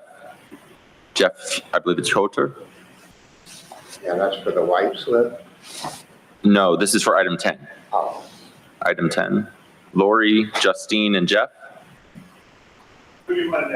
can come forward in any order. Hello, I'm Jeff Huter. I'm a resident of San Diego. What I'd like to talk about is as you start to encourage the development of more housing, one of the things that I would ask you to look at is providing more flexibility for development and looking at the form of your buildings as opposed to just sort of the explicit use. So in our experience, a lot of the resistance to development from the public has to do with buildings that are out of scale or don't match in design with their surroundings. And by going to more of a form-based code, you've sort of predefined and created a compact with the public for what buildings should look like and how they should fit into their existing developments, while still giving the developer who has to make the project pencil out flexibility around whether there's going to be mixed commercial use or what the distribution of housing should be, including building sizes, to make all that work for them. The second point that I would like to make is as you start to consider incentives for development, one of the things that typically happens is we're looking decades out where we may see a decline in or a flattening of population. So there may be a temptation to provide a lot of incentives that are going to be less applicable in 20 years than they are now during the current housing cycle. And so as you consider incentives, one suggestion would be that you time limit these incentives. So if you give somebody a bonus density for, say, converting, unused parking or, an industrial use into housing, that you don't let them sit on that forever, but give them, a 5 to 10 year window. Thank you. Thank you. And one last call for Lori or Justine. Not seeing any movement in the chamber, we'll go ahead and go to our speakers that I requested to speak by phone. Again, when it's your turn to speak, you'll be unmuted and you will hear a recording that will tell you to begin your comments after the beep. I'd like to remind the callers that they should mute their TV or live video stream before they begin speaking, and we'll go ahead and begin with our first caller.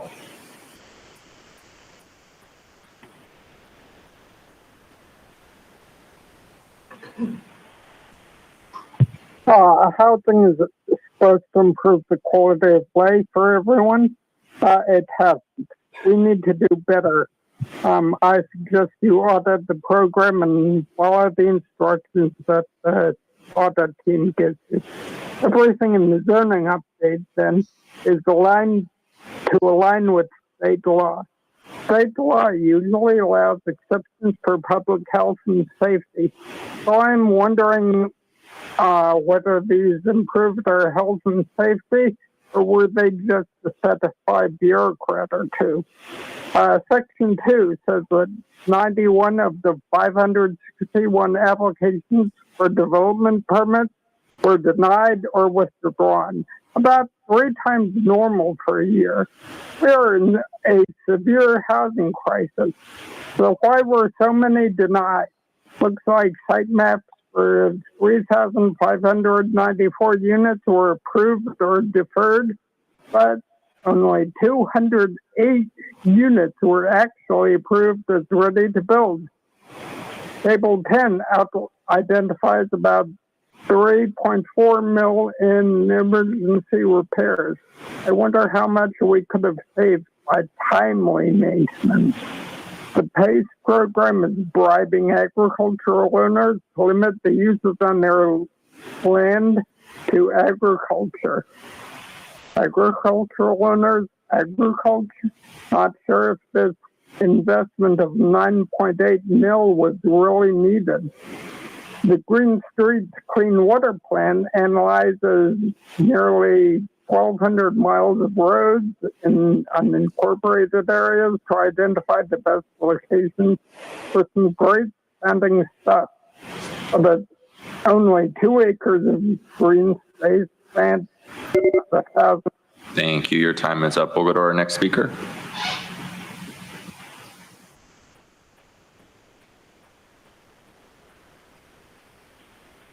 Good afternoon, Chair Vargas and supervisors. My name is Justine Murray, and I'm the Executive Director of Public Affairs for the San Diego Regional Chamber of Commerce. I apologize for the confusion with the speaker slips. My intent was to be there in person, but I'm making these virtually. The Chamber is proud to be the largest local chamber on the West Coast. We represent 2,500 businesses and over 300,000 jobs. We value the importance of ensuring more housing and jobs are available in the region. We're deeply concerned with how the undersupply and lack of production affects our local economy and our members. Our mission is to make the region the best place to live and work, and production of new housing and preservation of current supply is critical to see our mission through. To put it bluntly, for our region's businesses, employers, and employees to be successful, we need to ensure we have an adequate and thriving housing supply in San Diego. The Chamber appreciates the strong stances in support of housing that have been made by this board, but the numbers in this report don't match those sentiments. Only 57 new homes were built in 2023 that were in line with this general plan. 1,220 permits were issued last year, but many of those being issued for ADUs. Those numbers have to be greater, and we have to work together to identify and address the current policies that are keeping more homes from being built and are keeping us from meeting the goals laid out in this plan. An adequate and thriving housing supply directly correlates to a thriving region. We need to house our workers. We need to house our workers for our region, our businesses to be successful. The Chamber stands ready to partner with the county and other stakeholders to address the dire need to simply build more housing for San Diego and to improve these numbers through policies and legislative efforts. We believe the following should be explored to address the undersupply of housing: policies that alleviate the cost of constructing new housing, streamlining permitting processes, expansion of the self-certification program, incentivizing densification and infill, expanding the buy right program, and exploring opportunities for ministerial permitting. We have to do better, increase these numbers, and we stand ready to help. Thank you for your time. Thank you. We'll go to our next speaker.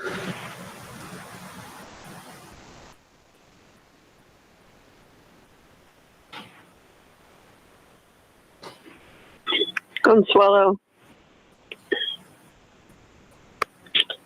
Let's see, implementing the general plan, aka UN Agenda 21. Let's see, what can I say positive about this? Well, people believe and still address you as honorable. Yeah, that's about it. Government doesn't consider the concerns of the homeowners. They will build in accordance to the agenda. We have to do better, the lady just said.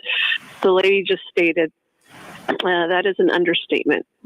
Pipe dreams, pipe dreams, pipe dreams. That's all there are. I'm done. Thank you. We'll go to our next speaker.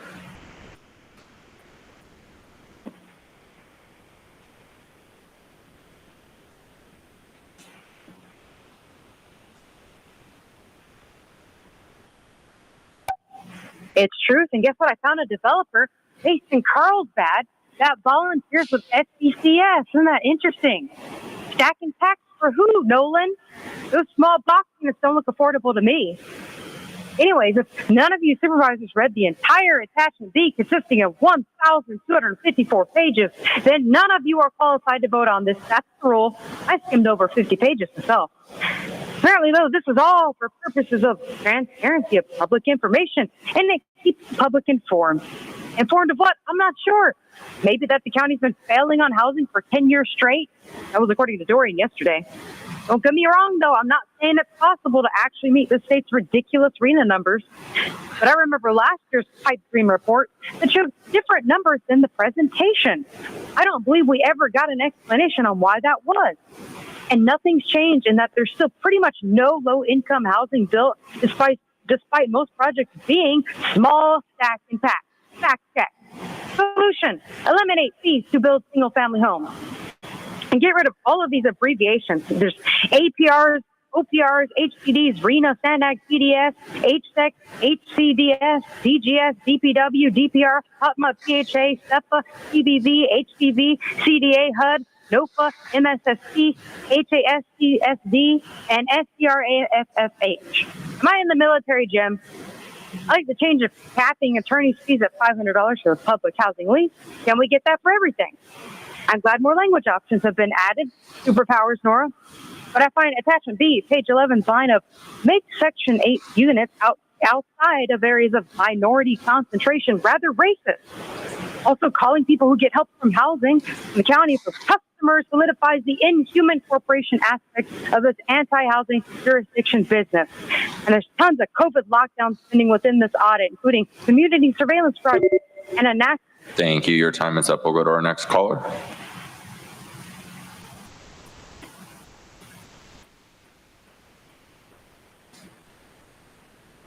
And I felt like the previous speaker was like naming off a bunch of STDs that we got to get rid of. I mean, that's pretty much what it's like. It's just interesting to hear you guys talk about this. And you're like, we've met 68% over 3 years. And it sounds really good, right? When you're like, oh my gosh, that is so good. And then you're like, but we really need these low income, the very low income. And you're never getting those. You need over like 100,000 units. You're never going to get that many because you're always going to be falling behind and needing more because you're always getting in your own way by changing the goalposts by, you have all these rules, regulations, and policies that are constantly on a revolving door changing. So anytime somebody wants to come in and do a project, how do you even do that when you got to go figure out if today it's going to be different than it was tomorrow? And maybe you'll let me do this today and maybe not tomorrow. Maybe you're going to charge me more just because of this is what I want to build. And when you're just building ADUs, it's like we need housing. And you guys are actually doing everything in your power to make sure it doesn't. All while saying it's just your doublespeak of like, we want to do this, but we also have to do this and we got to make them pay just to build densely, even though you're like forcing them to do it. So, I mean, in your push for this like whole climate change and your climate action plan and putting everybody into a slave state and city, you're keeping people from being able to have homes. And even if you do have deed restricted, these people have to pay rent. They keep having their rent increase over periods of time. And so then it's like putting them in another predicament because you're getting in contracts with people who are finding loopholes in order to be able to do that to the people. So, maybe at some point you could quit getting in your own way and getting in the way of the people having a home and quit changing everything as we go. You're never going to get to the goalpost if you're always changing where it is. And that's what always happens. And you wonder why people are mad and upset. Thank you. Your time is up. And to note for the record, that caller was Audra. And Chairwoman Vargas, that concludes public comment on this item. Thank you. A couple of things. So first, thank you for all the work around this item. Very much appreciated. I feel like we had some of this conversation last year about being able to achieve our numbers. I know that if you look at the, can't remember what the number was on the slide where you see the amount of housing we have as it relates to, can we put it back up? The slides? I believe it was slide 8, the arena progress. Thank you. I think it was very similar to what we looked at, right? And so I want to just ask you a different type of question this time around. Maybe I probably should have asked before, but are we doing things now differently than we were doing before that you think are working in order for us to achieve this? I mean, we've created this year alone, we were able to create the different guidelines so that we're removing barriers and things of that nature. So does some of these things that we're doing, are they going to help us move the numbers for the upcoming year, I guess is the question. Chairwoman, I can give a high level, but I'd like to turn it to the team as well. 2023, I think, this is a reflection looking backwards, and we're doing everything we can at the board's direction to move that dial, including the nearly $15 million investment that the board made last year to remove barriers to housing. We're implementing those actions currently and will continue to do so. I think looking at all of the various factors that come into play when it comes to housing production, we'll continue to work with developers, continue to implement the board's direction, and monitor our progress along the way to make sure we know where those numbers are going, and that we have the opportunity to talk with the board if at any point we need to, push even harder on anything. Because I think for me that would be really important, because obviously this is a progress report that we have to turn in, and it's part of our statutory, right? I mean, we're supposed to, and then housing is a top priority, I think, for everyone on this board, and the county has been really focusing on moving in the right direction. But as we're looking at more housing opportunities for those that are experiencing homelessness and affordable housing, and then we're thinking about density bonuses and ADUs, some of the conversations that happened today, I just want to make sure that we really are thinking about who else is doing it right, so we can think about it. I know that the director of housing for the state, we've invited them to come to Sandag and have a presentation with the 18 cities and unincorporated areas, because everybody's dealing with a lot of the same challenges throughout the region. But for me, I think it's really, we have been designated for housing jurisdiction. We just accepted that again. We're really looking at finding sustainable ways of getting there. So what else could we do that we haven't looked at, that we can do differently as we're moving forward, so that we can meet the numbers that we need. And so I don't want to diminish all the great work that has happened already. I want to say thank you to the team for that. But I am concerned about the low, very low, and the moderate housing. And I guess the other question would be, is it just something that we need to start looking at from a different lens, because housing costs in San Diego, it's going to be harder and harder to get there, right? So I'll go ahead and make a motion to support it, to support the motion and approve item number 10. But I do want to make sure that we all continue to, if you all can continue to bring back recommendations, anything else that we can do as a board to really move the needle, because the numbers are not where they should be. Thank you. Vice Chair Lawson.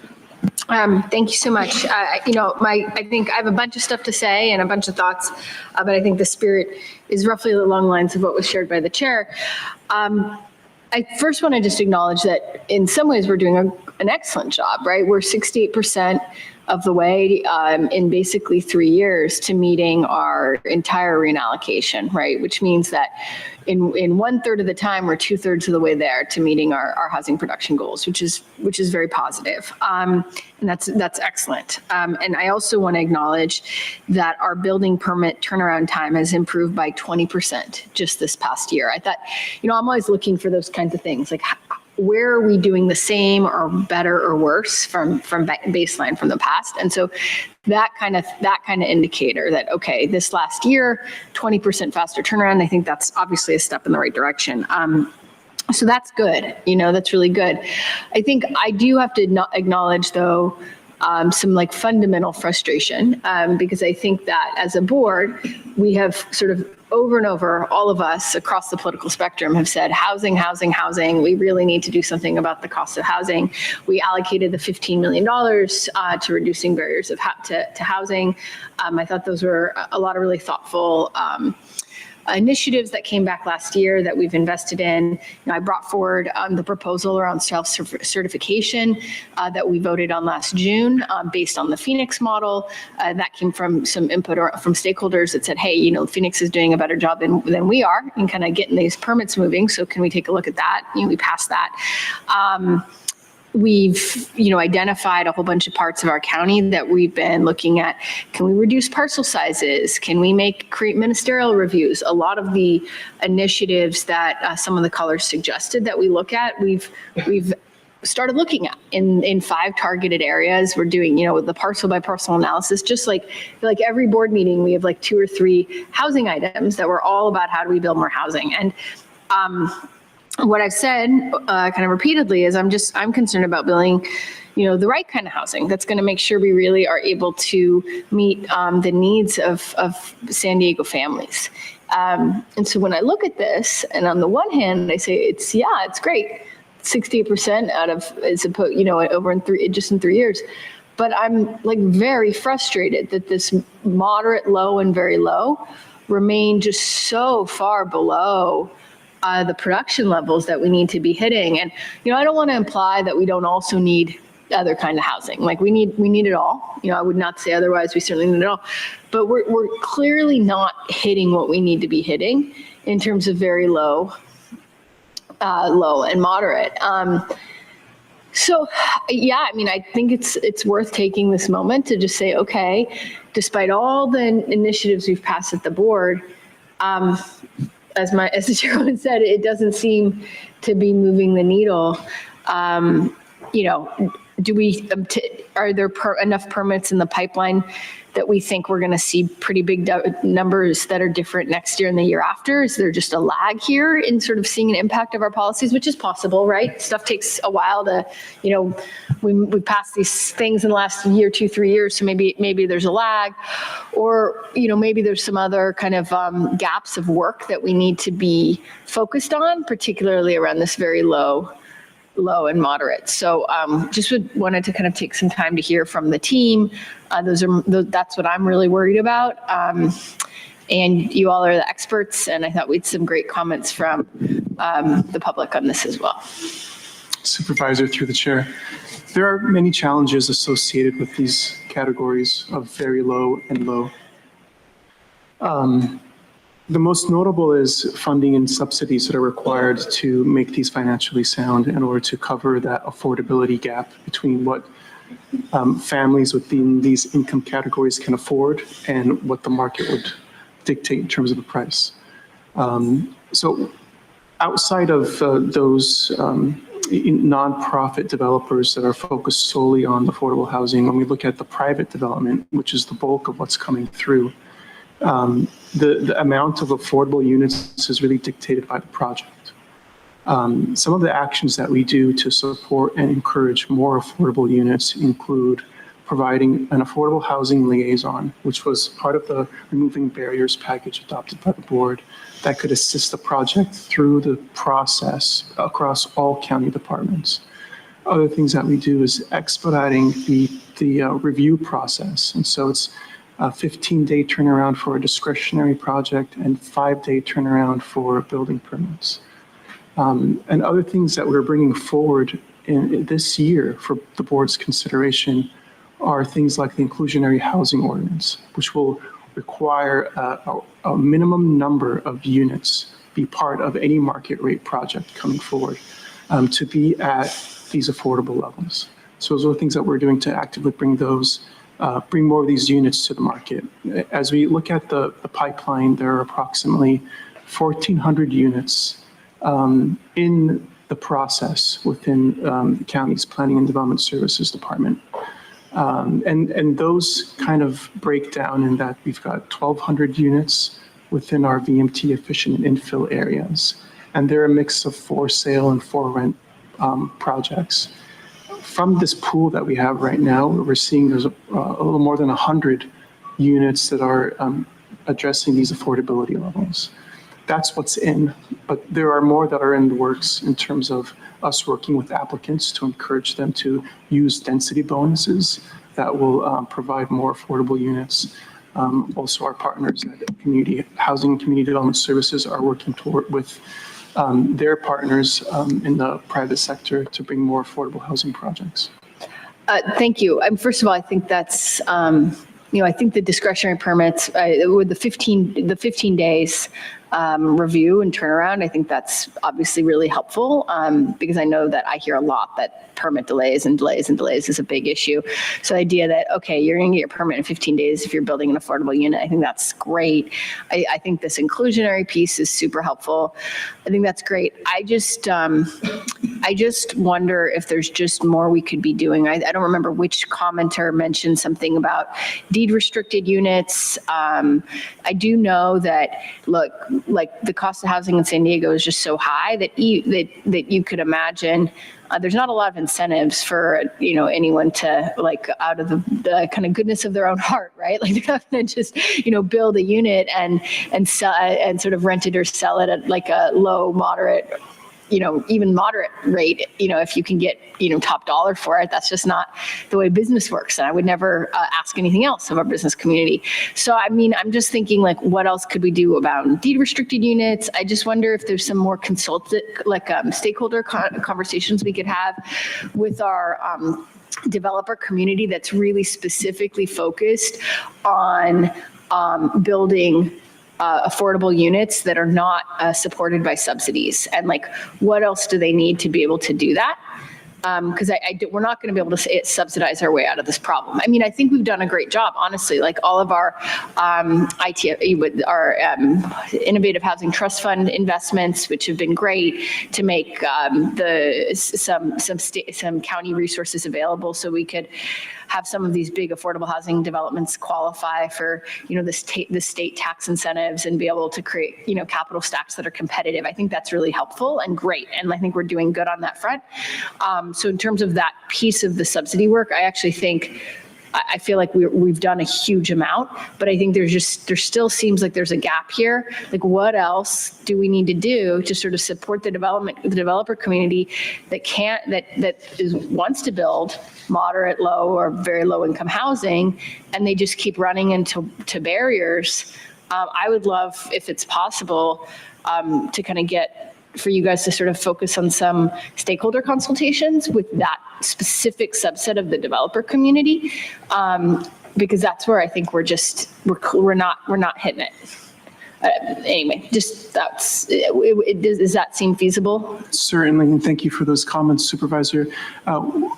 We are we are in the middle of our development feasibility analysis work, which you mentioned earlier, where we are working with the development community, including market rate and affordable housing developers.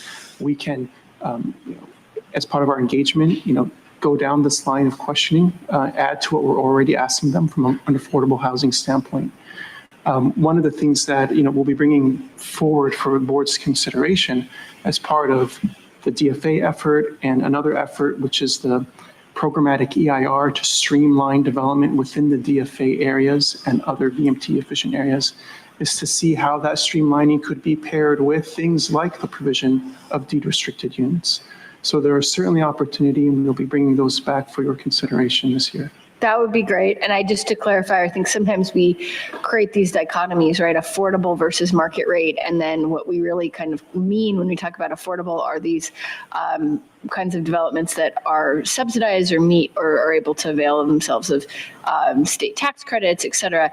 And then market rate is selling for top dollar because, the market in San Diego is real strong for housing. So I'm really interested in like, how do we create some incentives for developers to be able to make money on building affordable housing, like building for very low and moderate income folks. How do we create those incentives so it like actually pencils and makes sense for our private developers? Because, we got to be a partner in this. We can't do it all by ourselves. And I think, at least when I look at these numbers and like the chair mentioned, it's not any different really than last year. So again, I think in some ways we're doing a great job, but then there's the other piece where it's like, okay, not doing much of a good job on this kind of really important hole in the donut for working class San Diegans. Thank you. Supervisor Desmond. Thank you, Madam Chair. Appreciate it. I got a few questions and then a comment, but I do see, based on community engagement, Lori Filer from the BIA is here, and I know you were calling her name earlier, and we took it out of order, and she couldn't make it. It's up to you if she could speak. Lori, do you want to speak, Lori? It's okay. You have 2 minutes. You'll have 2 minutes to address the board. Just need you to state your name for the record. My name is Lori Filer, and I apologize. I didn't know you were going to change the order, but we're really here to come and talk about the production of 57 of approval of 57 units last year really shows that the policies that the county has in place is making it very, very difficult to build in the county. It's the VMT policies that make it infeasible to build in the unincorporated area, and that needs to be changed if you really want to get the policies that we need to get the housing that we need for families. I appreciate the comments that you're made. We know that this is a pro-housing board of supervisors, but the policies are preventing us from developing. We do not have any builders looking at the county to build at this time because we know that it is infeasible. So thank you for letting me come back up and speak. Thank you. Thanks, Chair. Appreciate it. So I have a couple of questions. Can you get slide 7? And I'll probably use, and also 8. I had questions on that. Up. Thank you.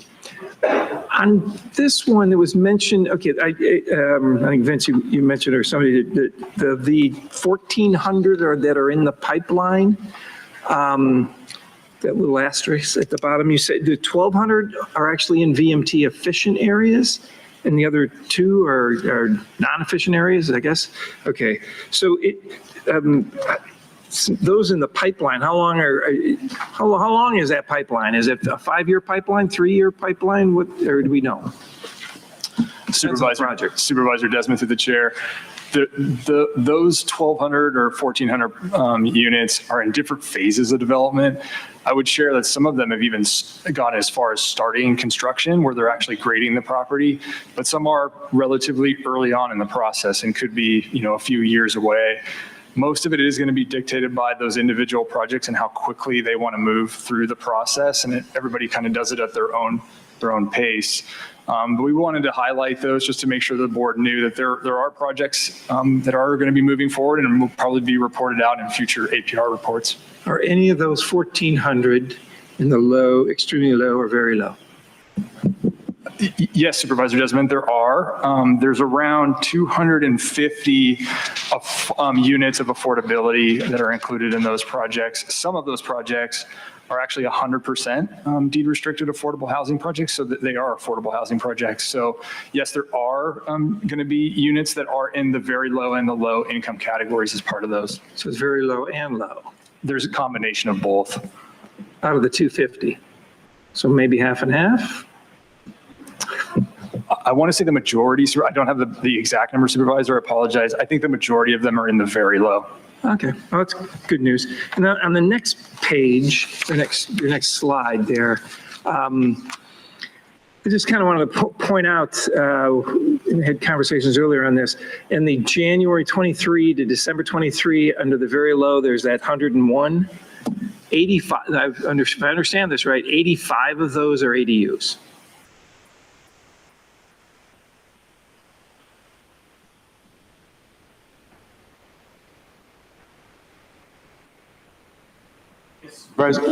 Yes, Supervisor. We actually have a slide to show the breakdown of ADUs across all the income categories, if you'd like to see that. No, that's okay. The only point I'm making is the ones we were able to build last year was they were predominantly, or 85%, just about were ADUs. So just going to make a few comments. I know it takes a lot of work to pull all this together, so I really appreciate it. But it looks pretty much similar to last year's. And having the 68% meeting our RENA numbers are great. However, as mentioned by everybody else here, the extremely low and very low are concerning. Out of the, I guess what I forgot to ask, in that one of the sheet, I guess the previous slide 7, it was mentioned there's no tentative maps in the pipeline. What does that mean? Supervisor Desmond through the chair, there are tentative maps that are in process. That slide is reporting out that in 2023, there were no approved tentative maps for that calendar year. But we do have tentative maps that are in the county process right now that are, moving forward with. And they're not part of that 1,400? Some of them are, Supervisor. Some of them are. Okay. Right. So we do, I guess, the point I was trying to get to, do we have enough housing in the pipeline right now to reach our numbers? It is, I guess that's what's concerning me is, are we going to be able to make our numbers with what we've got right now, or do we need to make some pretty hefty changes to get these numbers that we're supposed to make? Supervisor, so it's an 8-year cycle. We still have more than half of the cycle to go to meet those numbers. If we look at our progress year over year, I mean, last year we were 50% of the RENA numbers. This year we're at 68% of the RENA numbers. So when we see that progress, it shows us that there's an adequate number of years in order for us to get to that target. Okay, well, it just seems like things are moving a little bit slower. We're fewer housing units than we were last year, and I'd like to see that trend turn around. And as Mrs. Filer from the BIA had mentioned, the VMT, the VMT that we have is pretty restricted. We got rid of 50,000 lots of potential housing units in the unincorporated area, and that's a little bit, I guess that's stifling for the building industry. And I understand we got some VMT efficient areas, but hopefully we've got enough room in those to make our numbers. So, all right, good luck. See you next year. Thank you very much. Supervisor Montgomery Sutton. Thank you so much, Chair Vargas. Thank you for the presentation. Davia and Rami, thank you for the briefing prior to, and to the rest of the team, thank you for all of your hard work. I do want to say that I'm anticipating the future programs and policies that we're going to be exploring, expanding by right program options, senior and assisted living housing options for streamlining affordable and attainable housing. I know prior to me getting here, there's a lot of work that has been done, but I am looking forward to discussing those additional policy objectives. As has already been said, really looking at the chart and where we are with our low and very low housing goals is very concerning for me, especially understanding that, you know, if we meet our above moderate and go beyond that, we are actually making that has an impact on a negative impact on the housing market for everyday folks who want to afford to live here, if we're not balancing that out with the very low and low. So that's 68% is good, but seeing that we are at 94% of above moderate is concerning in the sense of balance. And as we try to achieve, you know, we don't want to be first in most expensive city. I mean, county, I don't want to be. So I think that won't help that objective. So in that being said, concentrating on the very low, I think is where very low and low is where we should have that lens when we're talking about the other policy objectives, understanding that we're doing pretty good in the other categories. We need it all, but we're doing okay in the other categories. So with that, I wanted to just bring to light something, and this is not about getting credit necessarily, but, you know, in District 4, I can think of at least one housing project that is in the city of San Diego that is county land that we have already gone out to find a developer for. But because we'll be applying for city permits, that is not on the list at all. And we will not give RENA credit for that. Okay. And it's interesting to understand that, and I don't know how many other units that aren't counted in this count. And I think the only reason why that's important, because we know we need housing, right? It doesn't really matter with regard to who gets credit, but the only time that comes in and is important is when the state is doing their evaluation, and depending on, there have been talks around RENA allocations and mandates and, all of those things. So that's a little concerning when it comes to how the state will look at these numbers and what potentially could be a consequence of not meeting those.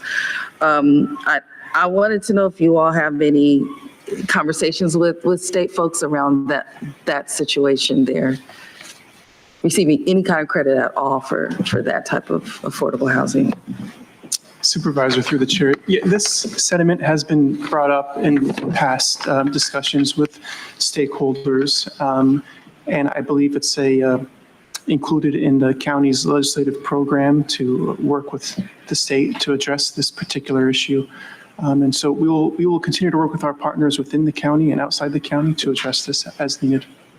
Yeah, and we also, I think, included in the survey that was done by the state on the RENA 2.0 and what it would look like. And then through SANDAG as well, we have been elevating it there as well. So.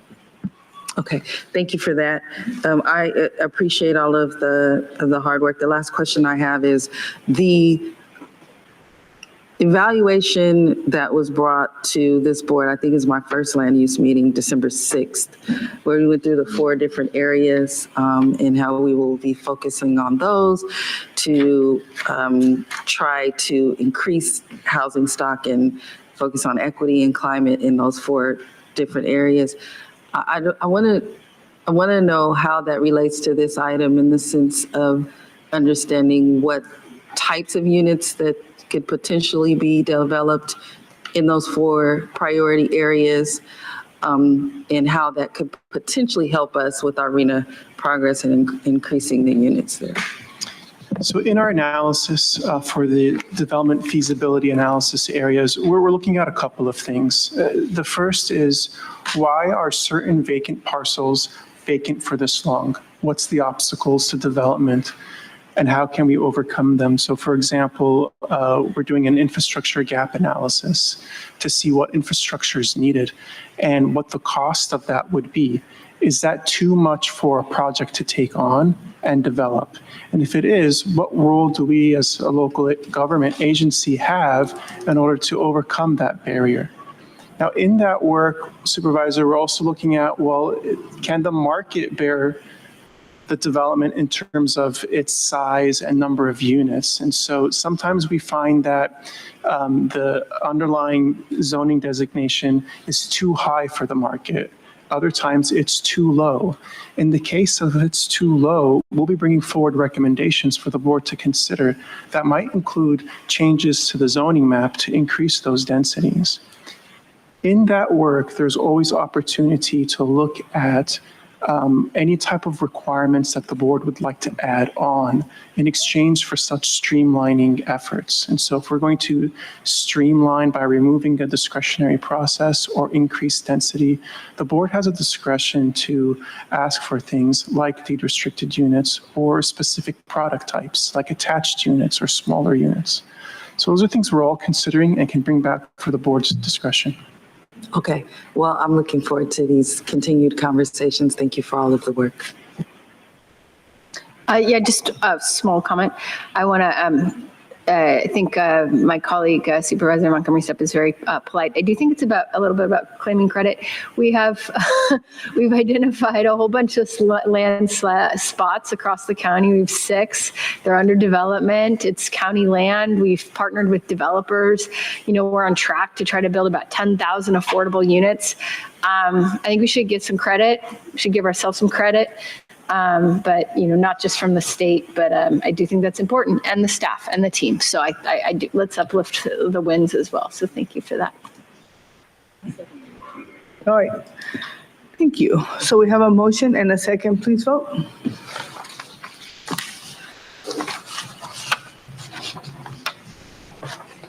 Nope, I should vote. And Chairwoman Vargas, that motion passes unanimously with all supervisors who are present and voting aye. Okay. So we will now move to item number 8. Traffic Committee and related CEQA exemptions. I'm going to go ahead and open it up for public. Thank you, Chairwoman Vargas. We have 6 total requests to speak. All requests to speak are coming via phone. Also like to note for the record, we did receive 1 e-comment on this item, which was in opposition. For any members of the public that have requested to speak on this item by phone, please dial into the conference line now using the instructions that were provided to you, and we'll give you a moment to do so.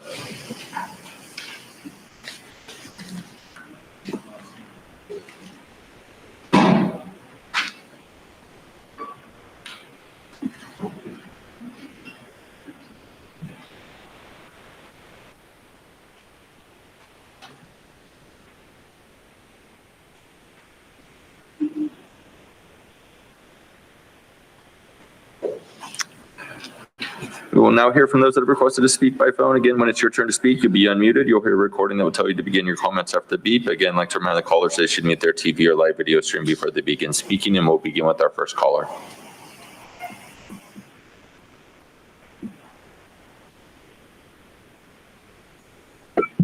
Paul Bowles. As I said previously, it is silly to amend a whole ordinance reducing the speed limit on a few streets by 5 miles an hour. Also, I think it's kind of waste because I seriously doubt the police will stop anyone for 5 miles an hour. And here you are paying all these contractors just for new signs which don't mean a thing. I also doubt that this will save lives, result in less injuries, or reduce traffic accidents. And by the way, the whole affordability problem was caused by reducing affordability to a percentage. Poor is poor. And the same applies to speed. 5 miles an hour is 5 miles an hour. It's within the margin of error on a speedometer. So, let's look at what actually works, what's actually ridiculous, and, get real. Thank you. Thank you. We'll go ahead and go to our next speaker.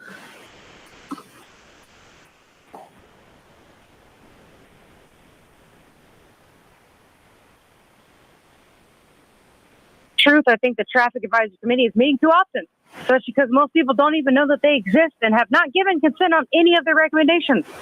In fact, I think TAC is much like the other alphabets in the same vein as SANDAG. It just needs to be eliminated. As that says that, quote, members of the public and other agencies can make requests or recommendations for transportation needs within the unincorporated areas, end quote. Is the other agency SANDAG? Because we only get 60 seconds to speak there. Not enough time to address any project. Of course, Nora says, send an email, and she laughs, and we all laugh with her, because we know that goes nowhere. But for request here, I request that areas without sidewalks be given some sidewalks where feasible, and that areas like Spring Valley finally get some attention for infrastructure repairs, including addressing flooding, streets, and sidewalks. TAC's almost $14,000 recommendations nobody asked for this time are a total of 5 reduced speed limits on Sweetwater Road to Central Avenue in Bonita, on Poinsett Avenue to Smilax Road in San Marcos, on South Santa Fe Avenue to Smilax Road in Vista, on Mission Road to Hill Avenue in Fallbrook, and on Lake Wolford Road to Escondido. See, it's all just like I've been saying since the beginning. This is all TAC's good for, lowering speed limits, slowly edging the way to where walking is a faster option.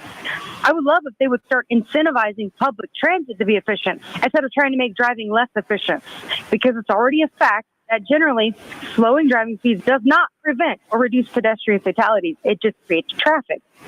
But if anyone really wants safer driving, start offering free driving lesson refreshers to people who already have their licenses but seem to be easily distracted by screens like zombies. It's kind of like Joel at any meeting. Sometimes Sarah too, because maybe she's busy on that dating app or something. What I want to know though is, did a county rat through the internet cables yesterday? That's not my joke, but it was worth sharing. But you guys were 1/3 of the way to being 2/3 of the way to finishing yesterday's meeting because of it. And I give credit to Tara leaving early. Great job as always. Your time is up. We'll go to our next speaker.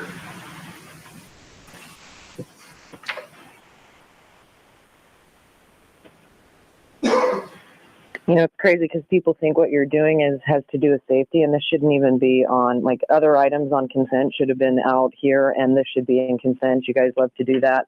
It's pretty ridiculous, but this is about getting people out of their vehicles, right? We're not supposed to be driving, we're supposed to be walking. So as long as you continue to lower the speed so much so that you'd rather walk than take a car, right? You're pushing the whole UN agenda. And I mean, they want to put governors so that we can't go, 10 miles over the speed limit, put, kill switches in our cars. I mean, people need to wake up to see what's actually happening, because it doesn't matter if you have an electric vehicle. I mean, they don't even have the infrastructure for it, and they shouldn't even be putting people in lithium bombs that are, radiating them from the inside out. But they're not going to be used eventually anyway, because as Sandag says, we have to get people out of their cars. It's not really about going into, the electric vehicles. So, I mean, slowly but surely you are like closing in and, your hands around the people's necks. And it's like they can't even see it because they believe you when you say that it's about safety. And it's not, it's about control and enslavement. And, once people see that, it's sad because it's going to be too late. But you guys are a part of that too. So you're enslaving yourself, like I've said before. You're actually engaging in the, facilitating of your own enslavement, all while you're doing it to the people, thinking that you're outside of that and you're in the cool club, and you're not. They're just using you. And it's sad that more people don't see it, but they're going to at some point, because they're not going to have any choice but to see it, because they're not going to be able to go anywhere unless you walk and bike. You guys don't even think about the elderly and, things like that. I mean, and making the streets conducive to make people actually want to. It's dangerous conditions out there. You guys can't even keep up with the infrastructure. But your whole plan is like, and that's what's so great, is that you'll most likely fail enslaving all of us. And so that gives me hope, because I know you guys really suck at what you do, and that's fantastic. Because Your time is up. We'll go ahead and go to our next caller. And just to note for the record, that caller was Audra.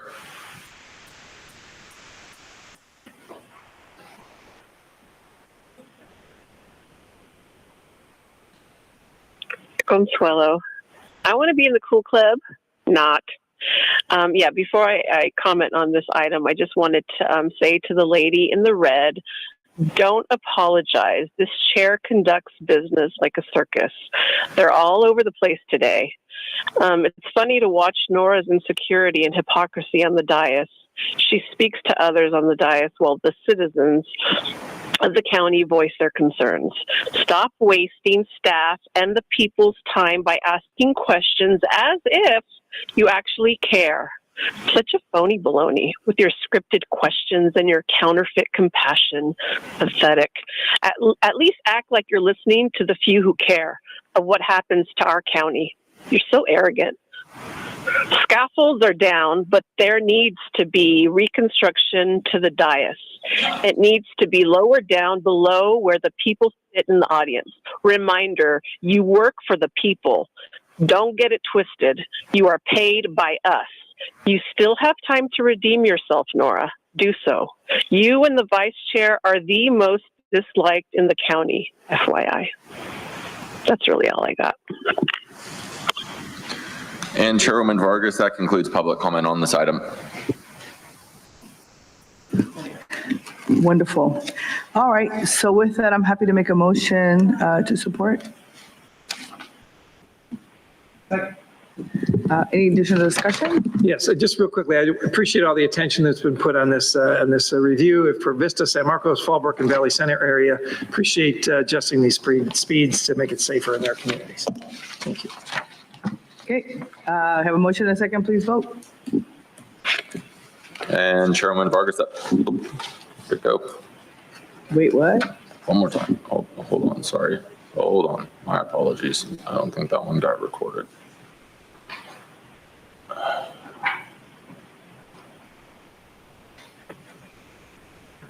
Out of that, go ahead.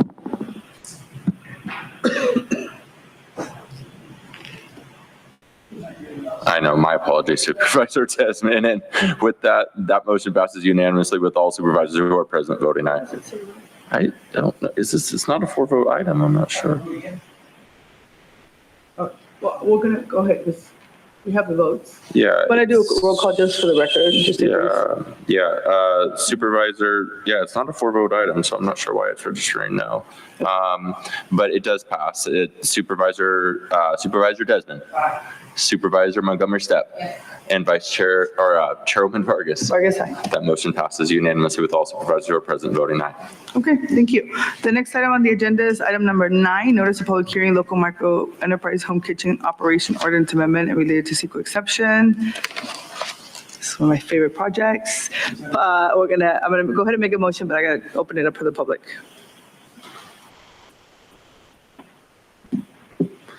All right, thank you, Chairwoman Vargas. We have 7 total requests to speak. 1 individual person and 6 requesting to speak by phone. Also like to note for the record, we received 1 e-comment on this item and that item was in favor. For any of the members that requested to speak on this item by phone, please dial into the conference line now using the instructions that were provided to you. We'll begin with the in-person speakers. I'd like to invite forward Michael Brando. You'll have 2 minutes to address the board. Oh, he did. Okay. And Supervisor Desmond seconded the item, so I'll go ahead and note that as well. Michael, let the record be known that Miss Tara Lawson-Remer has removed herself from the dais for I don't know how many times. She was late today and she's been gone. And then when she is here, she drones on and on. It drives people back here nuts. I guess that's the design. Anyway, on this agenda item, wow, that's interesting that Nora said this is one of her favorite ones. Well, that's kind of interesting because when I look at this, it's about control again. And that's what seems to be Ms. Vargas's favorite thing to do. Ryan, let me let you know that I am for people making a living and being productive, so I am for that aspect of this, but I am not for the interference part of this. This country was founded on individualism, and the kind of control mechanisms that are in this agenda item is just par for the course. It's like, as Consuelo has said before, stay in your lane, chair lady, but it's not just Miss Nora Vargas, it's all of you need to stay in your lane. Okay, micro enterprise home kitchen operation and cottage food operations. It's interesting that people now have to have permission, and I know this has kind of been ongoing, permission to do this, and there's all kinds of control mechanisms about having 2 carts and limits on profit. How about that? Do you think our founders would have been for this? You know, I want to recommend another book, and it's not about COVID. It's called Rebellion to Tyrants is Obedience to God, Jim. It's a great book. It's about both the influence, of Christians and people as part of the Enlightenment in the 1600s and 1700s that led to the founding of this beautiful country. So we're going back to individualism, not this communistic collectivism. Thank you. We'll now hear from those that have requested to speak by phone. Again, when it is your turn to speak, you'll be unmuted and you will hear a recording that will tell you to begin your comments after the beep. Again, I'd like to remind the callers they should mute their TV or live video stream before they begin speaking. And we'll go ahead and begin with our first caller.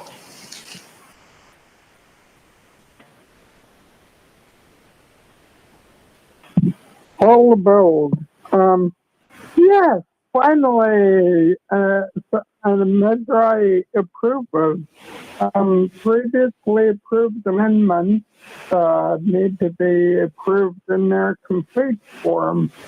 I don't know why you guys are approving things bid by bid. It's probably part of the overall plan to cheat us or provoke us or something of the sort.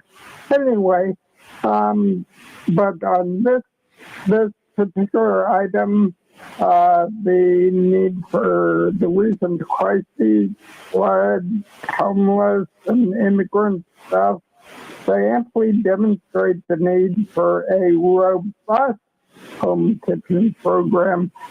Therefore, by the way, I would agree with Michael that, it shouldn't be just limited to a few carts or a bit of profit. I mean, it should be open to, if you want to feed the multitude, you should be allowed to feed the multitude. Thank you. Thank you. We'll go ahead and go to our next caller.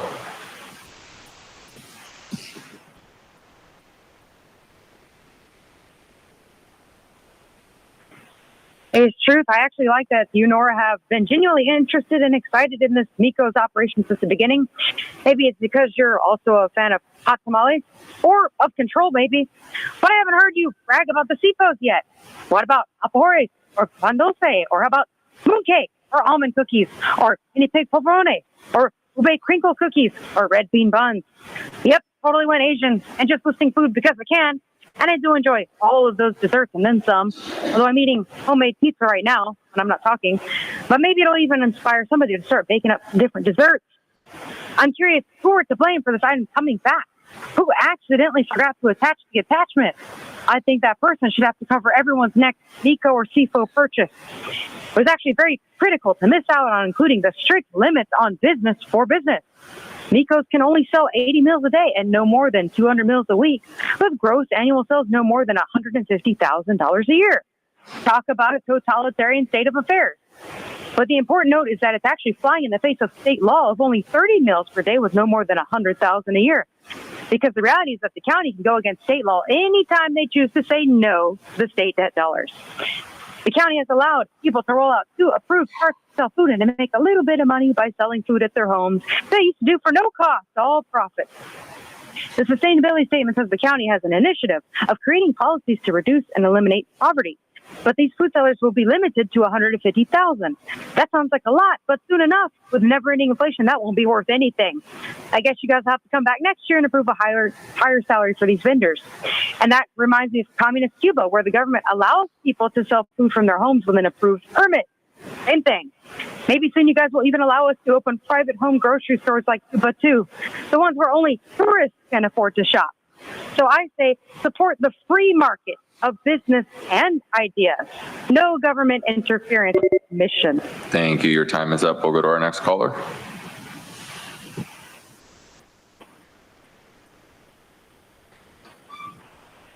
Yeah, it's interesting. This is all about control, and these people, it's like they thank you for being able to or having to ask for permission to, make money and how much they can make and how many meals they can provide. And it's like, it's just sad to think that that's, of course you like to control people, Nora. So, you would love that.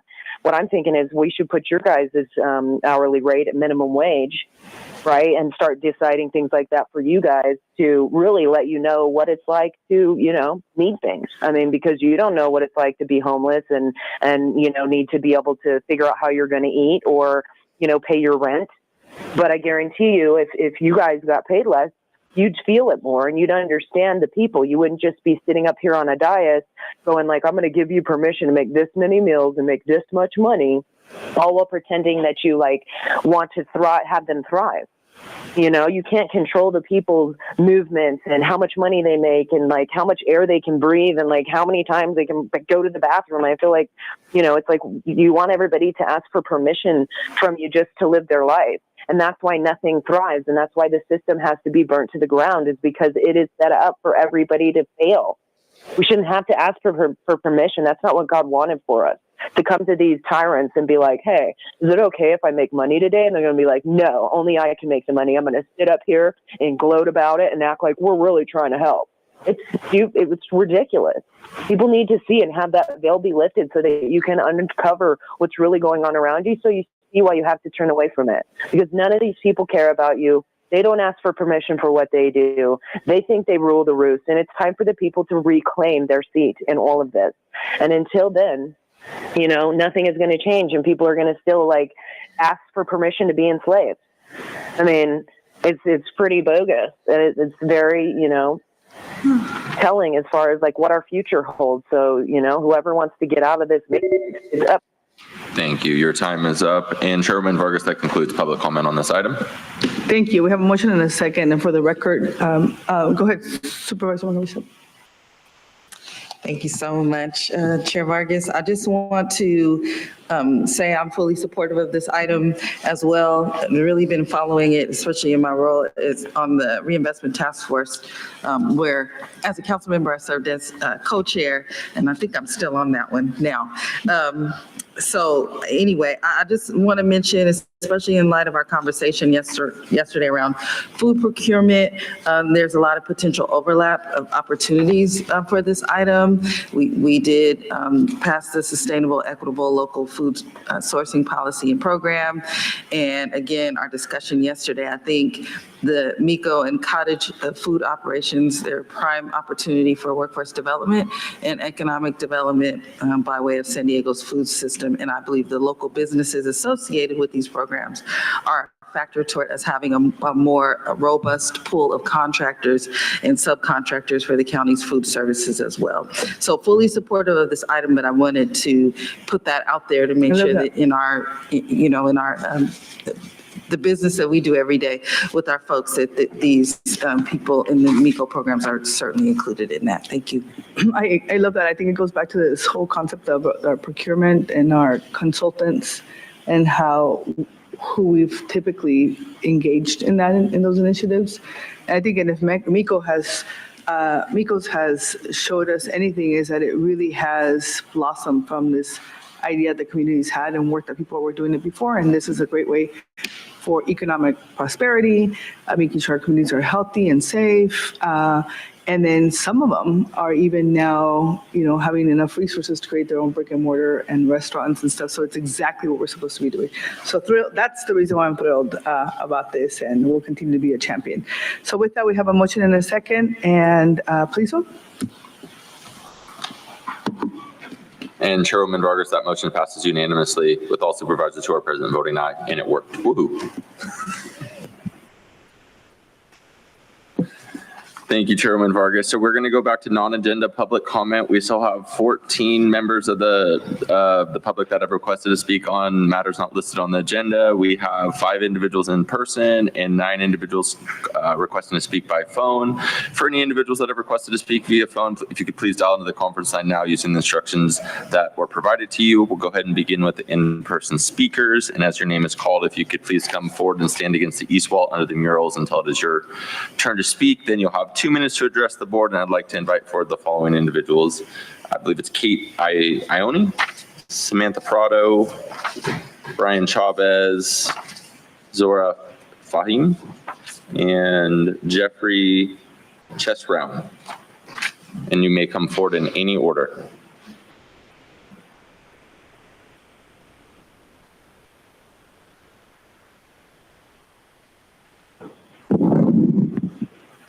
Good afternoon. I am Kate Ione. I stand before you as an animal rights advocate and also a voting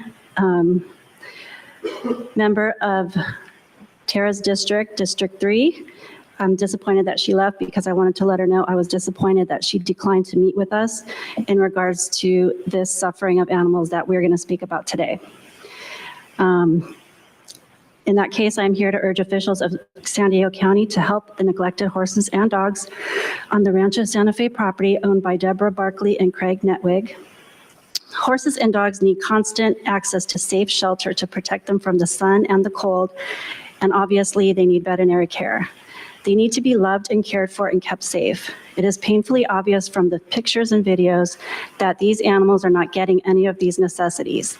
They don't even have a tree for shade right now. This neglect is a violation of the California Animal Welfare Law. Excuse me. Let me read it to you. It's Penal Code 597B states this: except as otherwise provided in subdivision A or C, a person who overdrives, overloads, drives when overloaded, overworks, tortures, torments, deprives of necessary sustenance, drink, or shelter is for each offense guilty of a crime punishable pursuant to subdivision D, which indicates the felony. The dogs continue to run loose on Artesian Road, which has been going on for a very long time. The only reason Animal Services just now undertook a public nuisance approach is because activists went to the media to relay that they are failing at their job. Why does it take activists going to the media for Animal Services to do their job?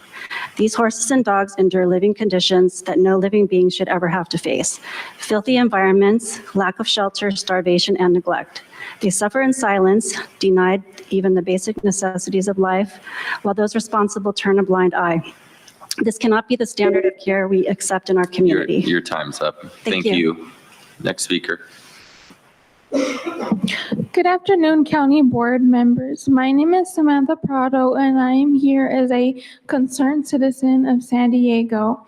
There is a deeply disturbing case of severe animal neglect in Rancho Santa Fe that has been continuing for years.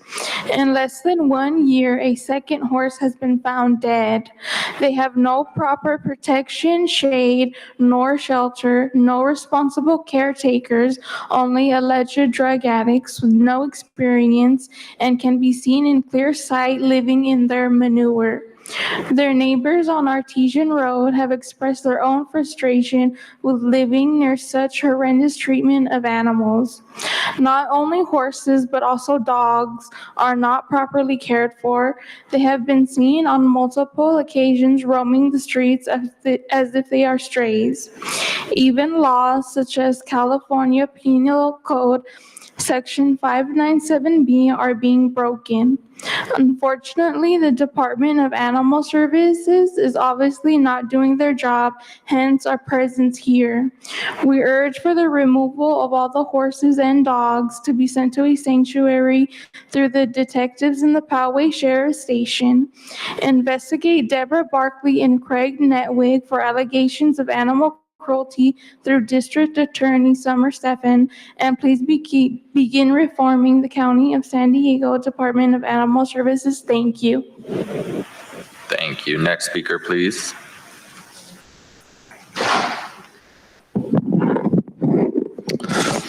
Hello, board members. Thank you for listening today. My name is Brian Chavez. I'm a resident of County District 4. I want to read to you some information gathered from articles over the past year to help give some context of what has happened. Animal service officials are investigating a ranch in an unincorporated area of San Diego near Rancho Santa Fe, where about 40 to 50 horses are receiving substandard care, according to multiple news reports. Last March, an emaciated horse died and was not euthanized. A horse and photojournalists were at the ranch to document horses who were being mistreated, with one horse having a large gash on his legs, several limping. Many looked emaciated with ribs, hips, and their spines showing, the reporter said. Witnesses reported that horses were seen without hay on the ground, eating manure. In less than a year, another horse was found dead on January 25th, 2024. When this was reported, the horse laid overnight until DAS could get access to the property the next day and to try to help this horse. The conditions on this ranch continue. I would like some equal consideration for the emotional well-being of these animals. Horses are complex, sensitive, and sentient beings who have the same basic feelings and needs as humans, including the need for safety, social interaction, food, water, and play. In reading this information, I'm scared for these animals. These horses need protection, and I don't know how to protect them without asking for your help. Please consider helping. Thank you.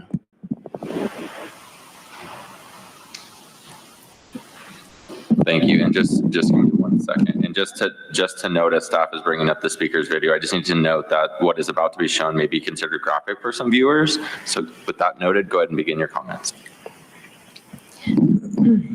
Excuse me. Hi, my name is Zora Fahim, president of Los Angeles Alliance for Animals and a proud District 5 voting constituent. Madam Chair and Supervisors, I'm here to urge you to extend your compassionate heart towards the animals in our county who are currently suffering. This shows a severely emaciated horse with lack of dental care, which is probably why she could not eat. Animal Control Officer Galvin responded to this dying mare and did not immediately euthanize the animal, leaving the horse to languish for more than 2 hours. A bystander who identified themselves as a veterinarian offered to euthanize a severely emaciated horse, but was refused, resulting in prolonged distress of this elderly mare. Instead, Officer Galvin allowed a hoarder to take the lead rather than seizing the animal to end its suffering. Owner Deborah Barkley later called her vet, Robin Perry, who did not show up for many hours while the horse lay suffering and dying. Deborah Barkley refused to call a different vet, so the horse lay there suffering. Animal Services Officer Galvin failed to provide humane euthanasia to the mare, so did his supervisor, and failed this horse. The Animal Control officer and his supervisor must be immediately fired for breaking the law by failing to end the suffering of the severely emaciated horse. They're also enabling Deborah Barkley, a hoarder, to fix it. This is not a fix-it situation. This is an investigation of allegations of criminal animal cruelty. San Diego Humane Society did not take the fix-it route by saying, let's allow Joshua Boyer, who allegedly killed 10 cats, to fix it. No, they launched an investigation, worked with the San Diego Sheriff's Department and the FBI, which resulted in 10 felony counts of crimes against animals. Please remove all the horses and dogs to be sent to a sanctuary through the wonderful and hardworking detectives and the Poway Sheriff's Station. Put pressure on DA Summer Steffen to prosecute Deborah Barkley. It's been like a year now, and for animal cruelty, and please begin reforming County of Animal Services because they are failing in the community. We're really counting on you. Thank you so much for all that you do. Thank you. Thank you. And final call for Jeffrey Chesrown. So, as you're waiting for the person to call, I just want to make sure that on the record you know that my understanding is that there is a case open and an investigation taking place as we speak. So do you want to just? Absolutely, Chairwoman. If I may ask, I know Julie Jekyll is here from the Public Safety Group. I'm not sure if you can speak to this, Julie, or just connect with the folks who have come to advocate for these animals today. That would be very helpful. Okay. Thank you. Could we get a follow-up? Yeah, she actually, we just had a conversation about public safety is going to come back and give us an update before that. Okay. So where we're at right now, and then find out. Yeah.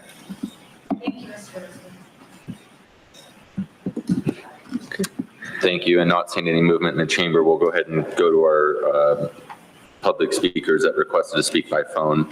Again, when it's your turn to speak, you'll be unmuted. You will hear a recording that will tell you to begin your comments after the beep. I'd like to remind the callers they should mute their TV or live video stream before they begin speaking, and we'll go ahead and begin with our first caller.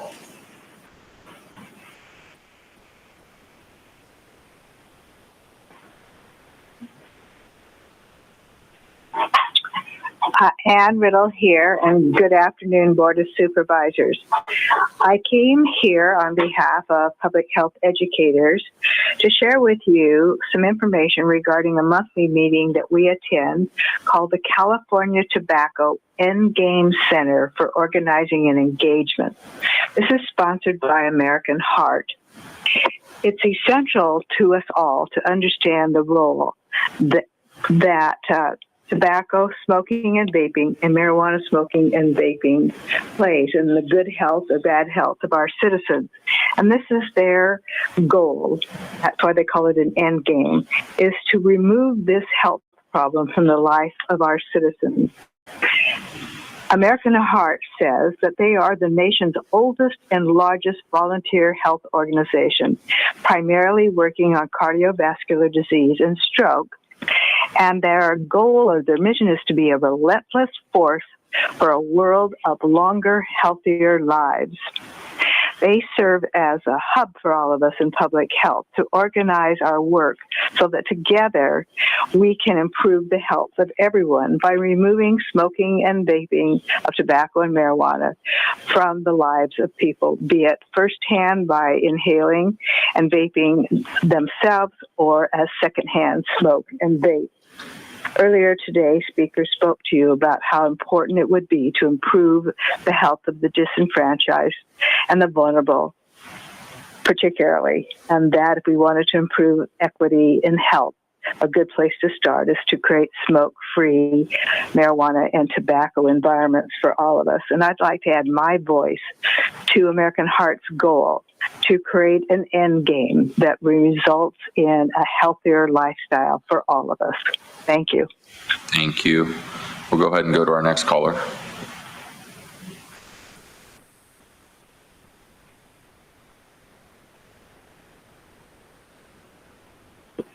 What a world we live in to have people come in and, fight for things that they believe in, that they see are, atrocities happening around them. And, you can show videos of, animals just being completely abused and, dying and suffering at the hands of others. But then that also happens with the people.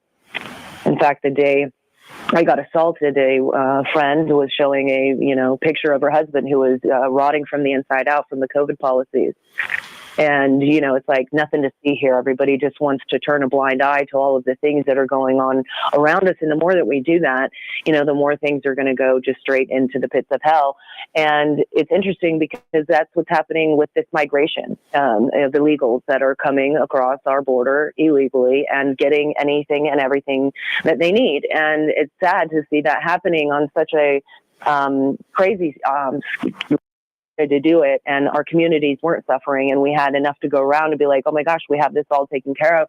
You know, we want to help these people, but at the sake and you know, of others in the community at their cost of getting what they need, you're giving it to others.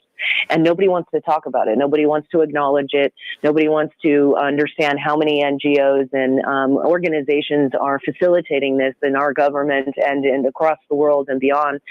Even the restaurants locally that are getting money from contracts to provide food to these people 3 meals a day, yet while all of the people in the community are suffering and are just trying to figure out how to make ends meet. But, you know, it's those things that everybody wants to turn their head away from and not acknowledge that leads us to where we are. And it's a very sad place and time to be in when, you know, so many, again, atrocities can happen and everybody just would rather turn their head and say, I don't want to acknowledge that is going on, you know, because it's harder.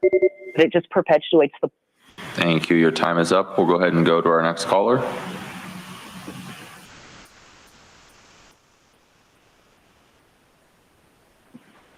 It's truth back for one more round with the County Board of Winos. And that's why I can't agree with you, Supervisors, on more items, because I'm a macho maniac. Completely different mindset. Jim, I want to give you credit for calling out the city of San Diego's negligence. I actually agree with you that the city needs an entirely new council. And don't worry, I told them back in January that the real plan is to dump Todd Gloria, and that if they can't end the pet project, they get the heck out of office. And that's exactly how I said it. Nora, how come you didn't buy me a drink at the Sandag Retreat after party? I'm just kidding. It's actually Matthew that owes me a coffee. But I did take home everyone's leftover appetizers and that free mug. Thank you. Enjoyed hanging out with everybody in beautiful IB. Talk more about it next Sandag. Anyways, I want to thank you for aiding translator Patricia by using your superpower yesterday. I would just request that you announce in English that you are translating something, because it seems like a lot of people can't figure that obvious fact out. And speaking of stupidity, I'm calling out those online who waste their own time posting hateful comments against Nora or Lorena, as they don't even know her actual name. I rarely check social media, but after I called out Nora's stereotypes of those American citizens who cross the border every day for work, saying it was racist, now 2 weeks later, people are suddenly repeating what I said, but they don't even have the guts to say it here. You online people, if you don't even occasionally call in, you're no better. You don't really care. You're just a keyboard warrior in an echo chamber.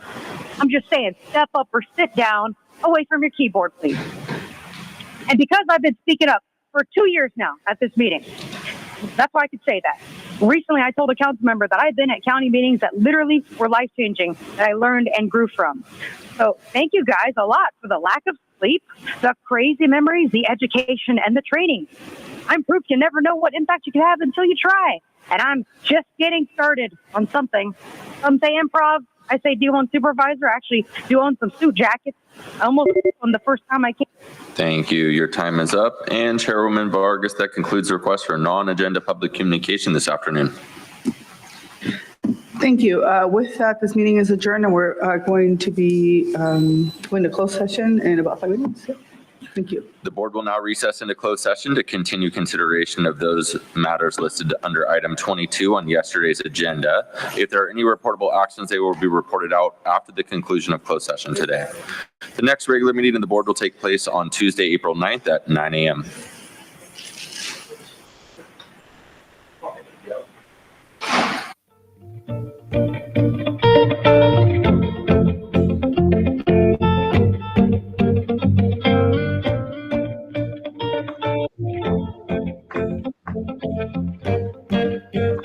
That's all we got, huh? Well, it sounded pretty loud even though I had it turned down, so I don't know. I hope I didn't mess that up.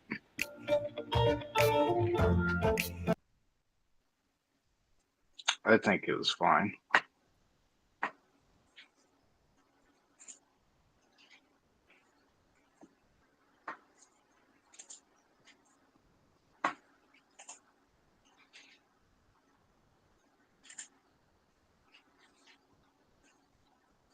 All right. Well,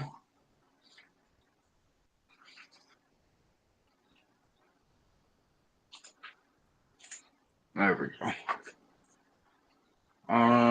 Let's see, what audio do I have? I got a couple of different audios. No, I still got the stream links open, and it looks like I got enough time to still have someone come on if anyone's listening and they want to jump on here. Just got to add yourself to the link.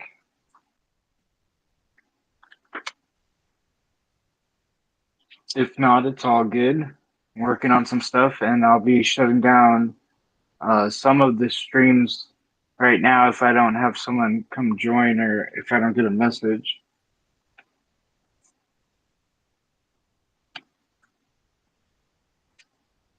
But if not, it's no big deal. We can end the stream here. I got to end the space anyways, because that one's done.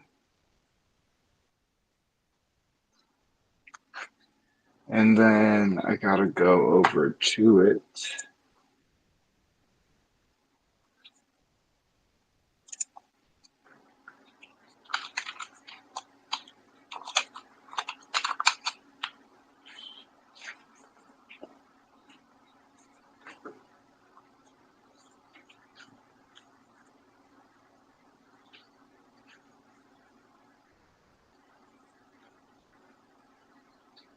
Six-hour stream. That's what I mean. We stream for hours. Riders, whoever's been watching the channels, riders, good job. Paying attention. That's what matters.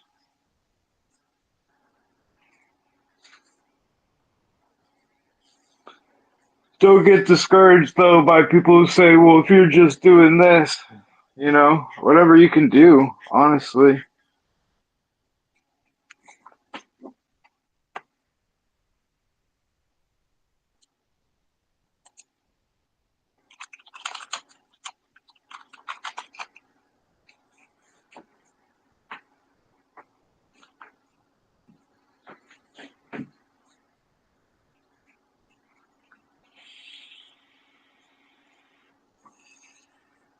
I updated my website a little bit today.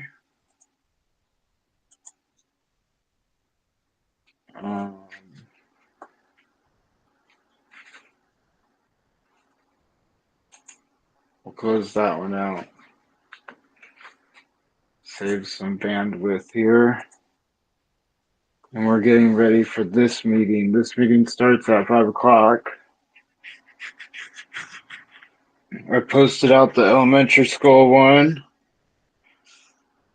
Seems like there's 100 things going on and I can't be everywhere. So, on these days, I focus on paperwork and making sure we don't miss a stream.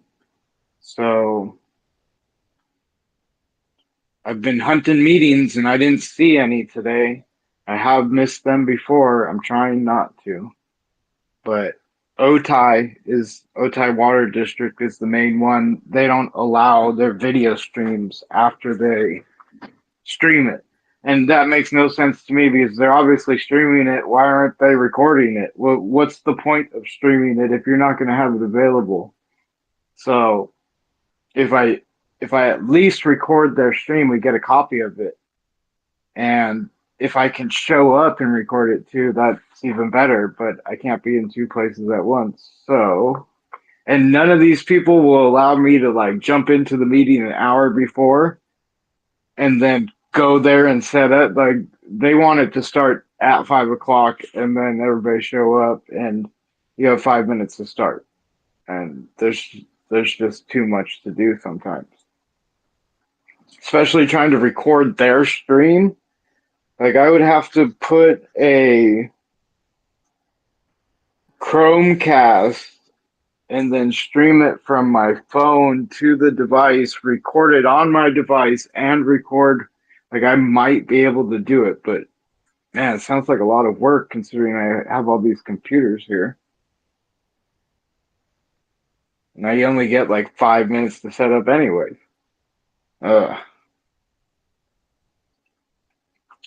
So, like I said, I'll stay open for a couple more minutes. Everybody's got a link, so anytime they jump in here, we can start the conversation.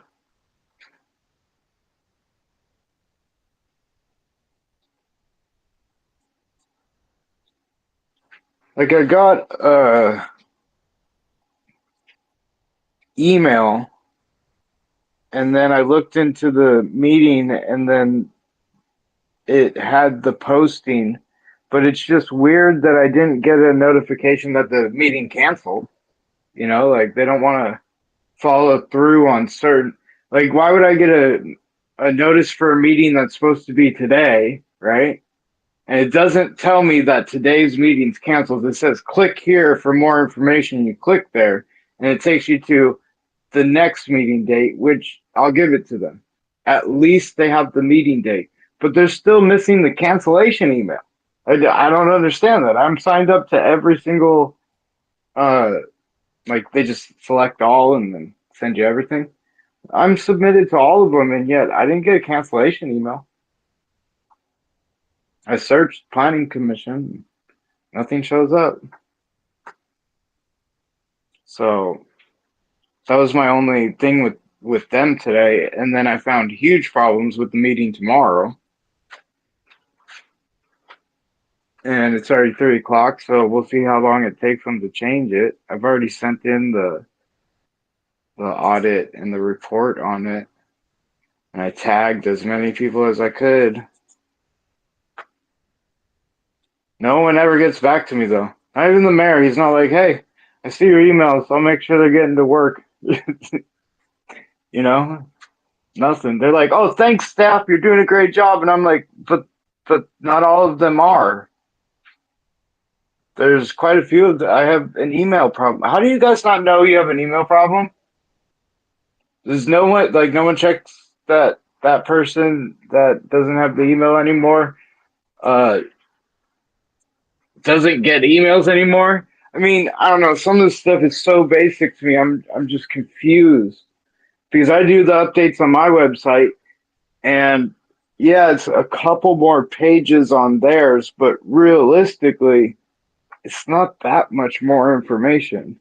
I have all their paperwork on my site almost, except for the stuff I don't have access to, obviously.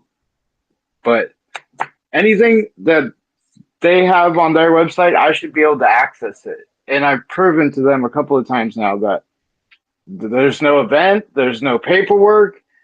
Under one page can you find the event of this meeting, right? Only one page. The calendar doesn't have it. Everything doesn't have it. But the page that's for the calendar of the boards, which is not, it's not one click in. It's like 3. And by 3 clicks, people are leaving your website. They're like, this is too hard to find if it's not easy. So, and if you read the page, it says there's no event, so why would you go any farther? I mean, the information is out of date.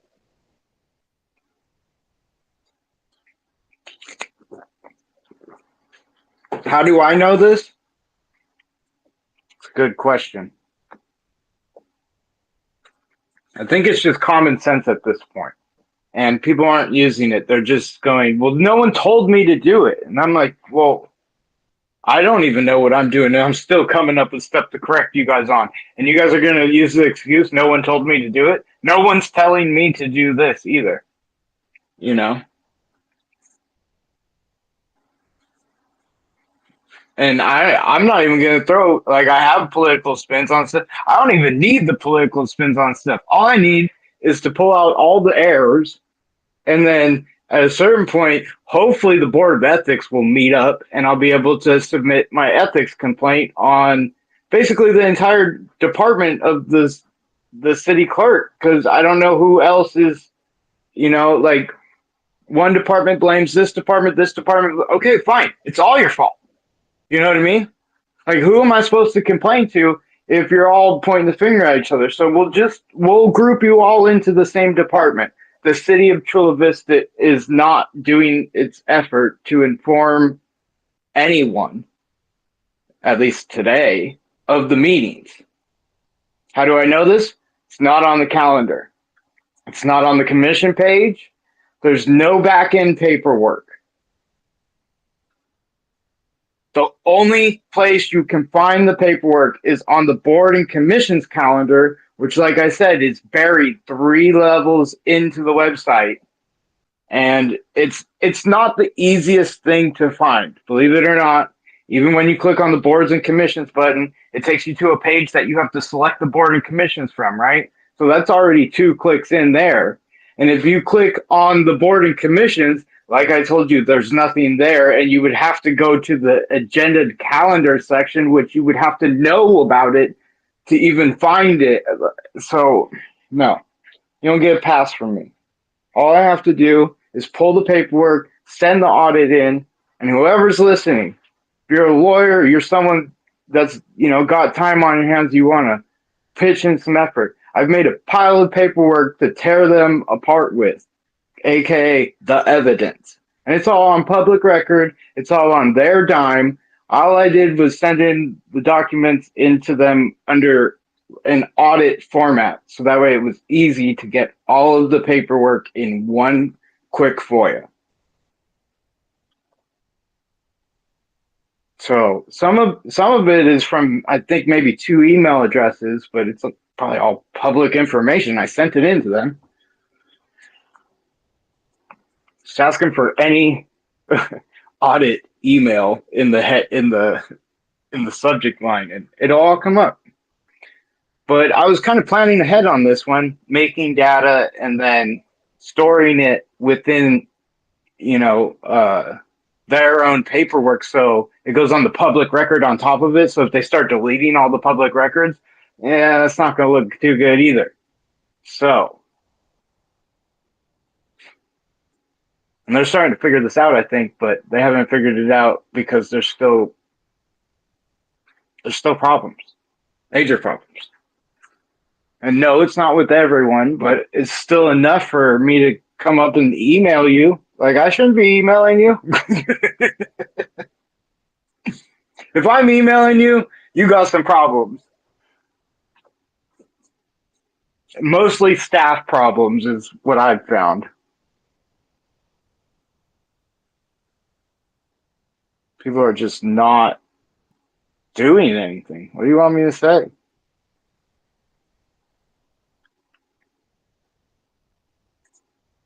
Looks like San Diego has a block on some of their domain stuff right now, and that's probably how they got hit,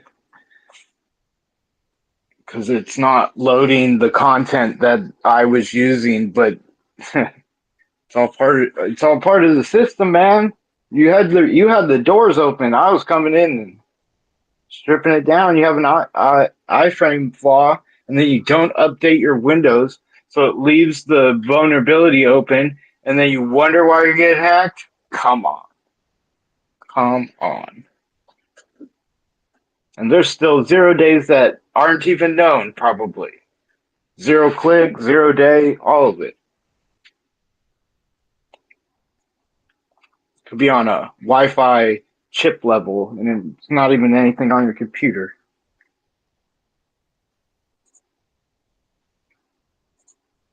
So,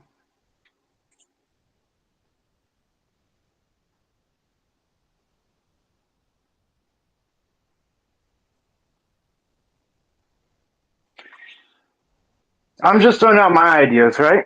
What's working for me? Everybody's got a different mission, and sometimes people are like, well, I can't make any progress, and sometimes you have the wrong angle. Like, you want to make a big change. You don't want to make hundreds of little changes, right? And I guarantee you 100 little changes is going to add up to being one big change. Because why won't the city attorney even email me back?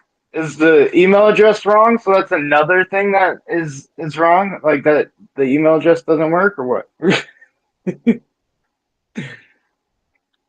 because I know the city clerk one does. They pull out my paperwork all the time, and I pretty much send like whatever I tag the city clerk in, I tag the city attorney, and I tag the mayor, and I tag everybody because I figure my council member and the mayor, if they're not going to share it with anybody else, that just speaks numbers in itself, right? So I kind of let them, show their true colors, if you will. But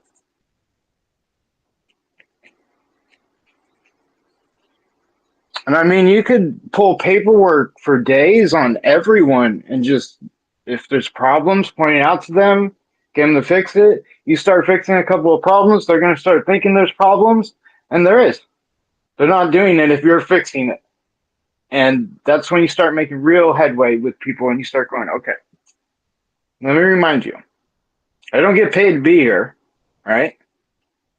As a matter of fact, the way that we all understand it is we pay you to be here, and yet you're not doing the job.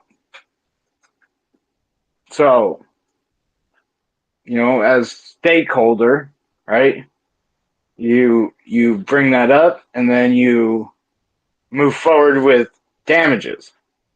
If you got damages, which not doing paperwork correct is damages, yeah. What do you think I'm getting them on right now? Hundreds of pages of damages, if you will. Like, how many damages is it enough until it finally matters, right? If you do something, you mess up once, it matters. They mess up 100 times.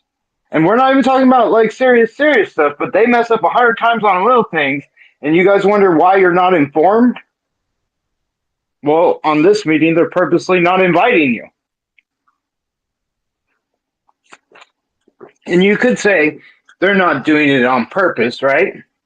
I'd argue they are, because I'm emailing them all the time.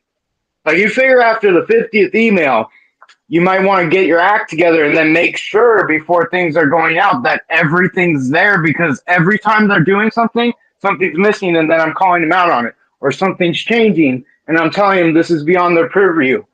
Or it never stops at that point, right? Because you now know what's going on.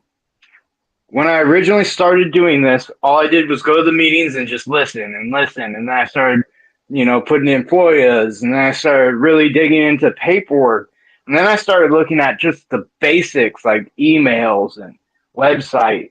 And that's where I really started to pull things apart, was the paperwork and the website. And if the website's supposed to be treated as the public notice, right? Well, they'll fall back and say, well, we make it available at location. And once I get through this month, right? I'm going to tell everybody else, but there's going to be a change. And they won't expect the next audit because it's 10 times more work than the work it is right now, right? Because instead of doing it this way, I'm going to do it another way. And all they're going to have to do is work harder instead of doing the easier stuff first. Like, if they did this stuff, people wouldn't have to do the next part, right? So, excuse me.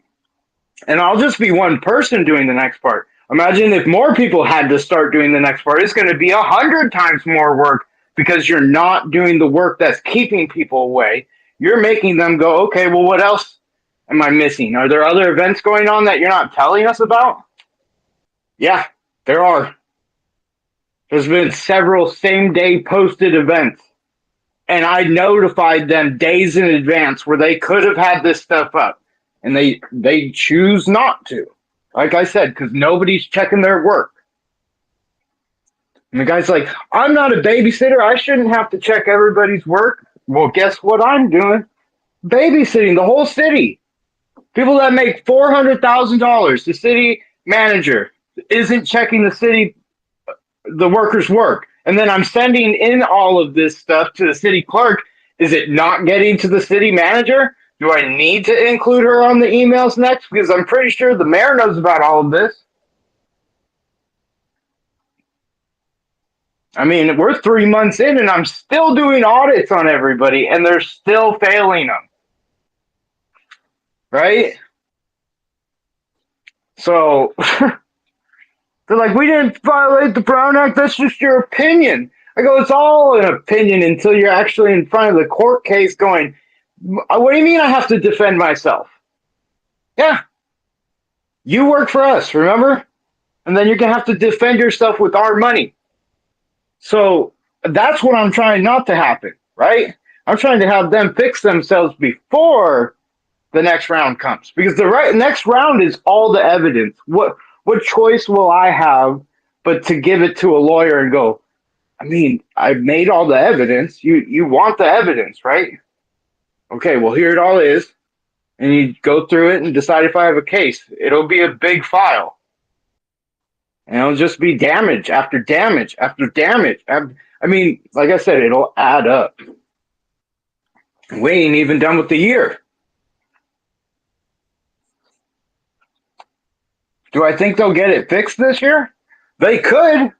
They could have fixed it last month and had a new procedure set in place where people are checking the work, making sure things are done correctly. And the police department's going to do that. Oh, trust me. Trust me. The stuff that I'm finding, they don't want me to find that stuff. So they're going to fix that shit. And then what are they going to do? They're going to make sure they have a policy or a procedure to make sure I never have to call them again on it. Because I don't get the don't bother me emails or nothing emails like the city does. They won't even respond to my audits. The police department, thank you. We appreciate it. Transparency as much as they can be, right? There's a big difference right now between the city workers and the cops. And if you ask me, the city workers are screwing over the cops because the cops are telling them to do something, and then they're saying, we didn't do it. We're on the same team. Well, no, they don't think that. That's what I'm trying to tell you, CVPD, is these people over here are doing some shady shit because they're not even uploading your stuff. And I mean, I thought you guys were the government. What happened?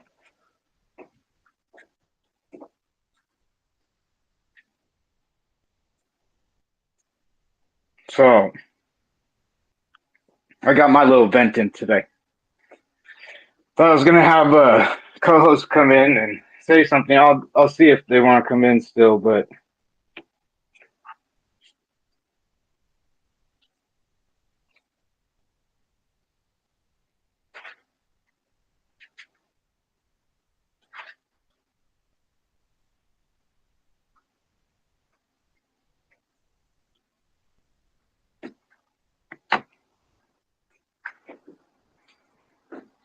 yeah.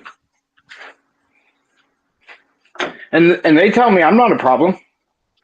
And some of the city clerk will tell me I'm not a problem too, but at the same time, the city clerk won't end up fixing nothing, right? And then I get more problems and they still go, oh, well, you're not the problem. I'm like, yeah, but you guys aren't fixing it either. The police department fixed it right away. Well, kind of. That's why I say there's going to be a policy put in or procedure where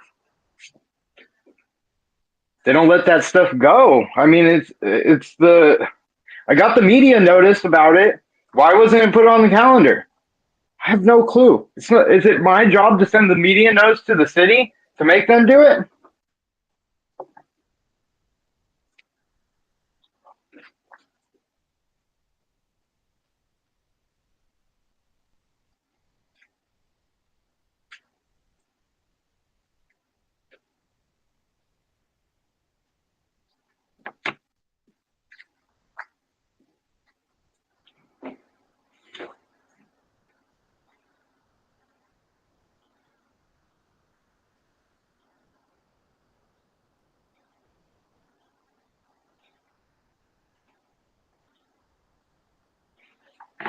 I think this is the...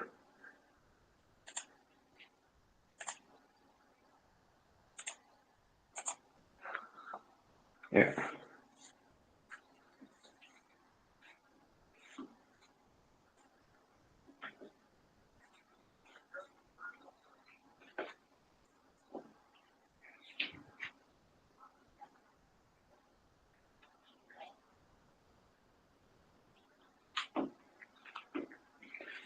Well, that was my event for today. I appreciate everybody listening. I don't know how many people are listening, but you want a head start, man. You gotta get a shovel and start digging. That's my best advice. And everybody's like, what does that mean? I just explained it to all of you. So you got a little insider information. Insider baseball. If we can get this app loaded without...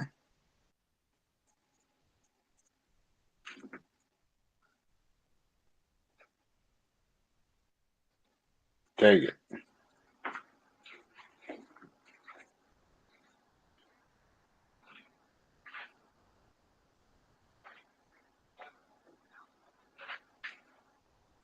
What does it say on mine?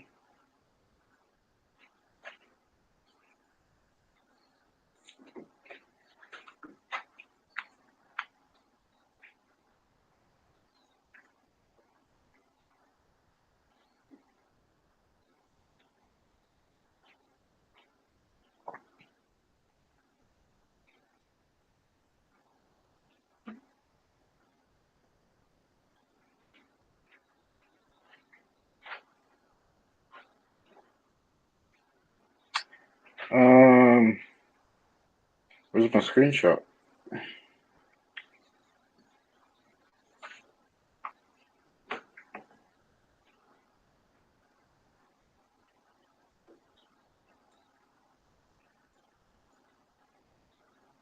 Did I get disconnected? Nope. Okay, good. Surprise is still working. I got my phone as my mic and got all that. Well,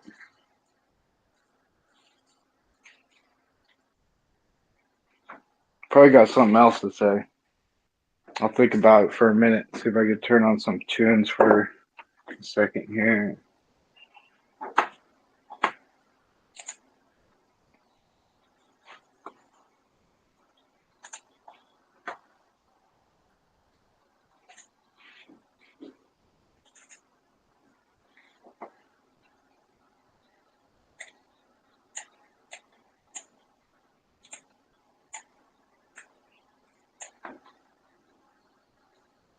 I see audio, but I don't hear no audio. I wonder if you guys hear it. I see it going through there. Probably not. Probably need to switch it to this one.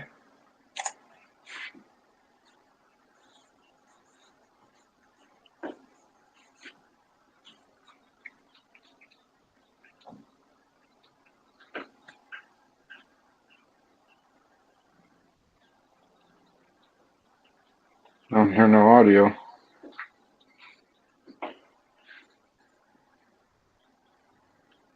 Maybe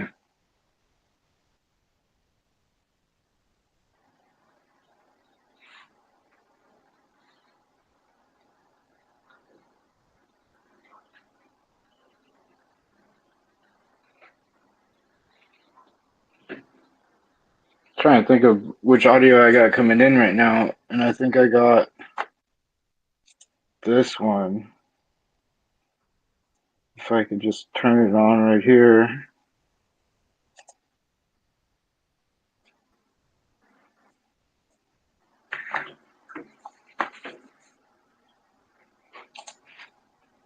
Still don't hear nothing.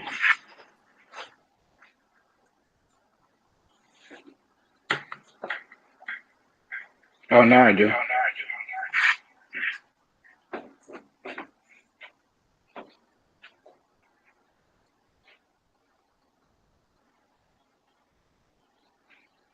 No, I don't. Okay.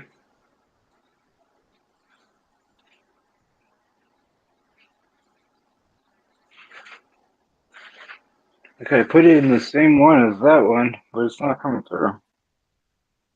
Confused.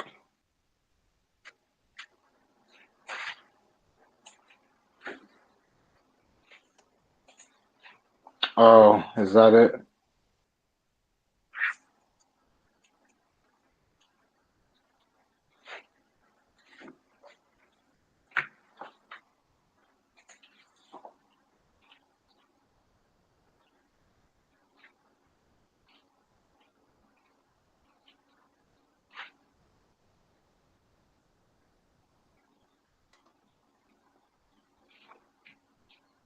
Move on. There we go.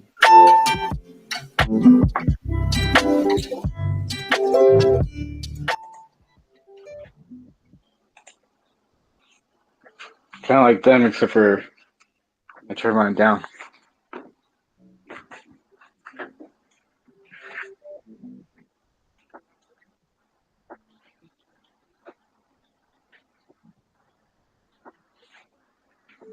Okay, cool.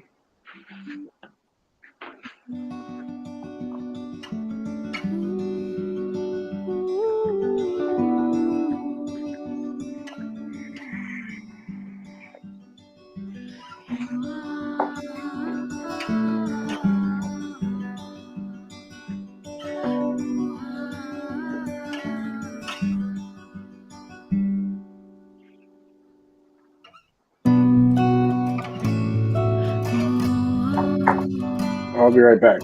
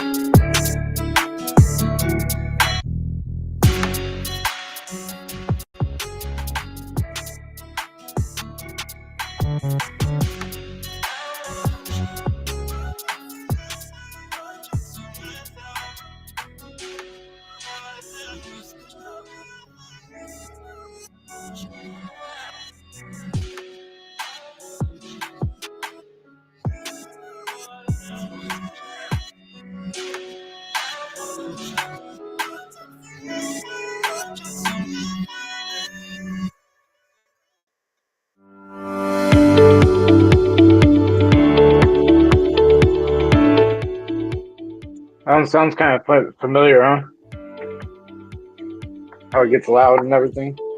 I think that's the same one. All right. Well, we didn't get anybody on here. We earlier this morning I had a test and it went good. So maybe next time I'll get someone on here and we'll do a conversation and see if we could start getting more conversations happening. So appreciate everybody tuning in today. I'm gonna try to do a stream tonight. I gotta set up my phones and do I'm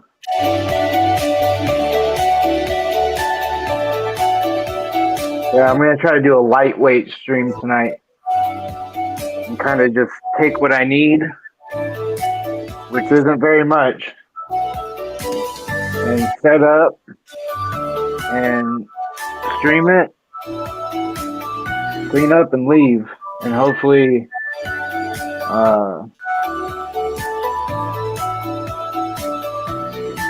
it won't take long to do the editing.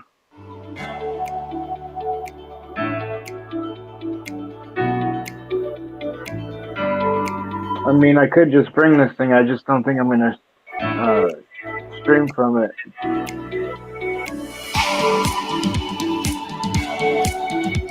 And it's more space. It's so tight in the water district. Like it's almost too tight.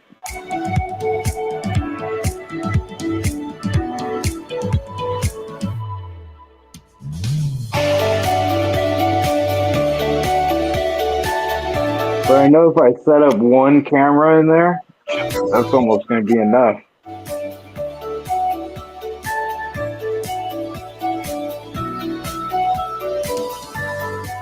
And I just got the cards in, so I got enough space to do a 4K stream or recording.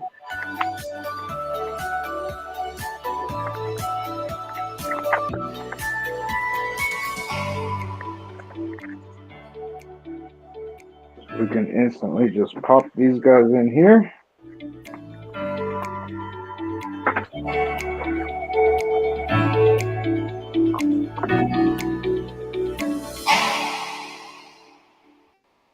I think there's some stuff happening at Southwestern College today too, but it wasn't like a board meeting, it was other stuff.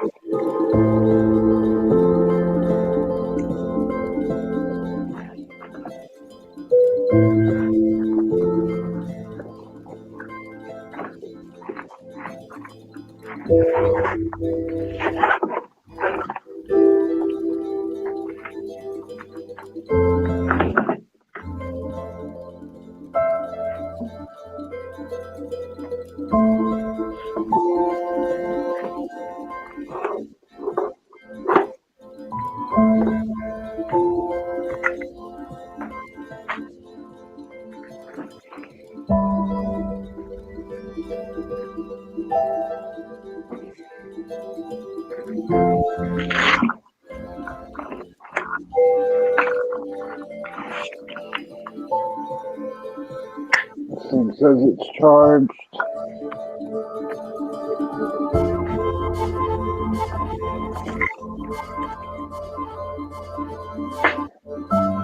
Because all I really need is the 2 cameras.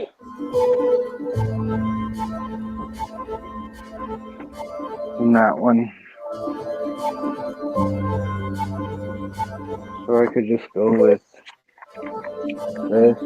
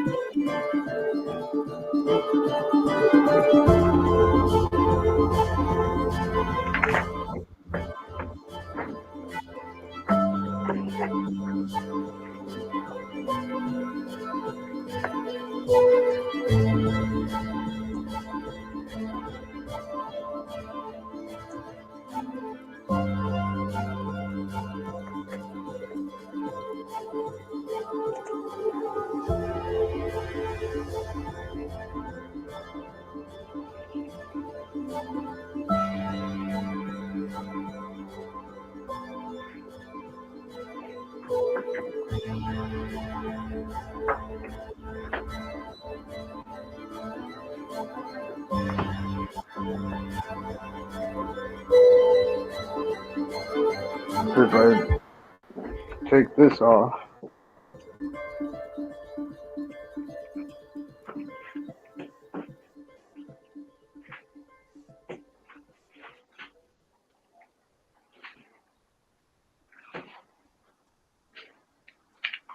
Still need to take all that.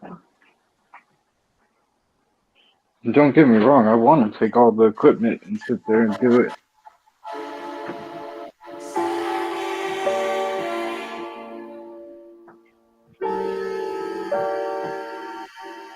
But I'm thinking I could just set those two things up, and then I could sit down, and we could try doing it ultra light, see if the cameras make it, do a hardening test. Oh, I'm getting excited. Go record. My audio is always better than theirs when I go to the Sweetwater Authority.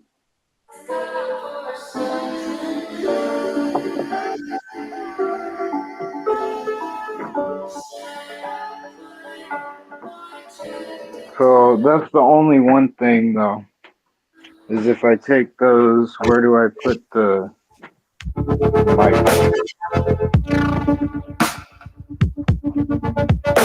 Because I wonder if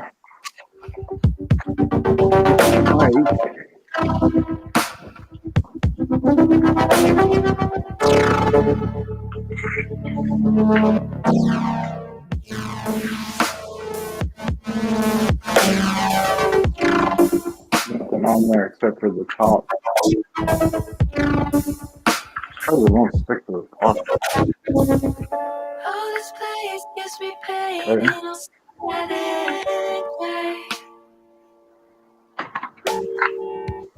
Got this void in my chest, I won't go away.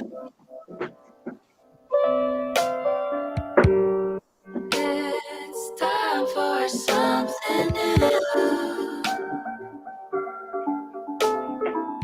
Set foot for chapter 2.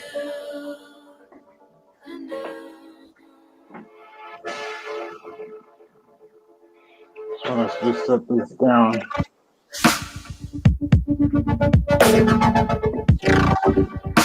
What am I doing? Put the card in? Nope. When I set that down, I need a place to put the microphone. That's the problem. And if I just switch that one out for that one, it has a spot for the microphone.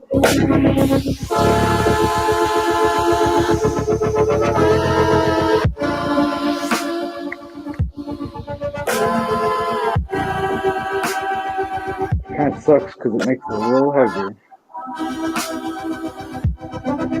It needs to be like super light.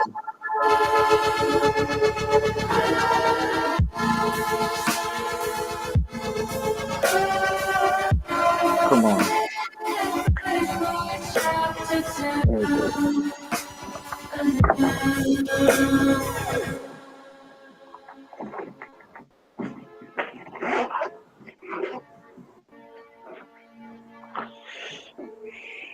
Like it's not that much heavier.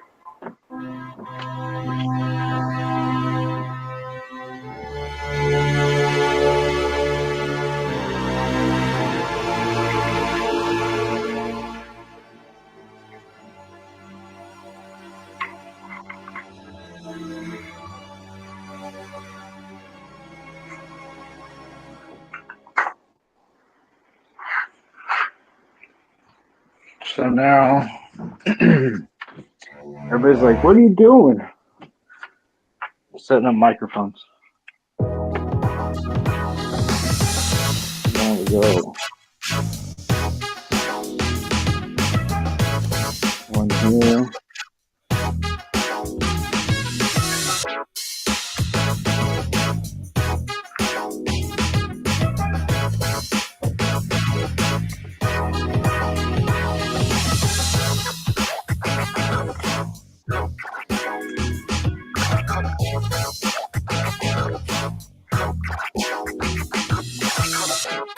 So mic in. And then this could be my out. It's loose.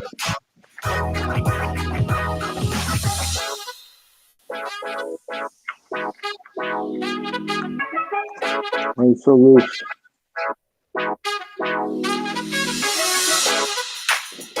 All right.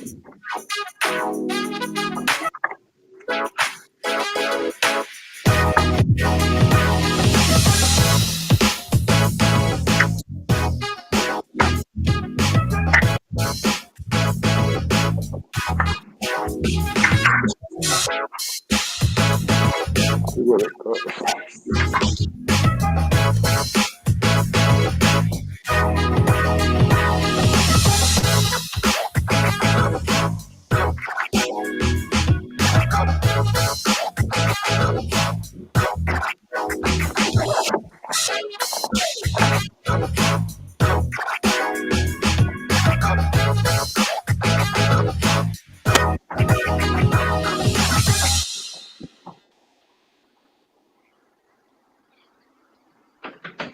And then I just need my controller.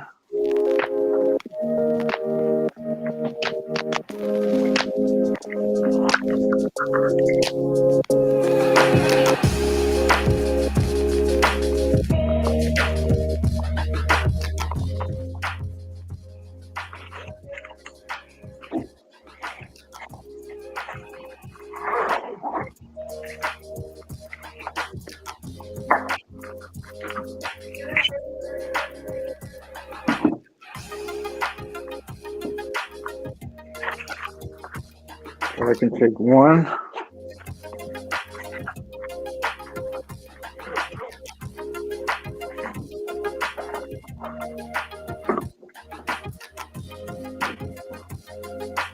For the Wi-Fi and the tablet.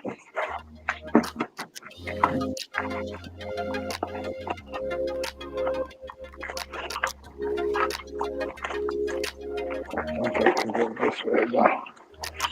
Let's just go this way.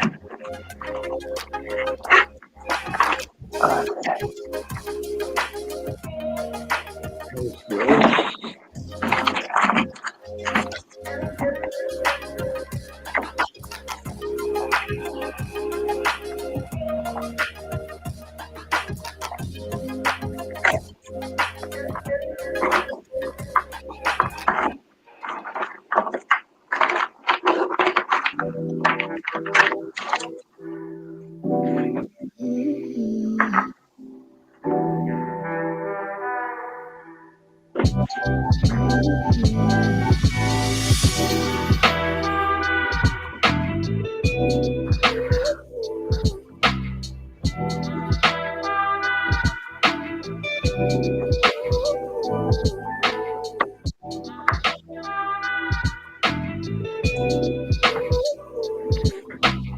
The funny thing about this meeting, they let me get in there early, and they still release the video, so I don't really rush on trying to get in there.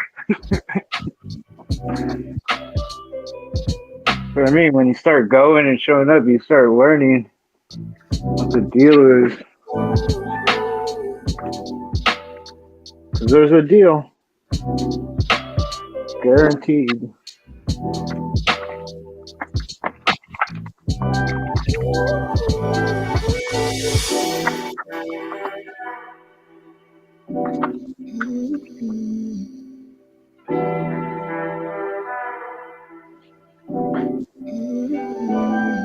I think I got enough of these, though.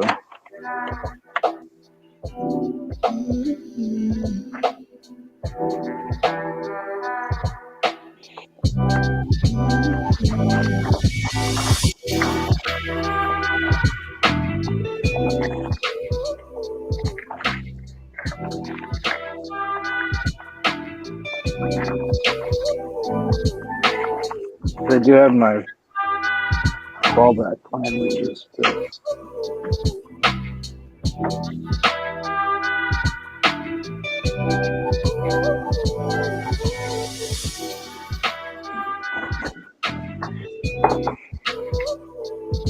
have this one running.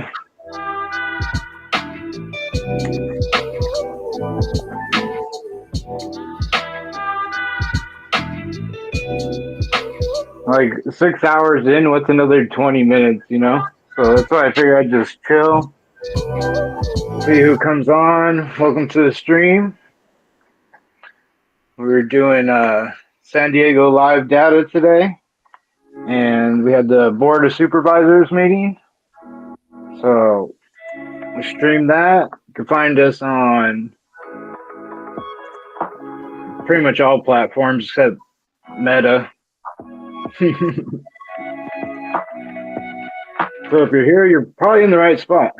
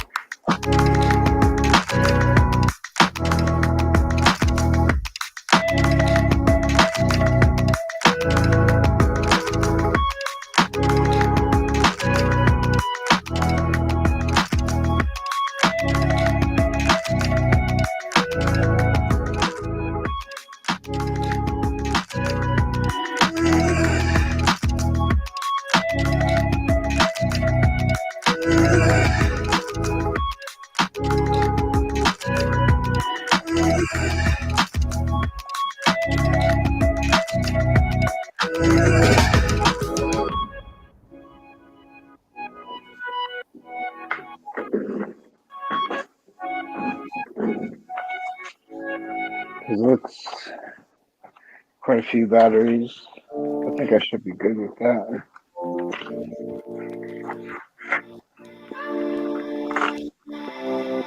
And then I'll just run the network NDI to the cameras. Hard line to that. And then sit there and remote control.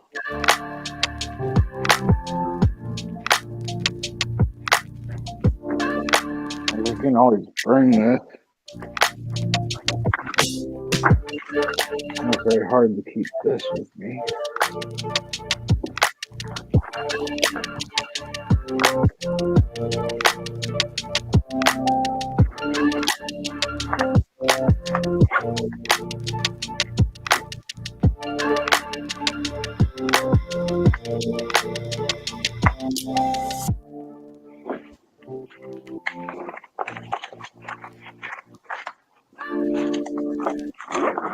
I think I can do this.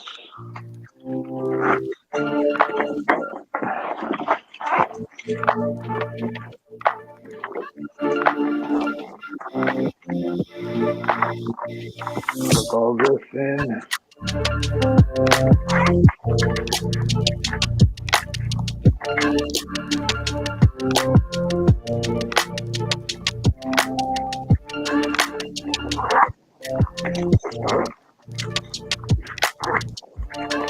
Backup cables.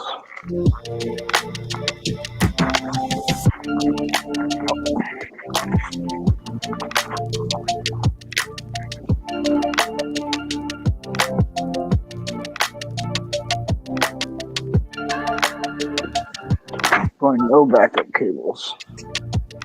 I'm going to take these two, a hard line.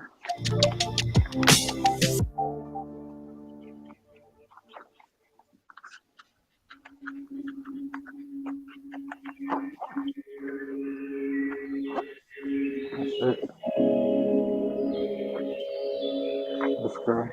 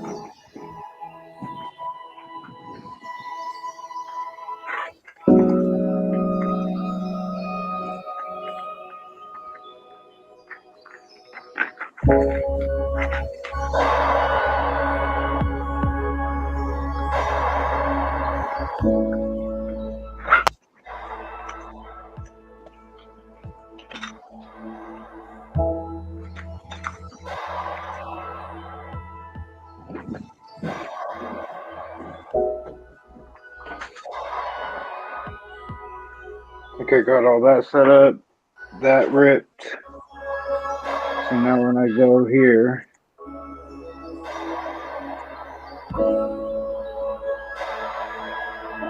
it's almost done. It's like I don't see them all. And then I kind of want to bring this in case I can get access to the audio.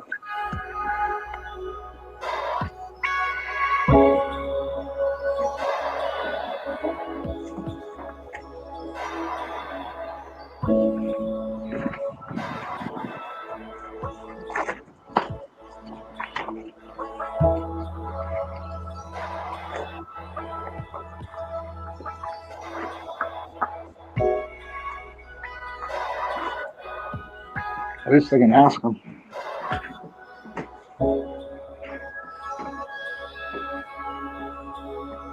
And then we gotta have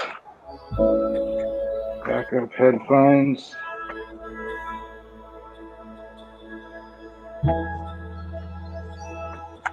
Put this guy off.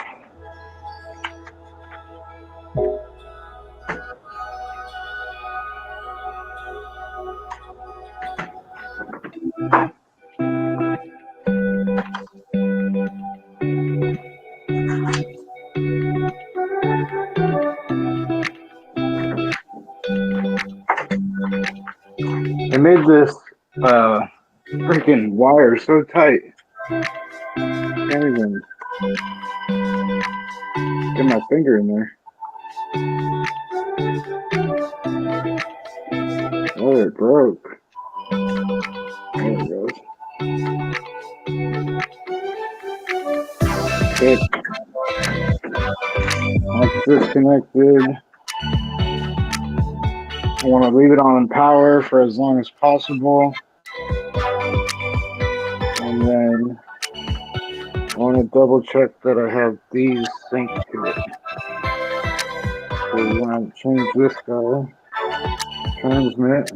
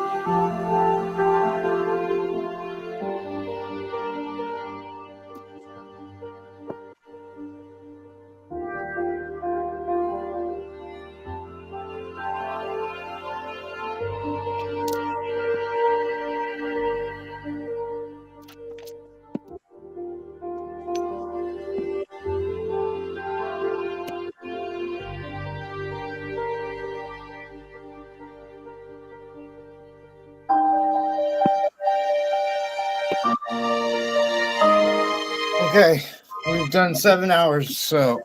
And I got a little while before I got to set up again.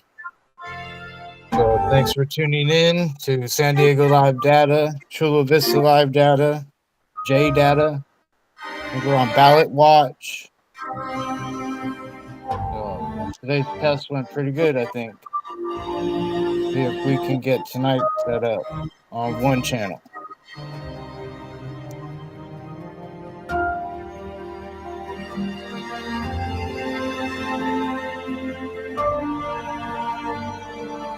So it wasn't that one. It's this one. Yep. Okay. So now we're going to definitely turn off that one. Definitely turn off that one.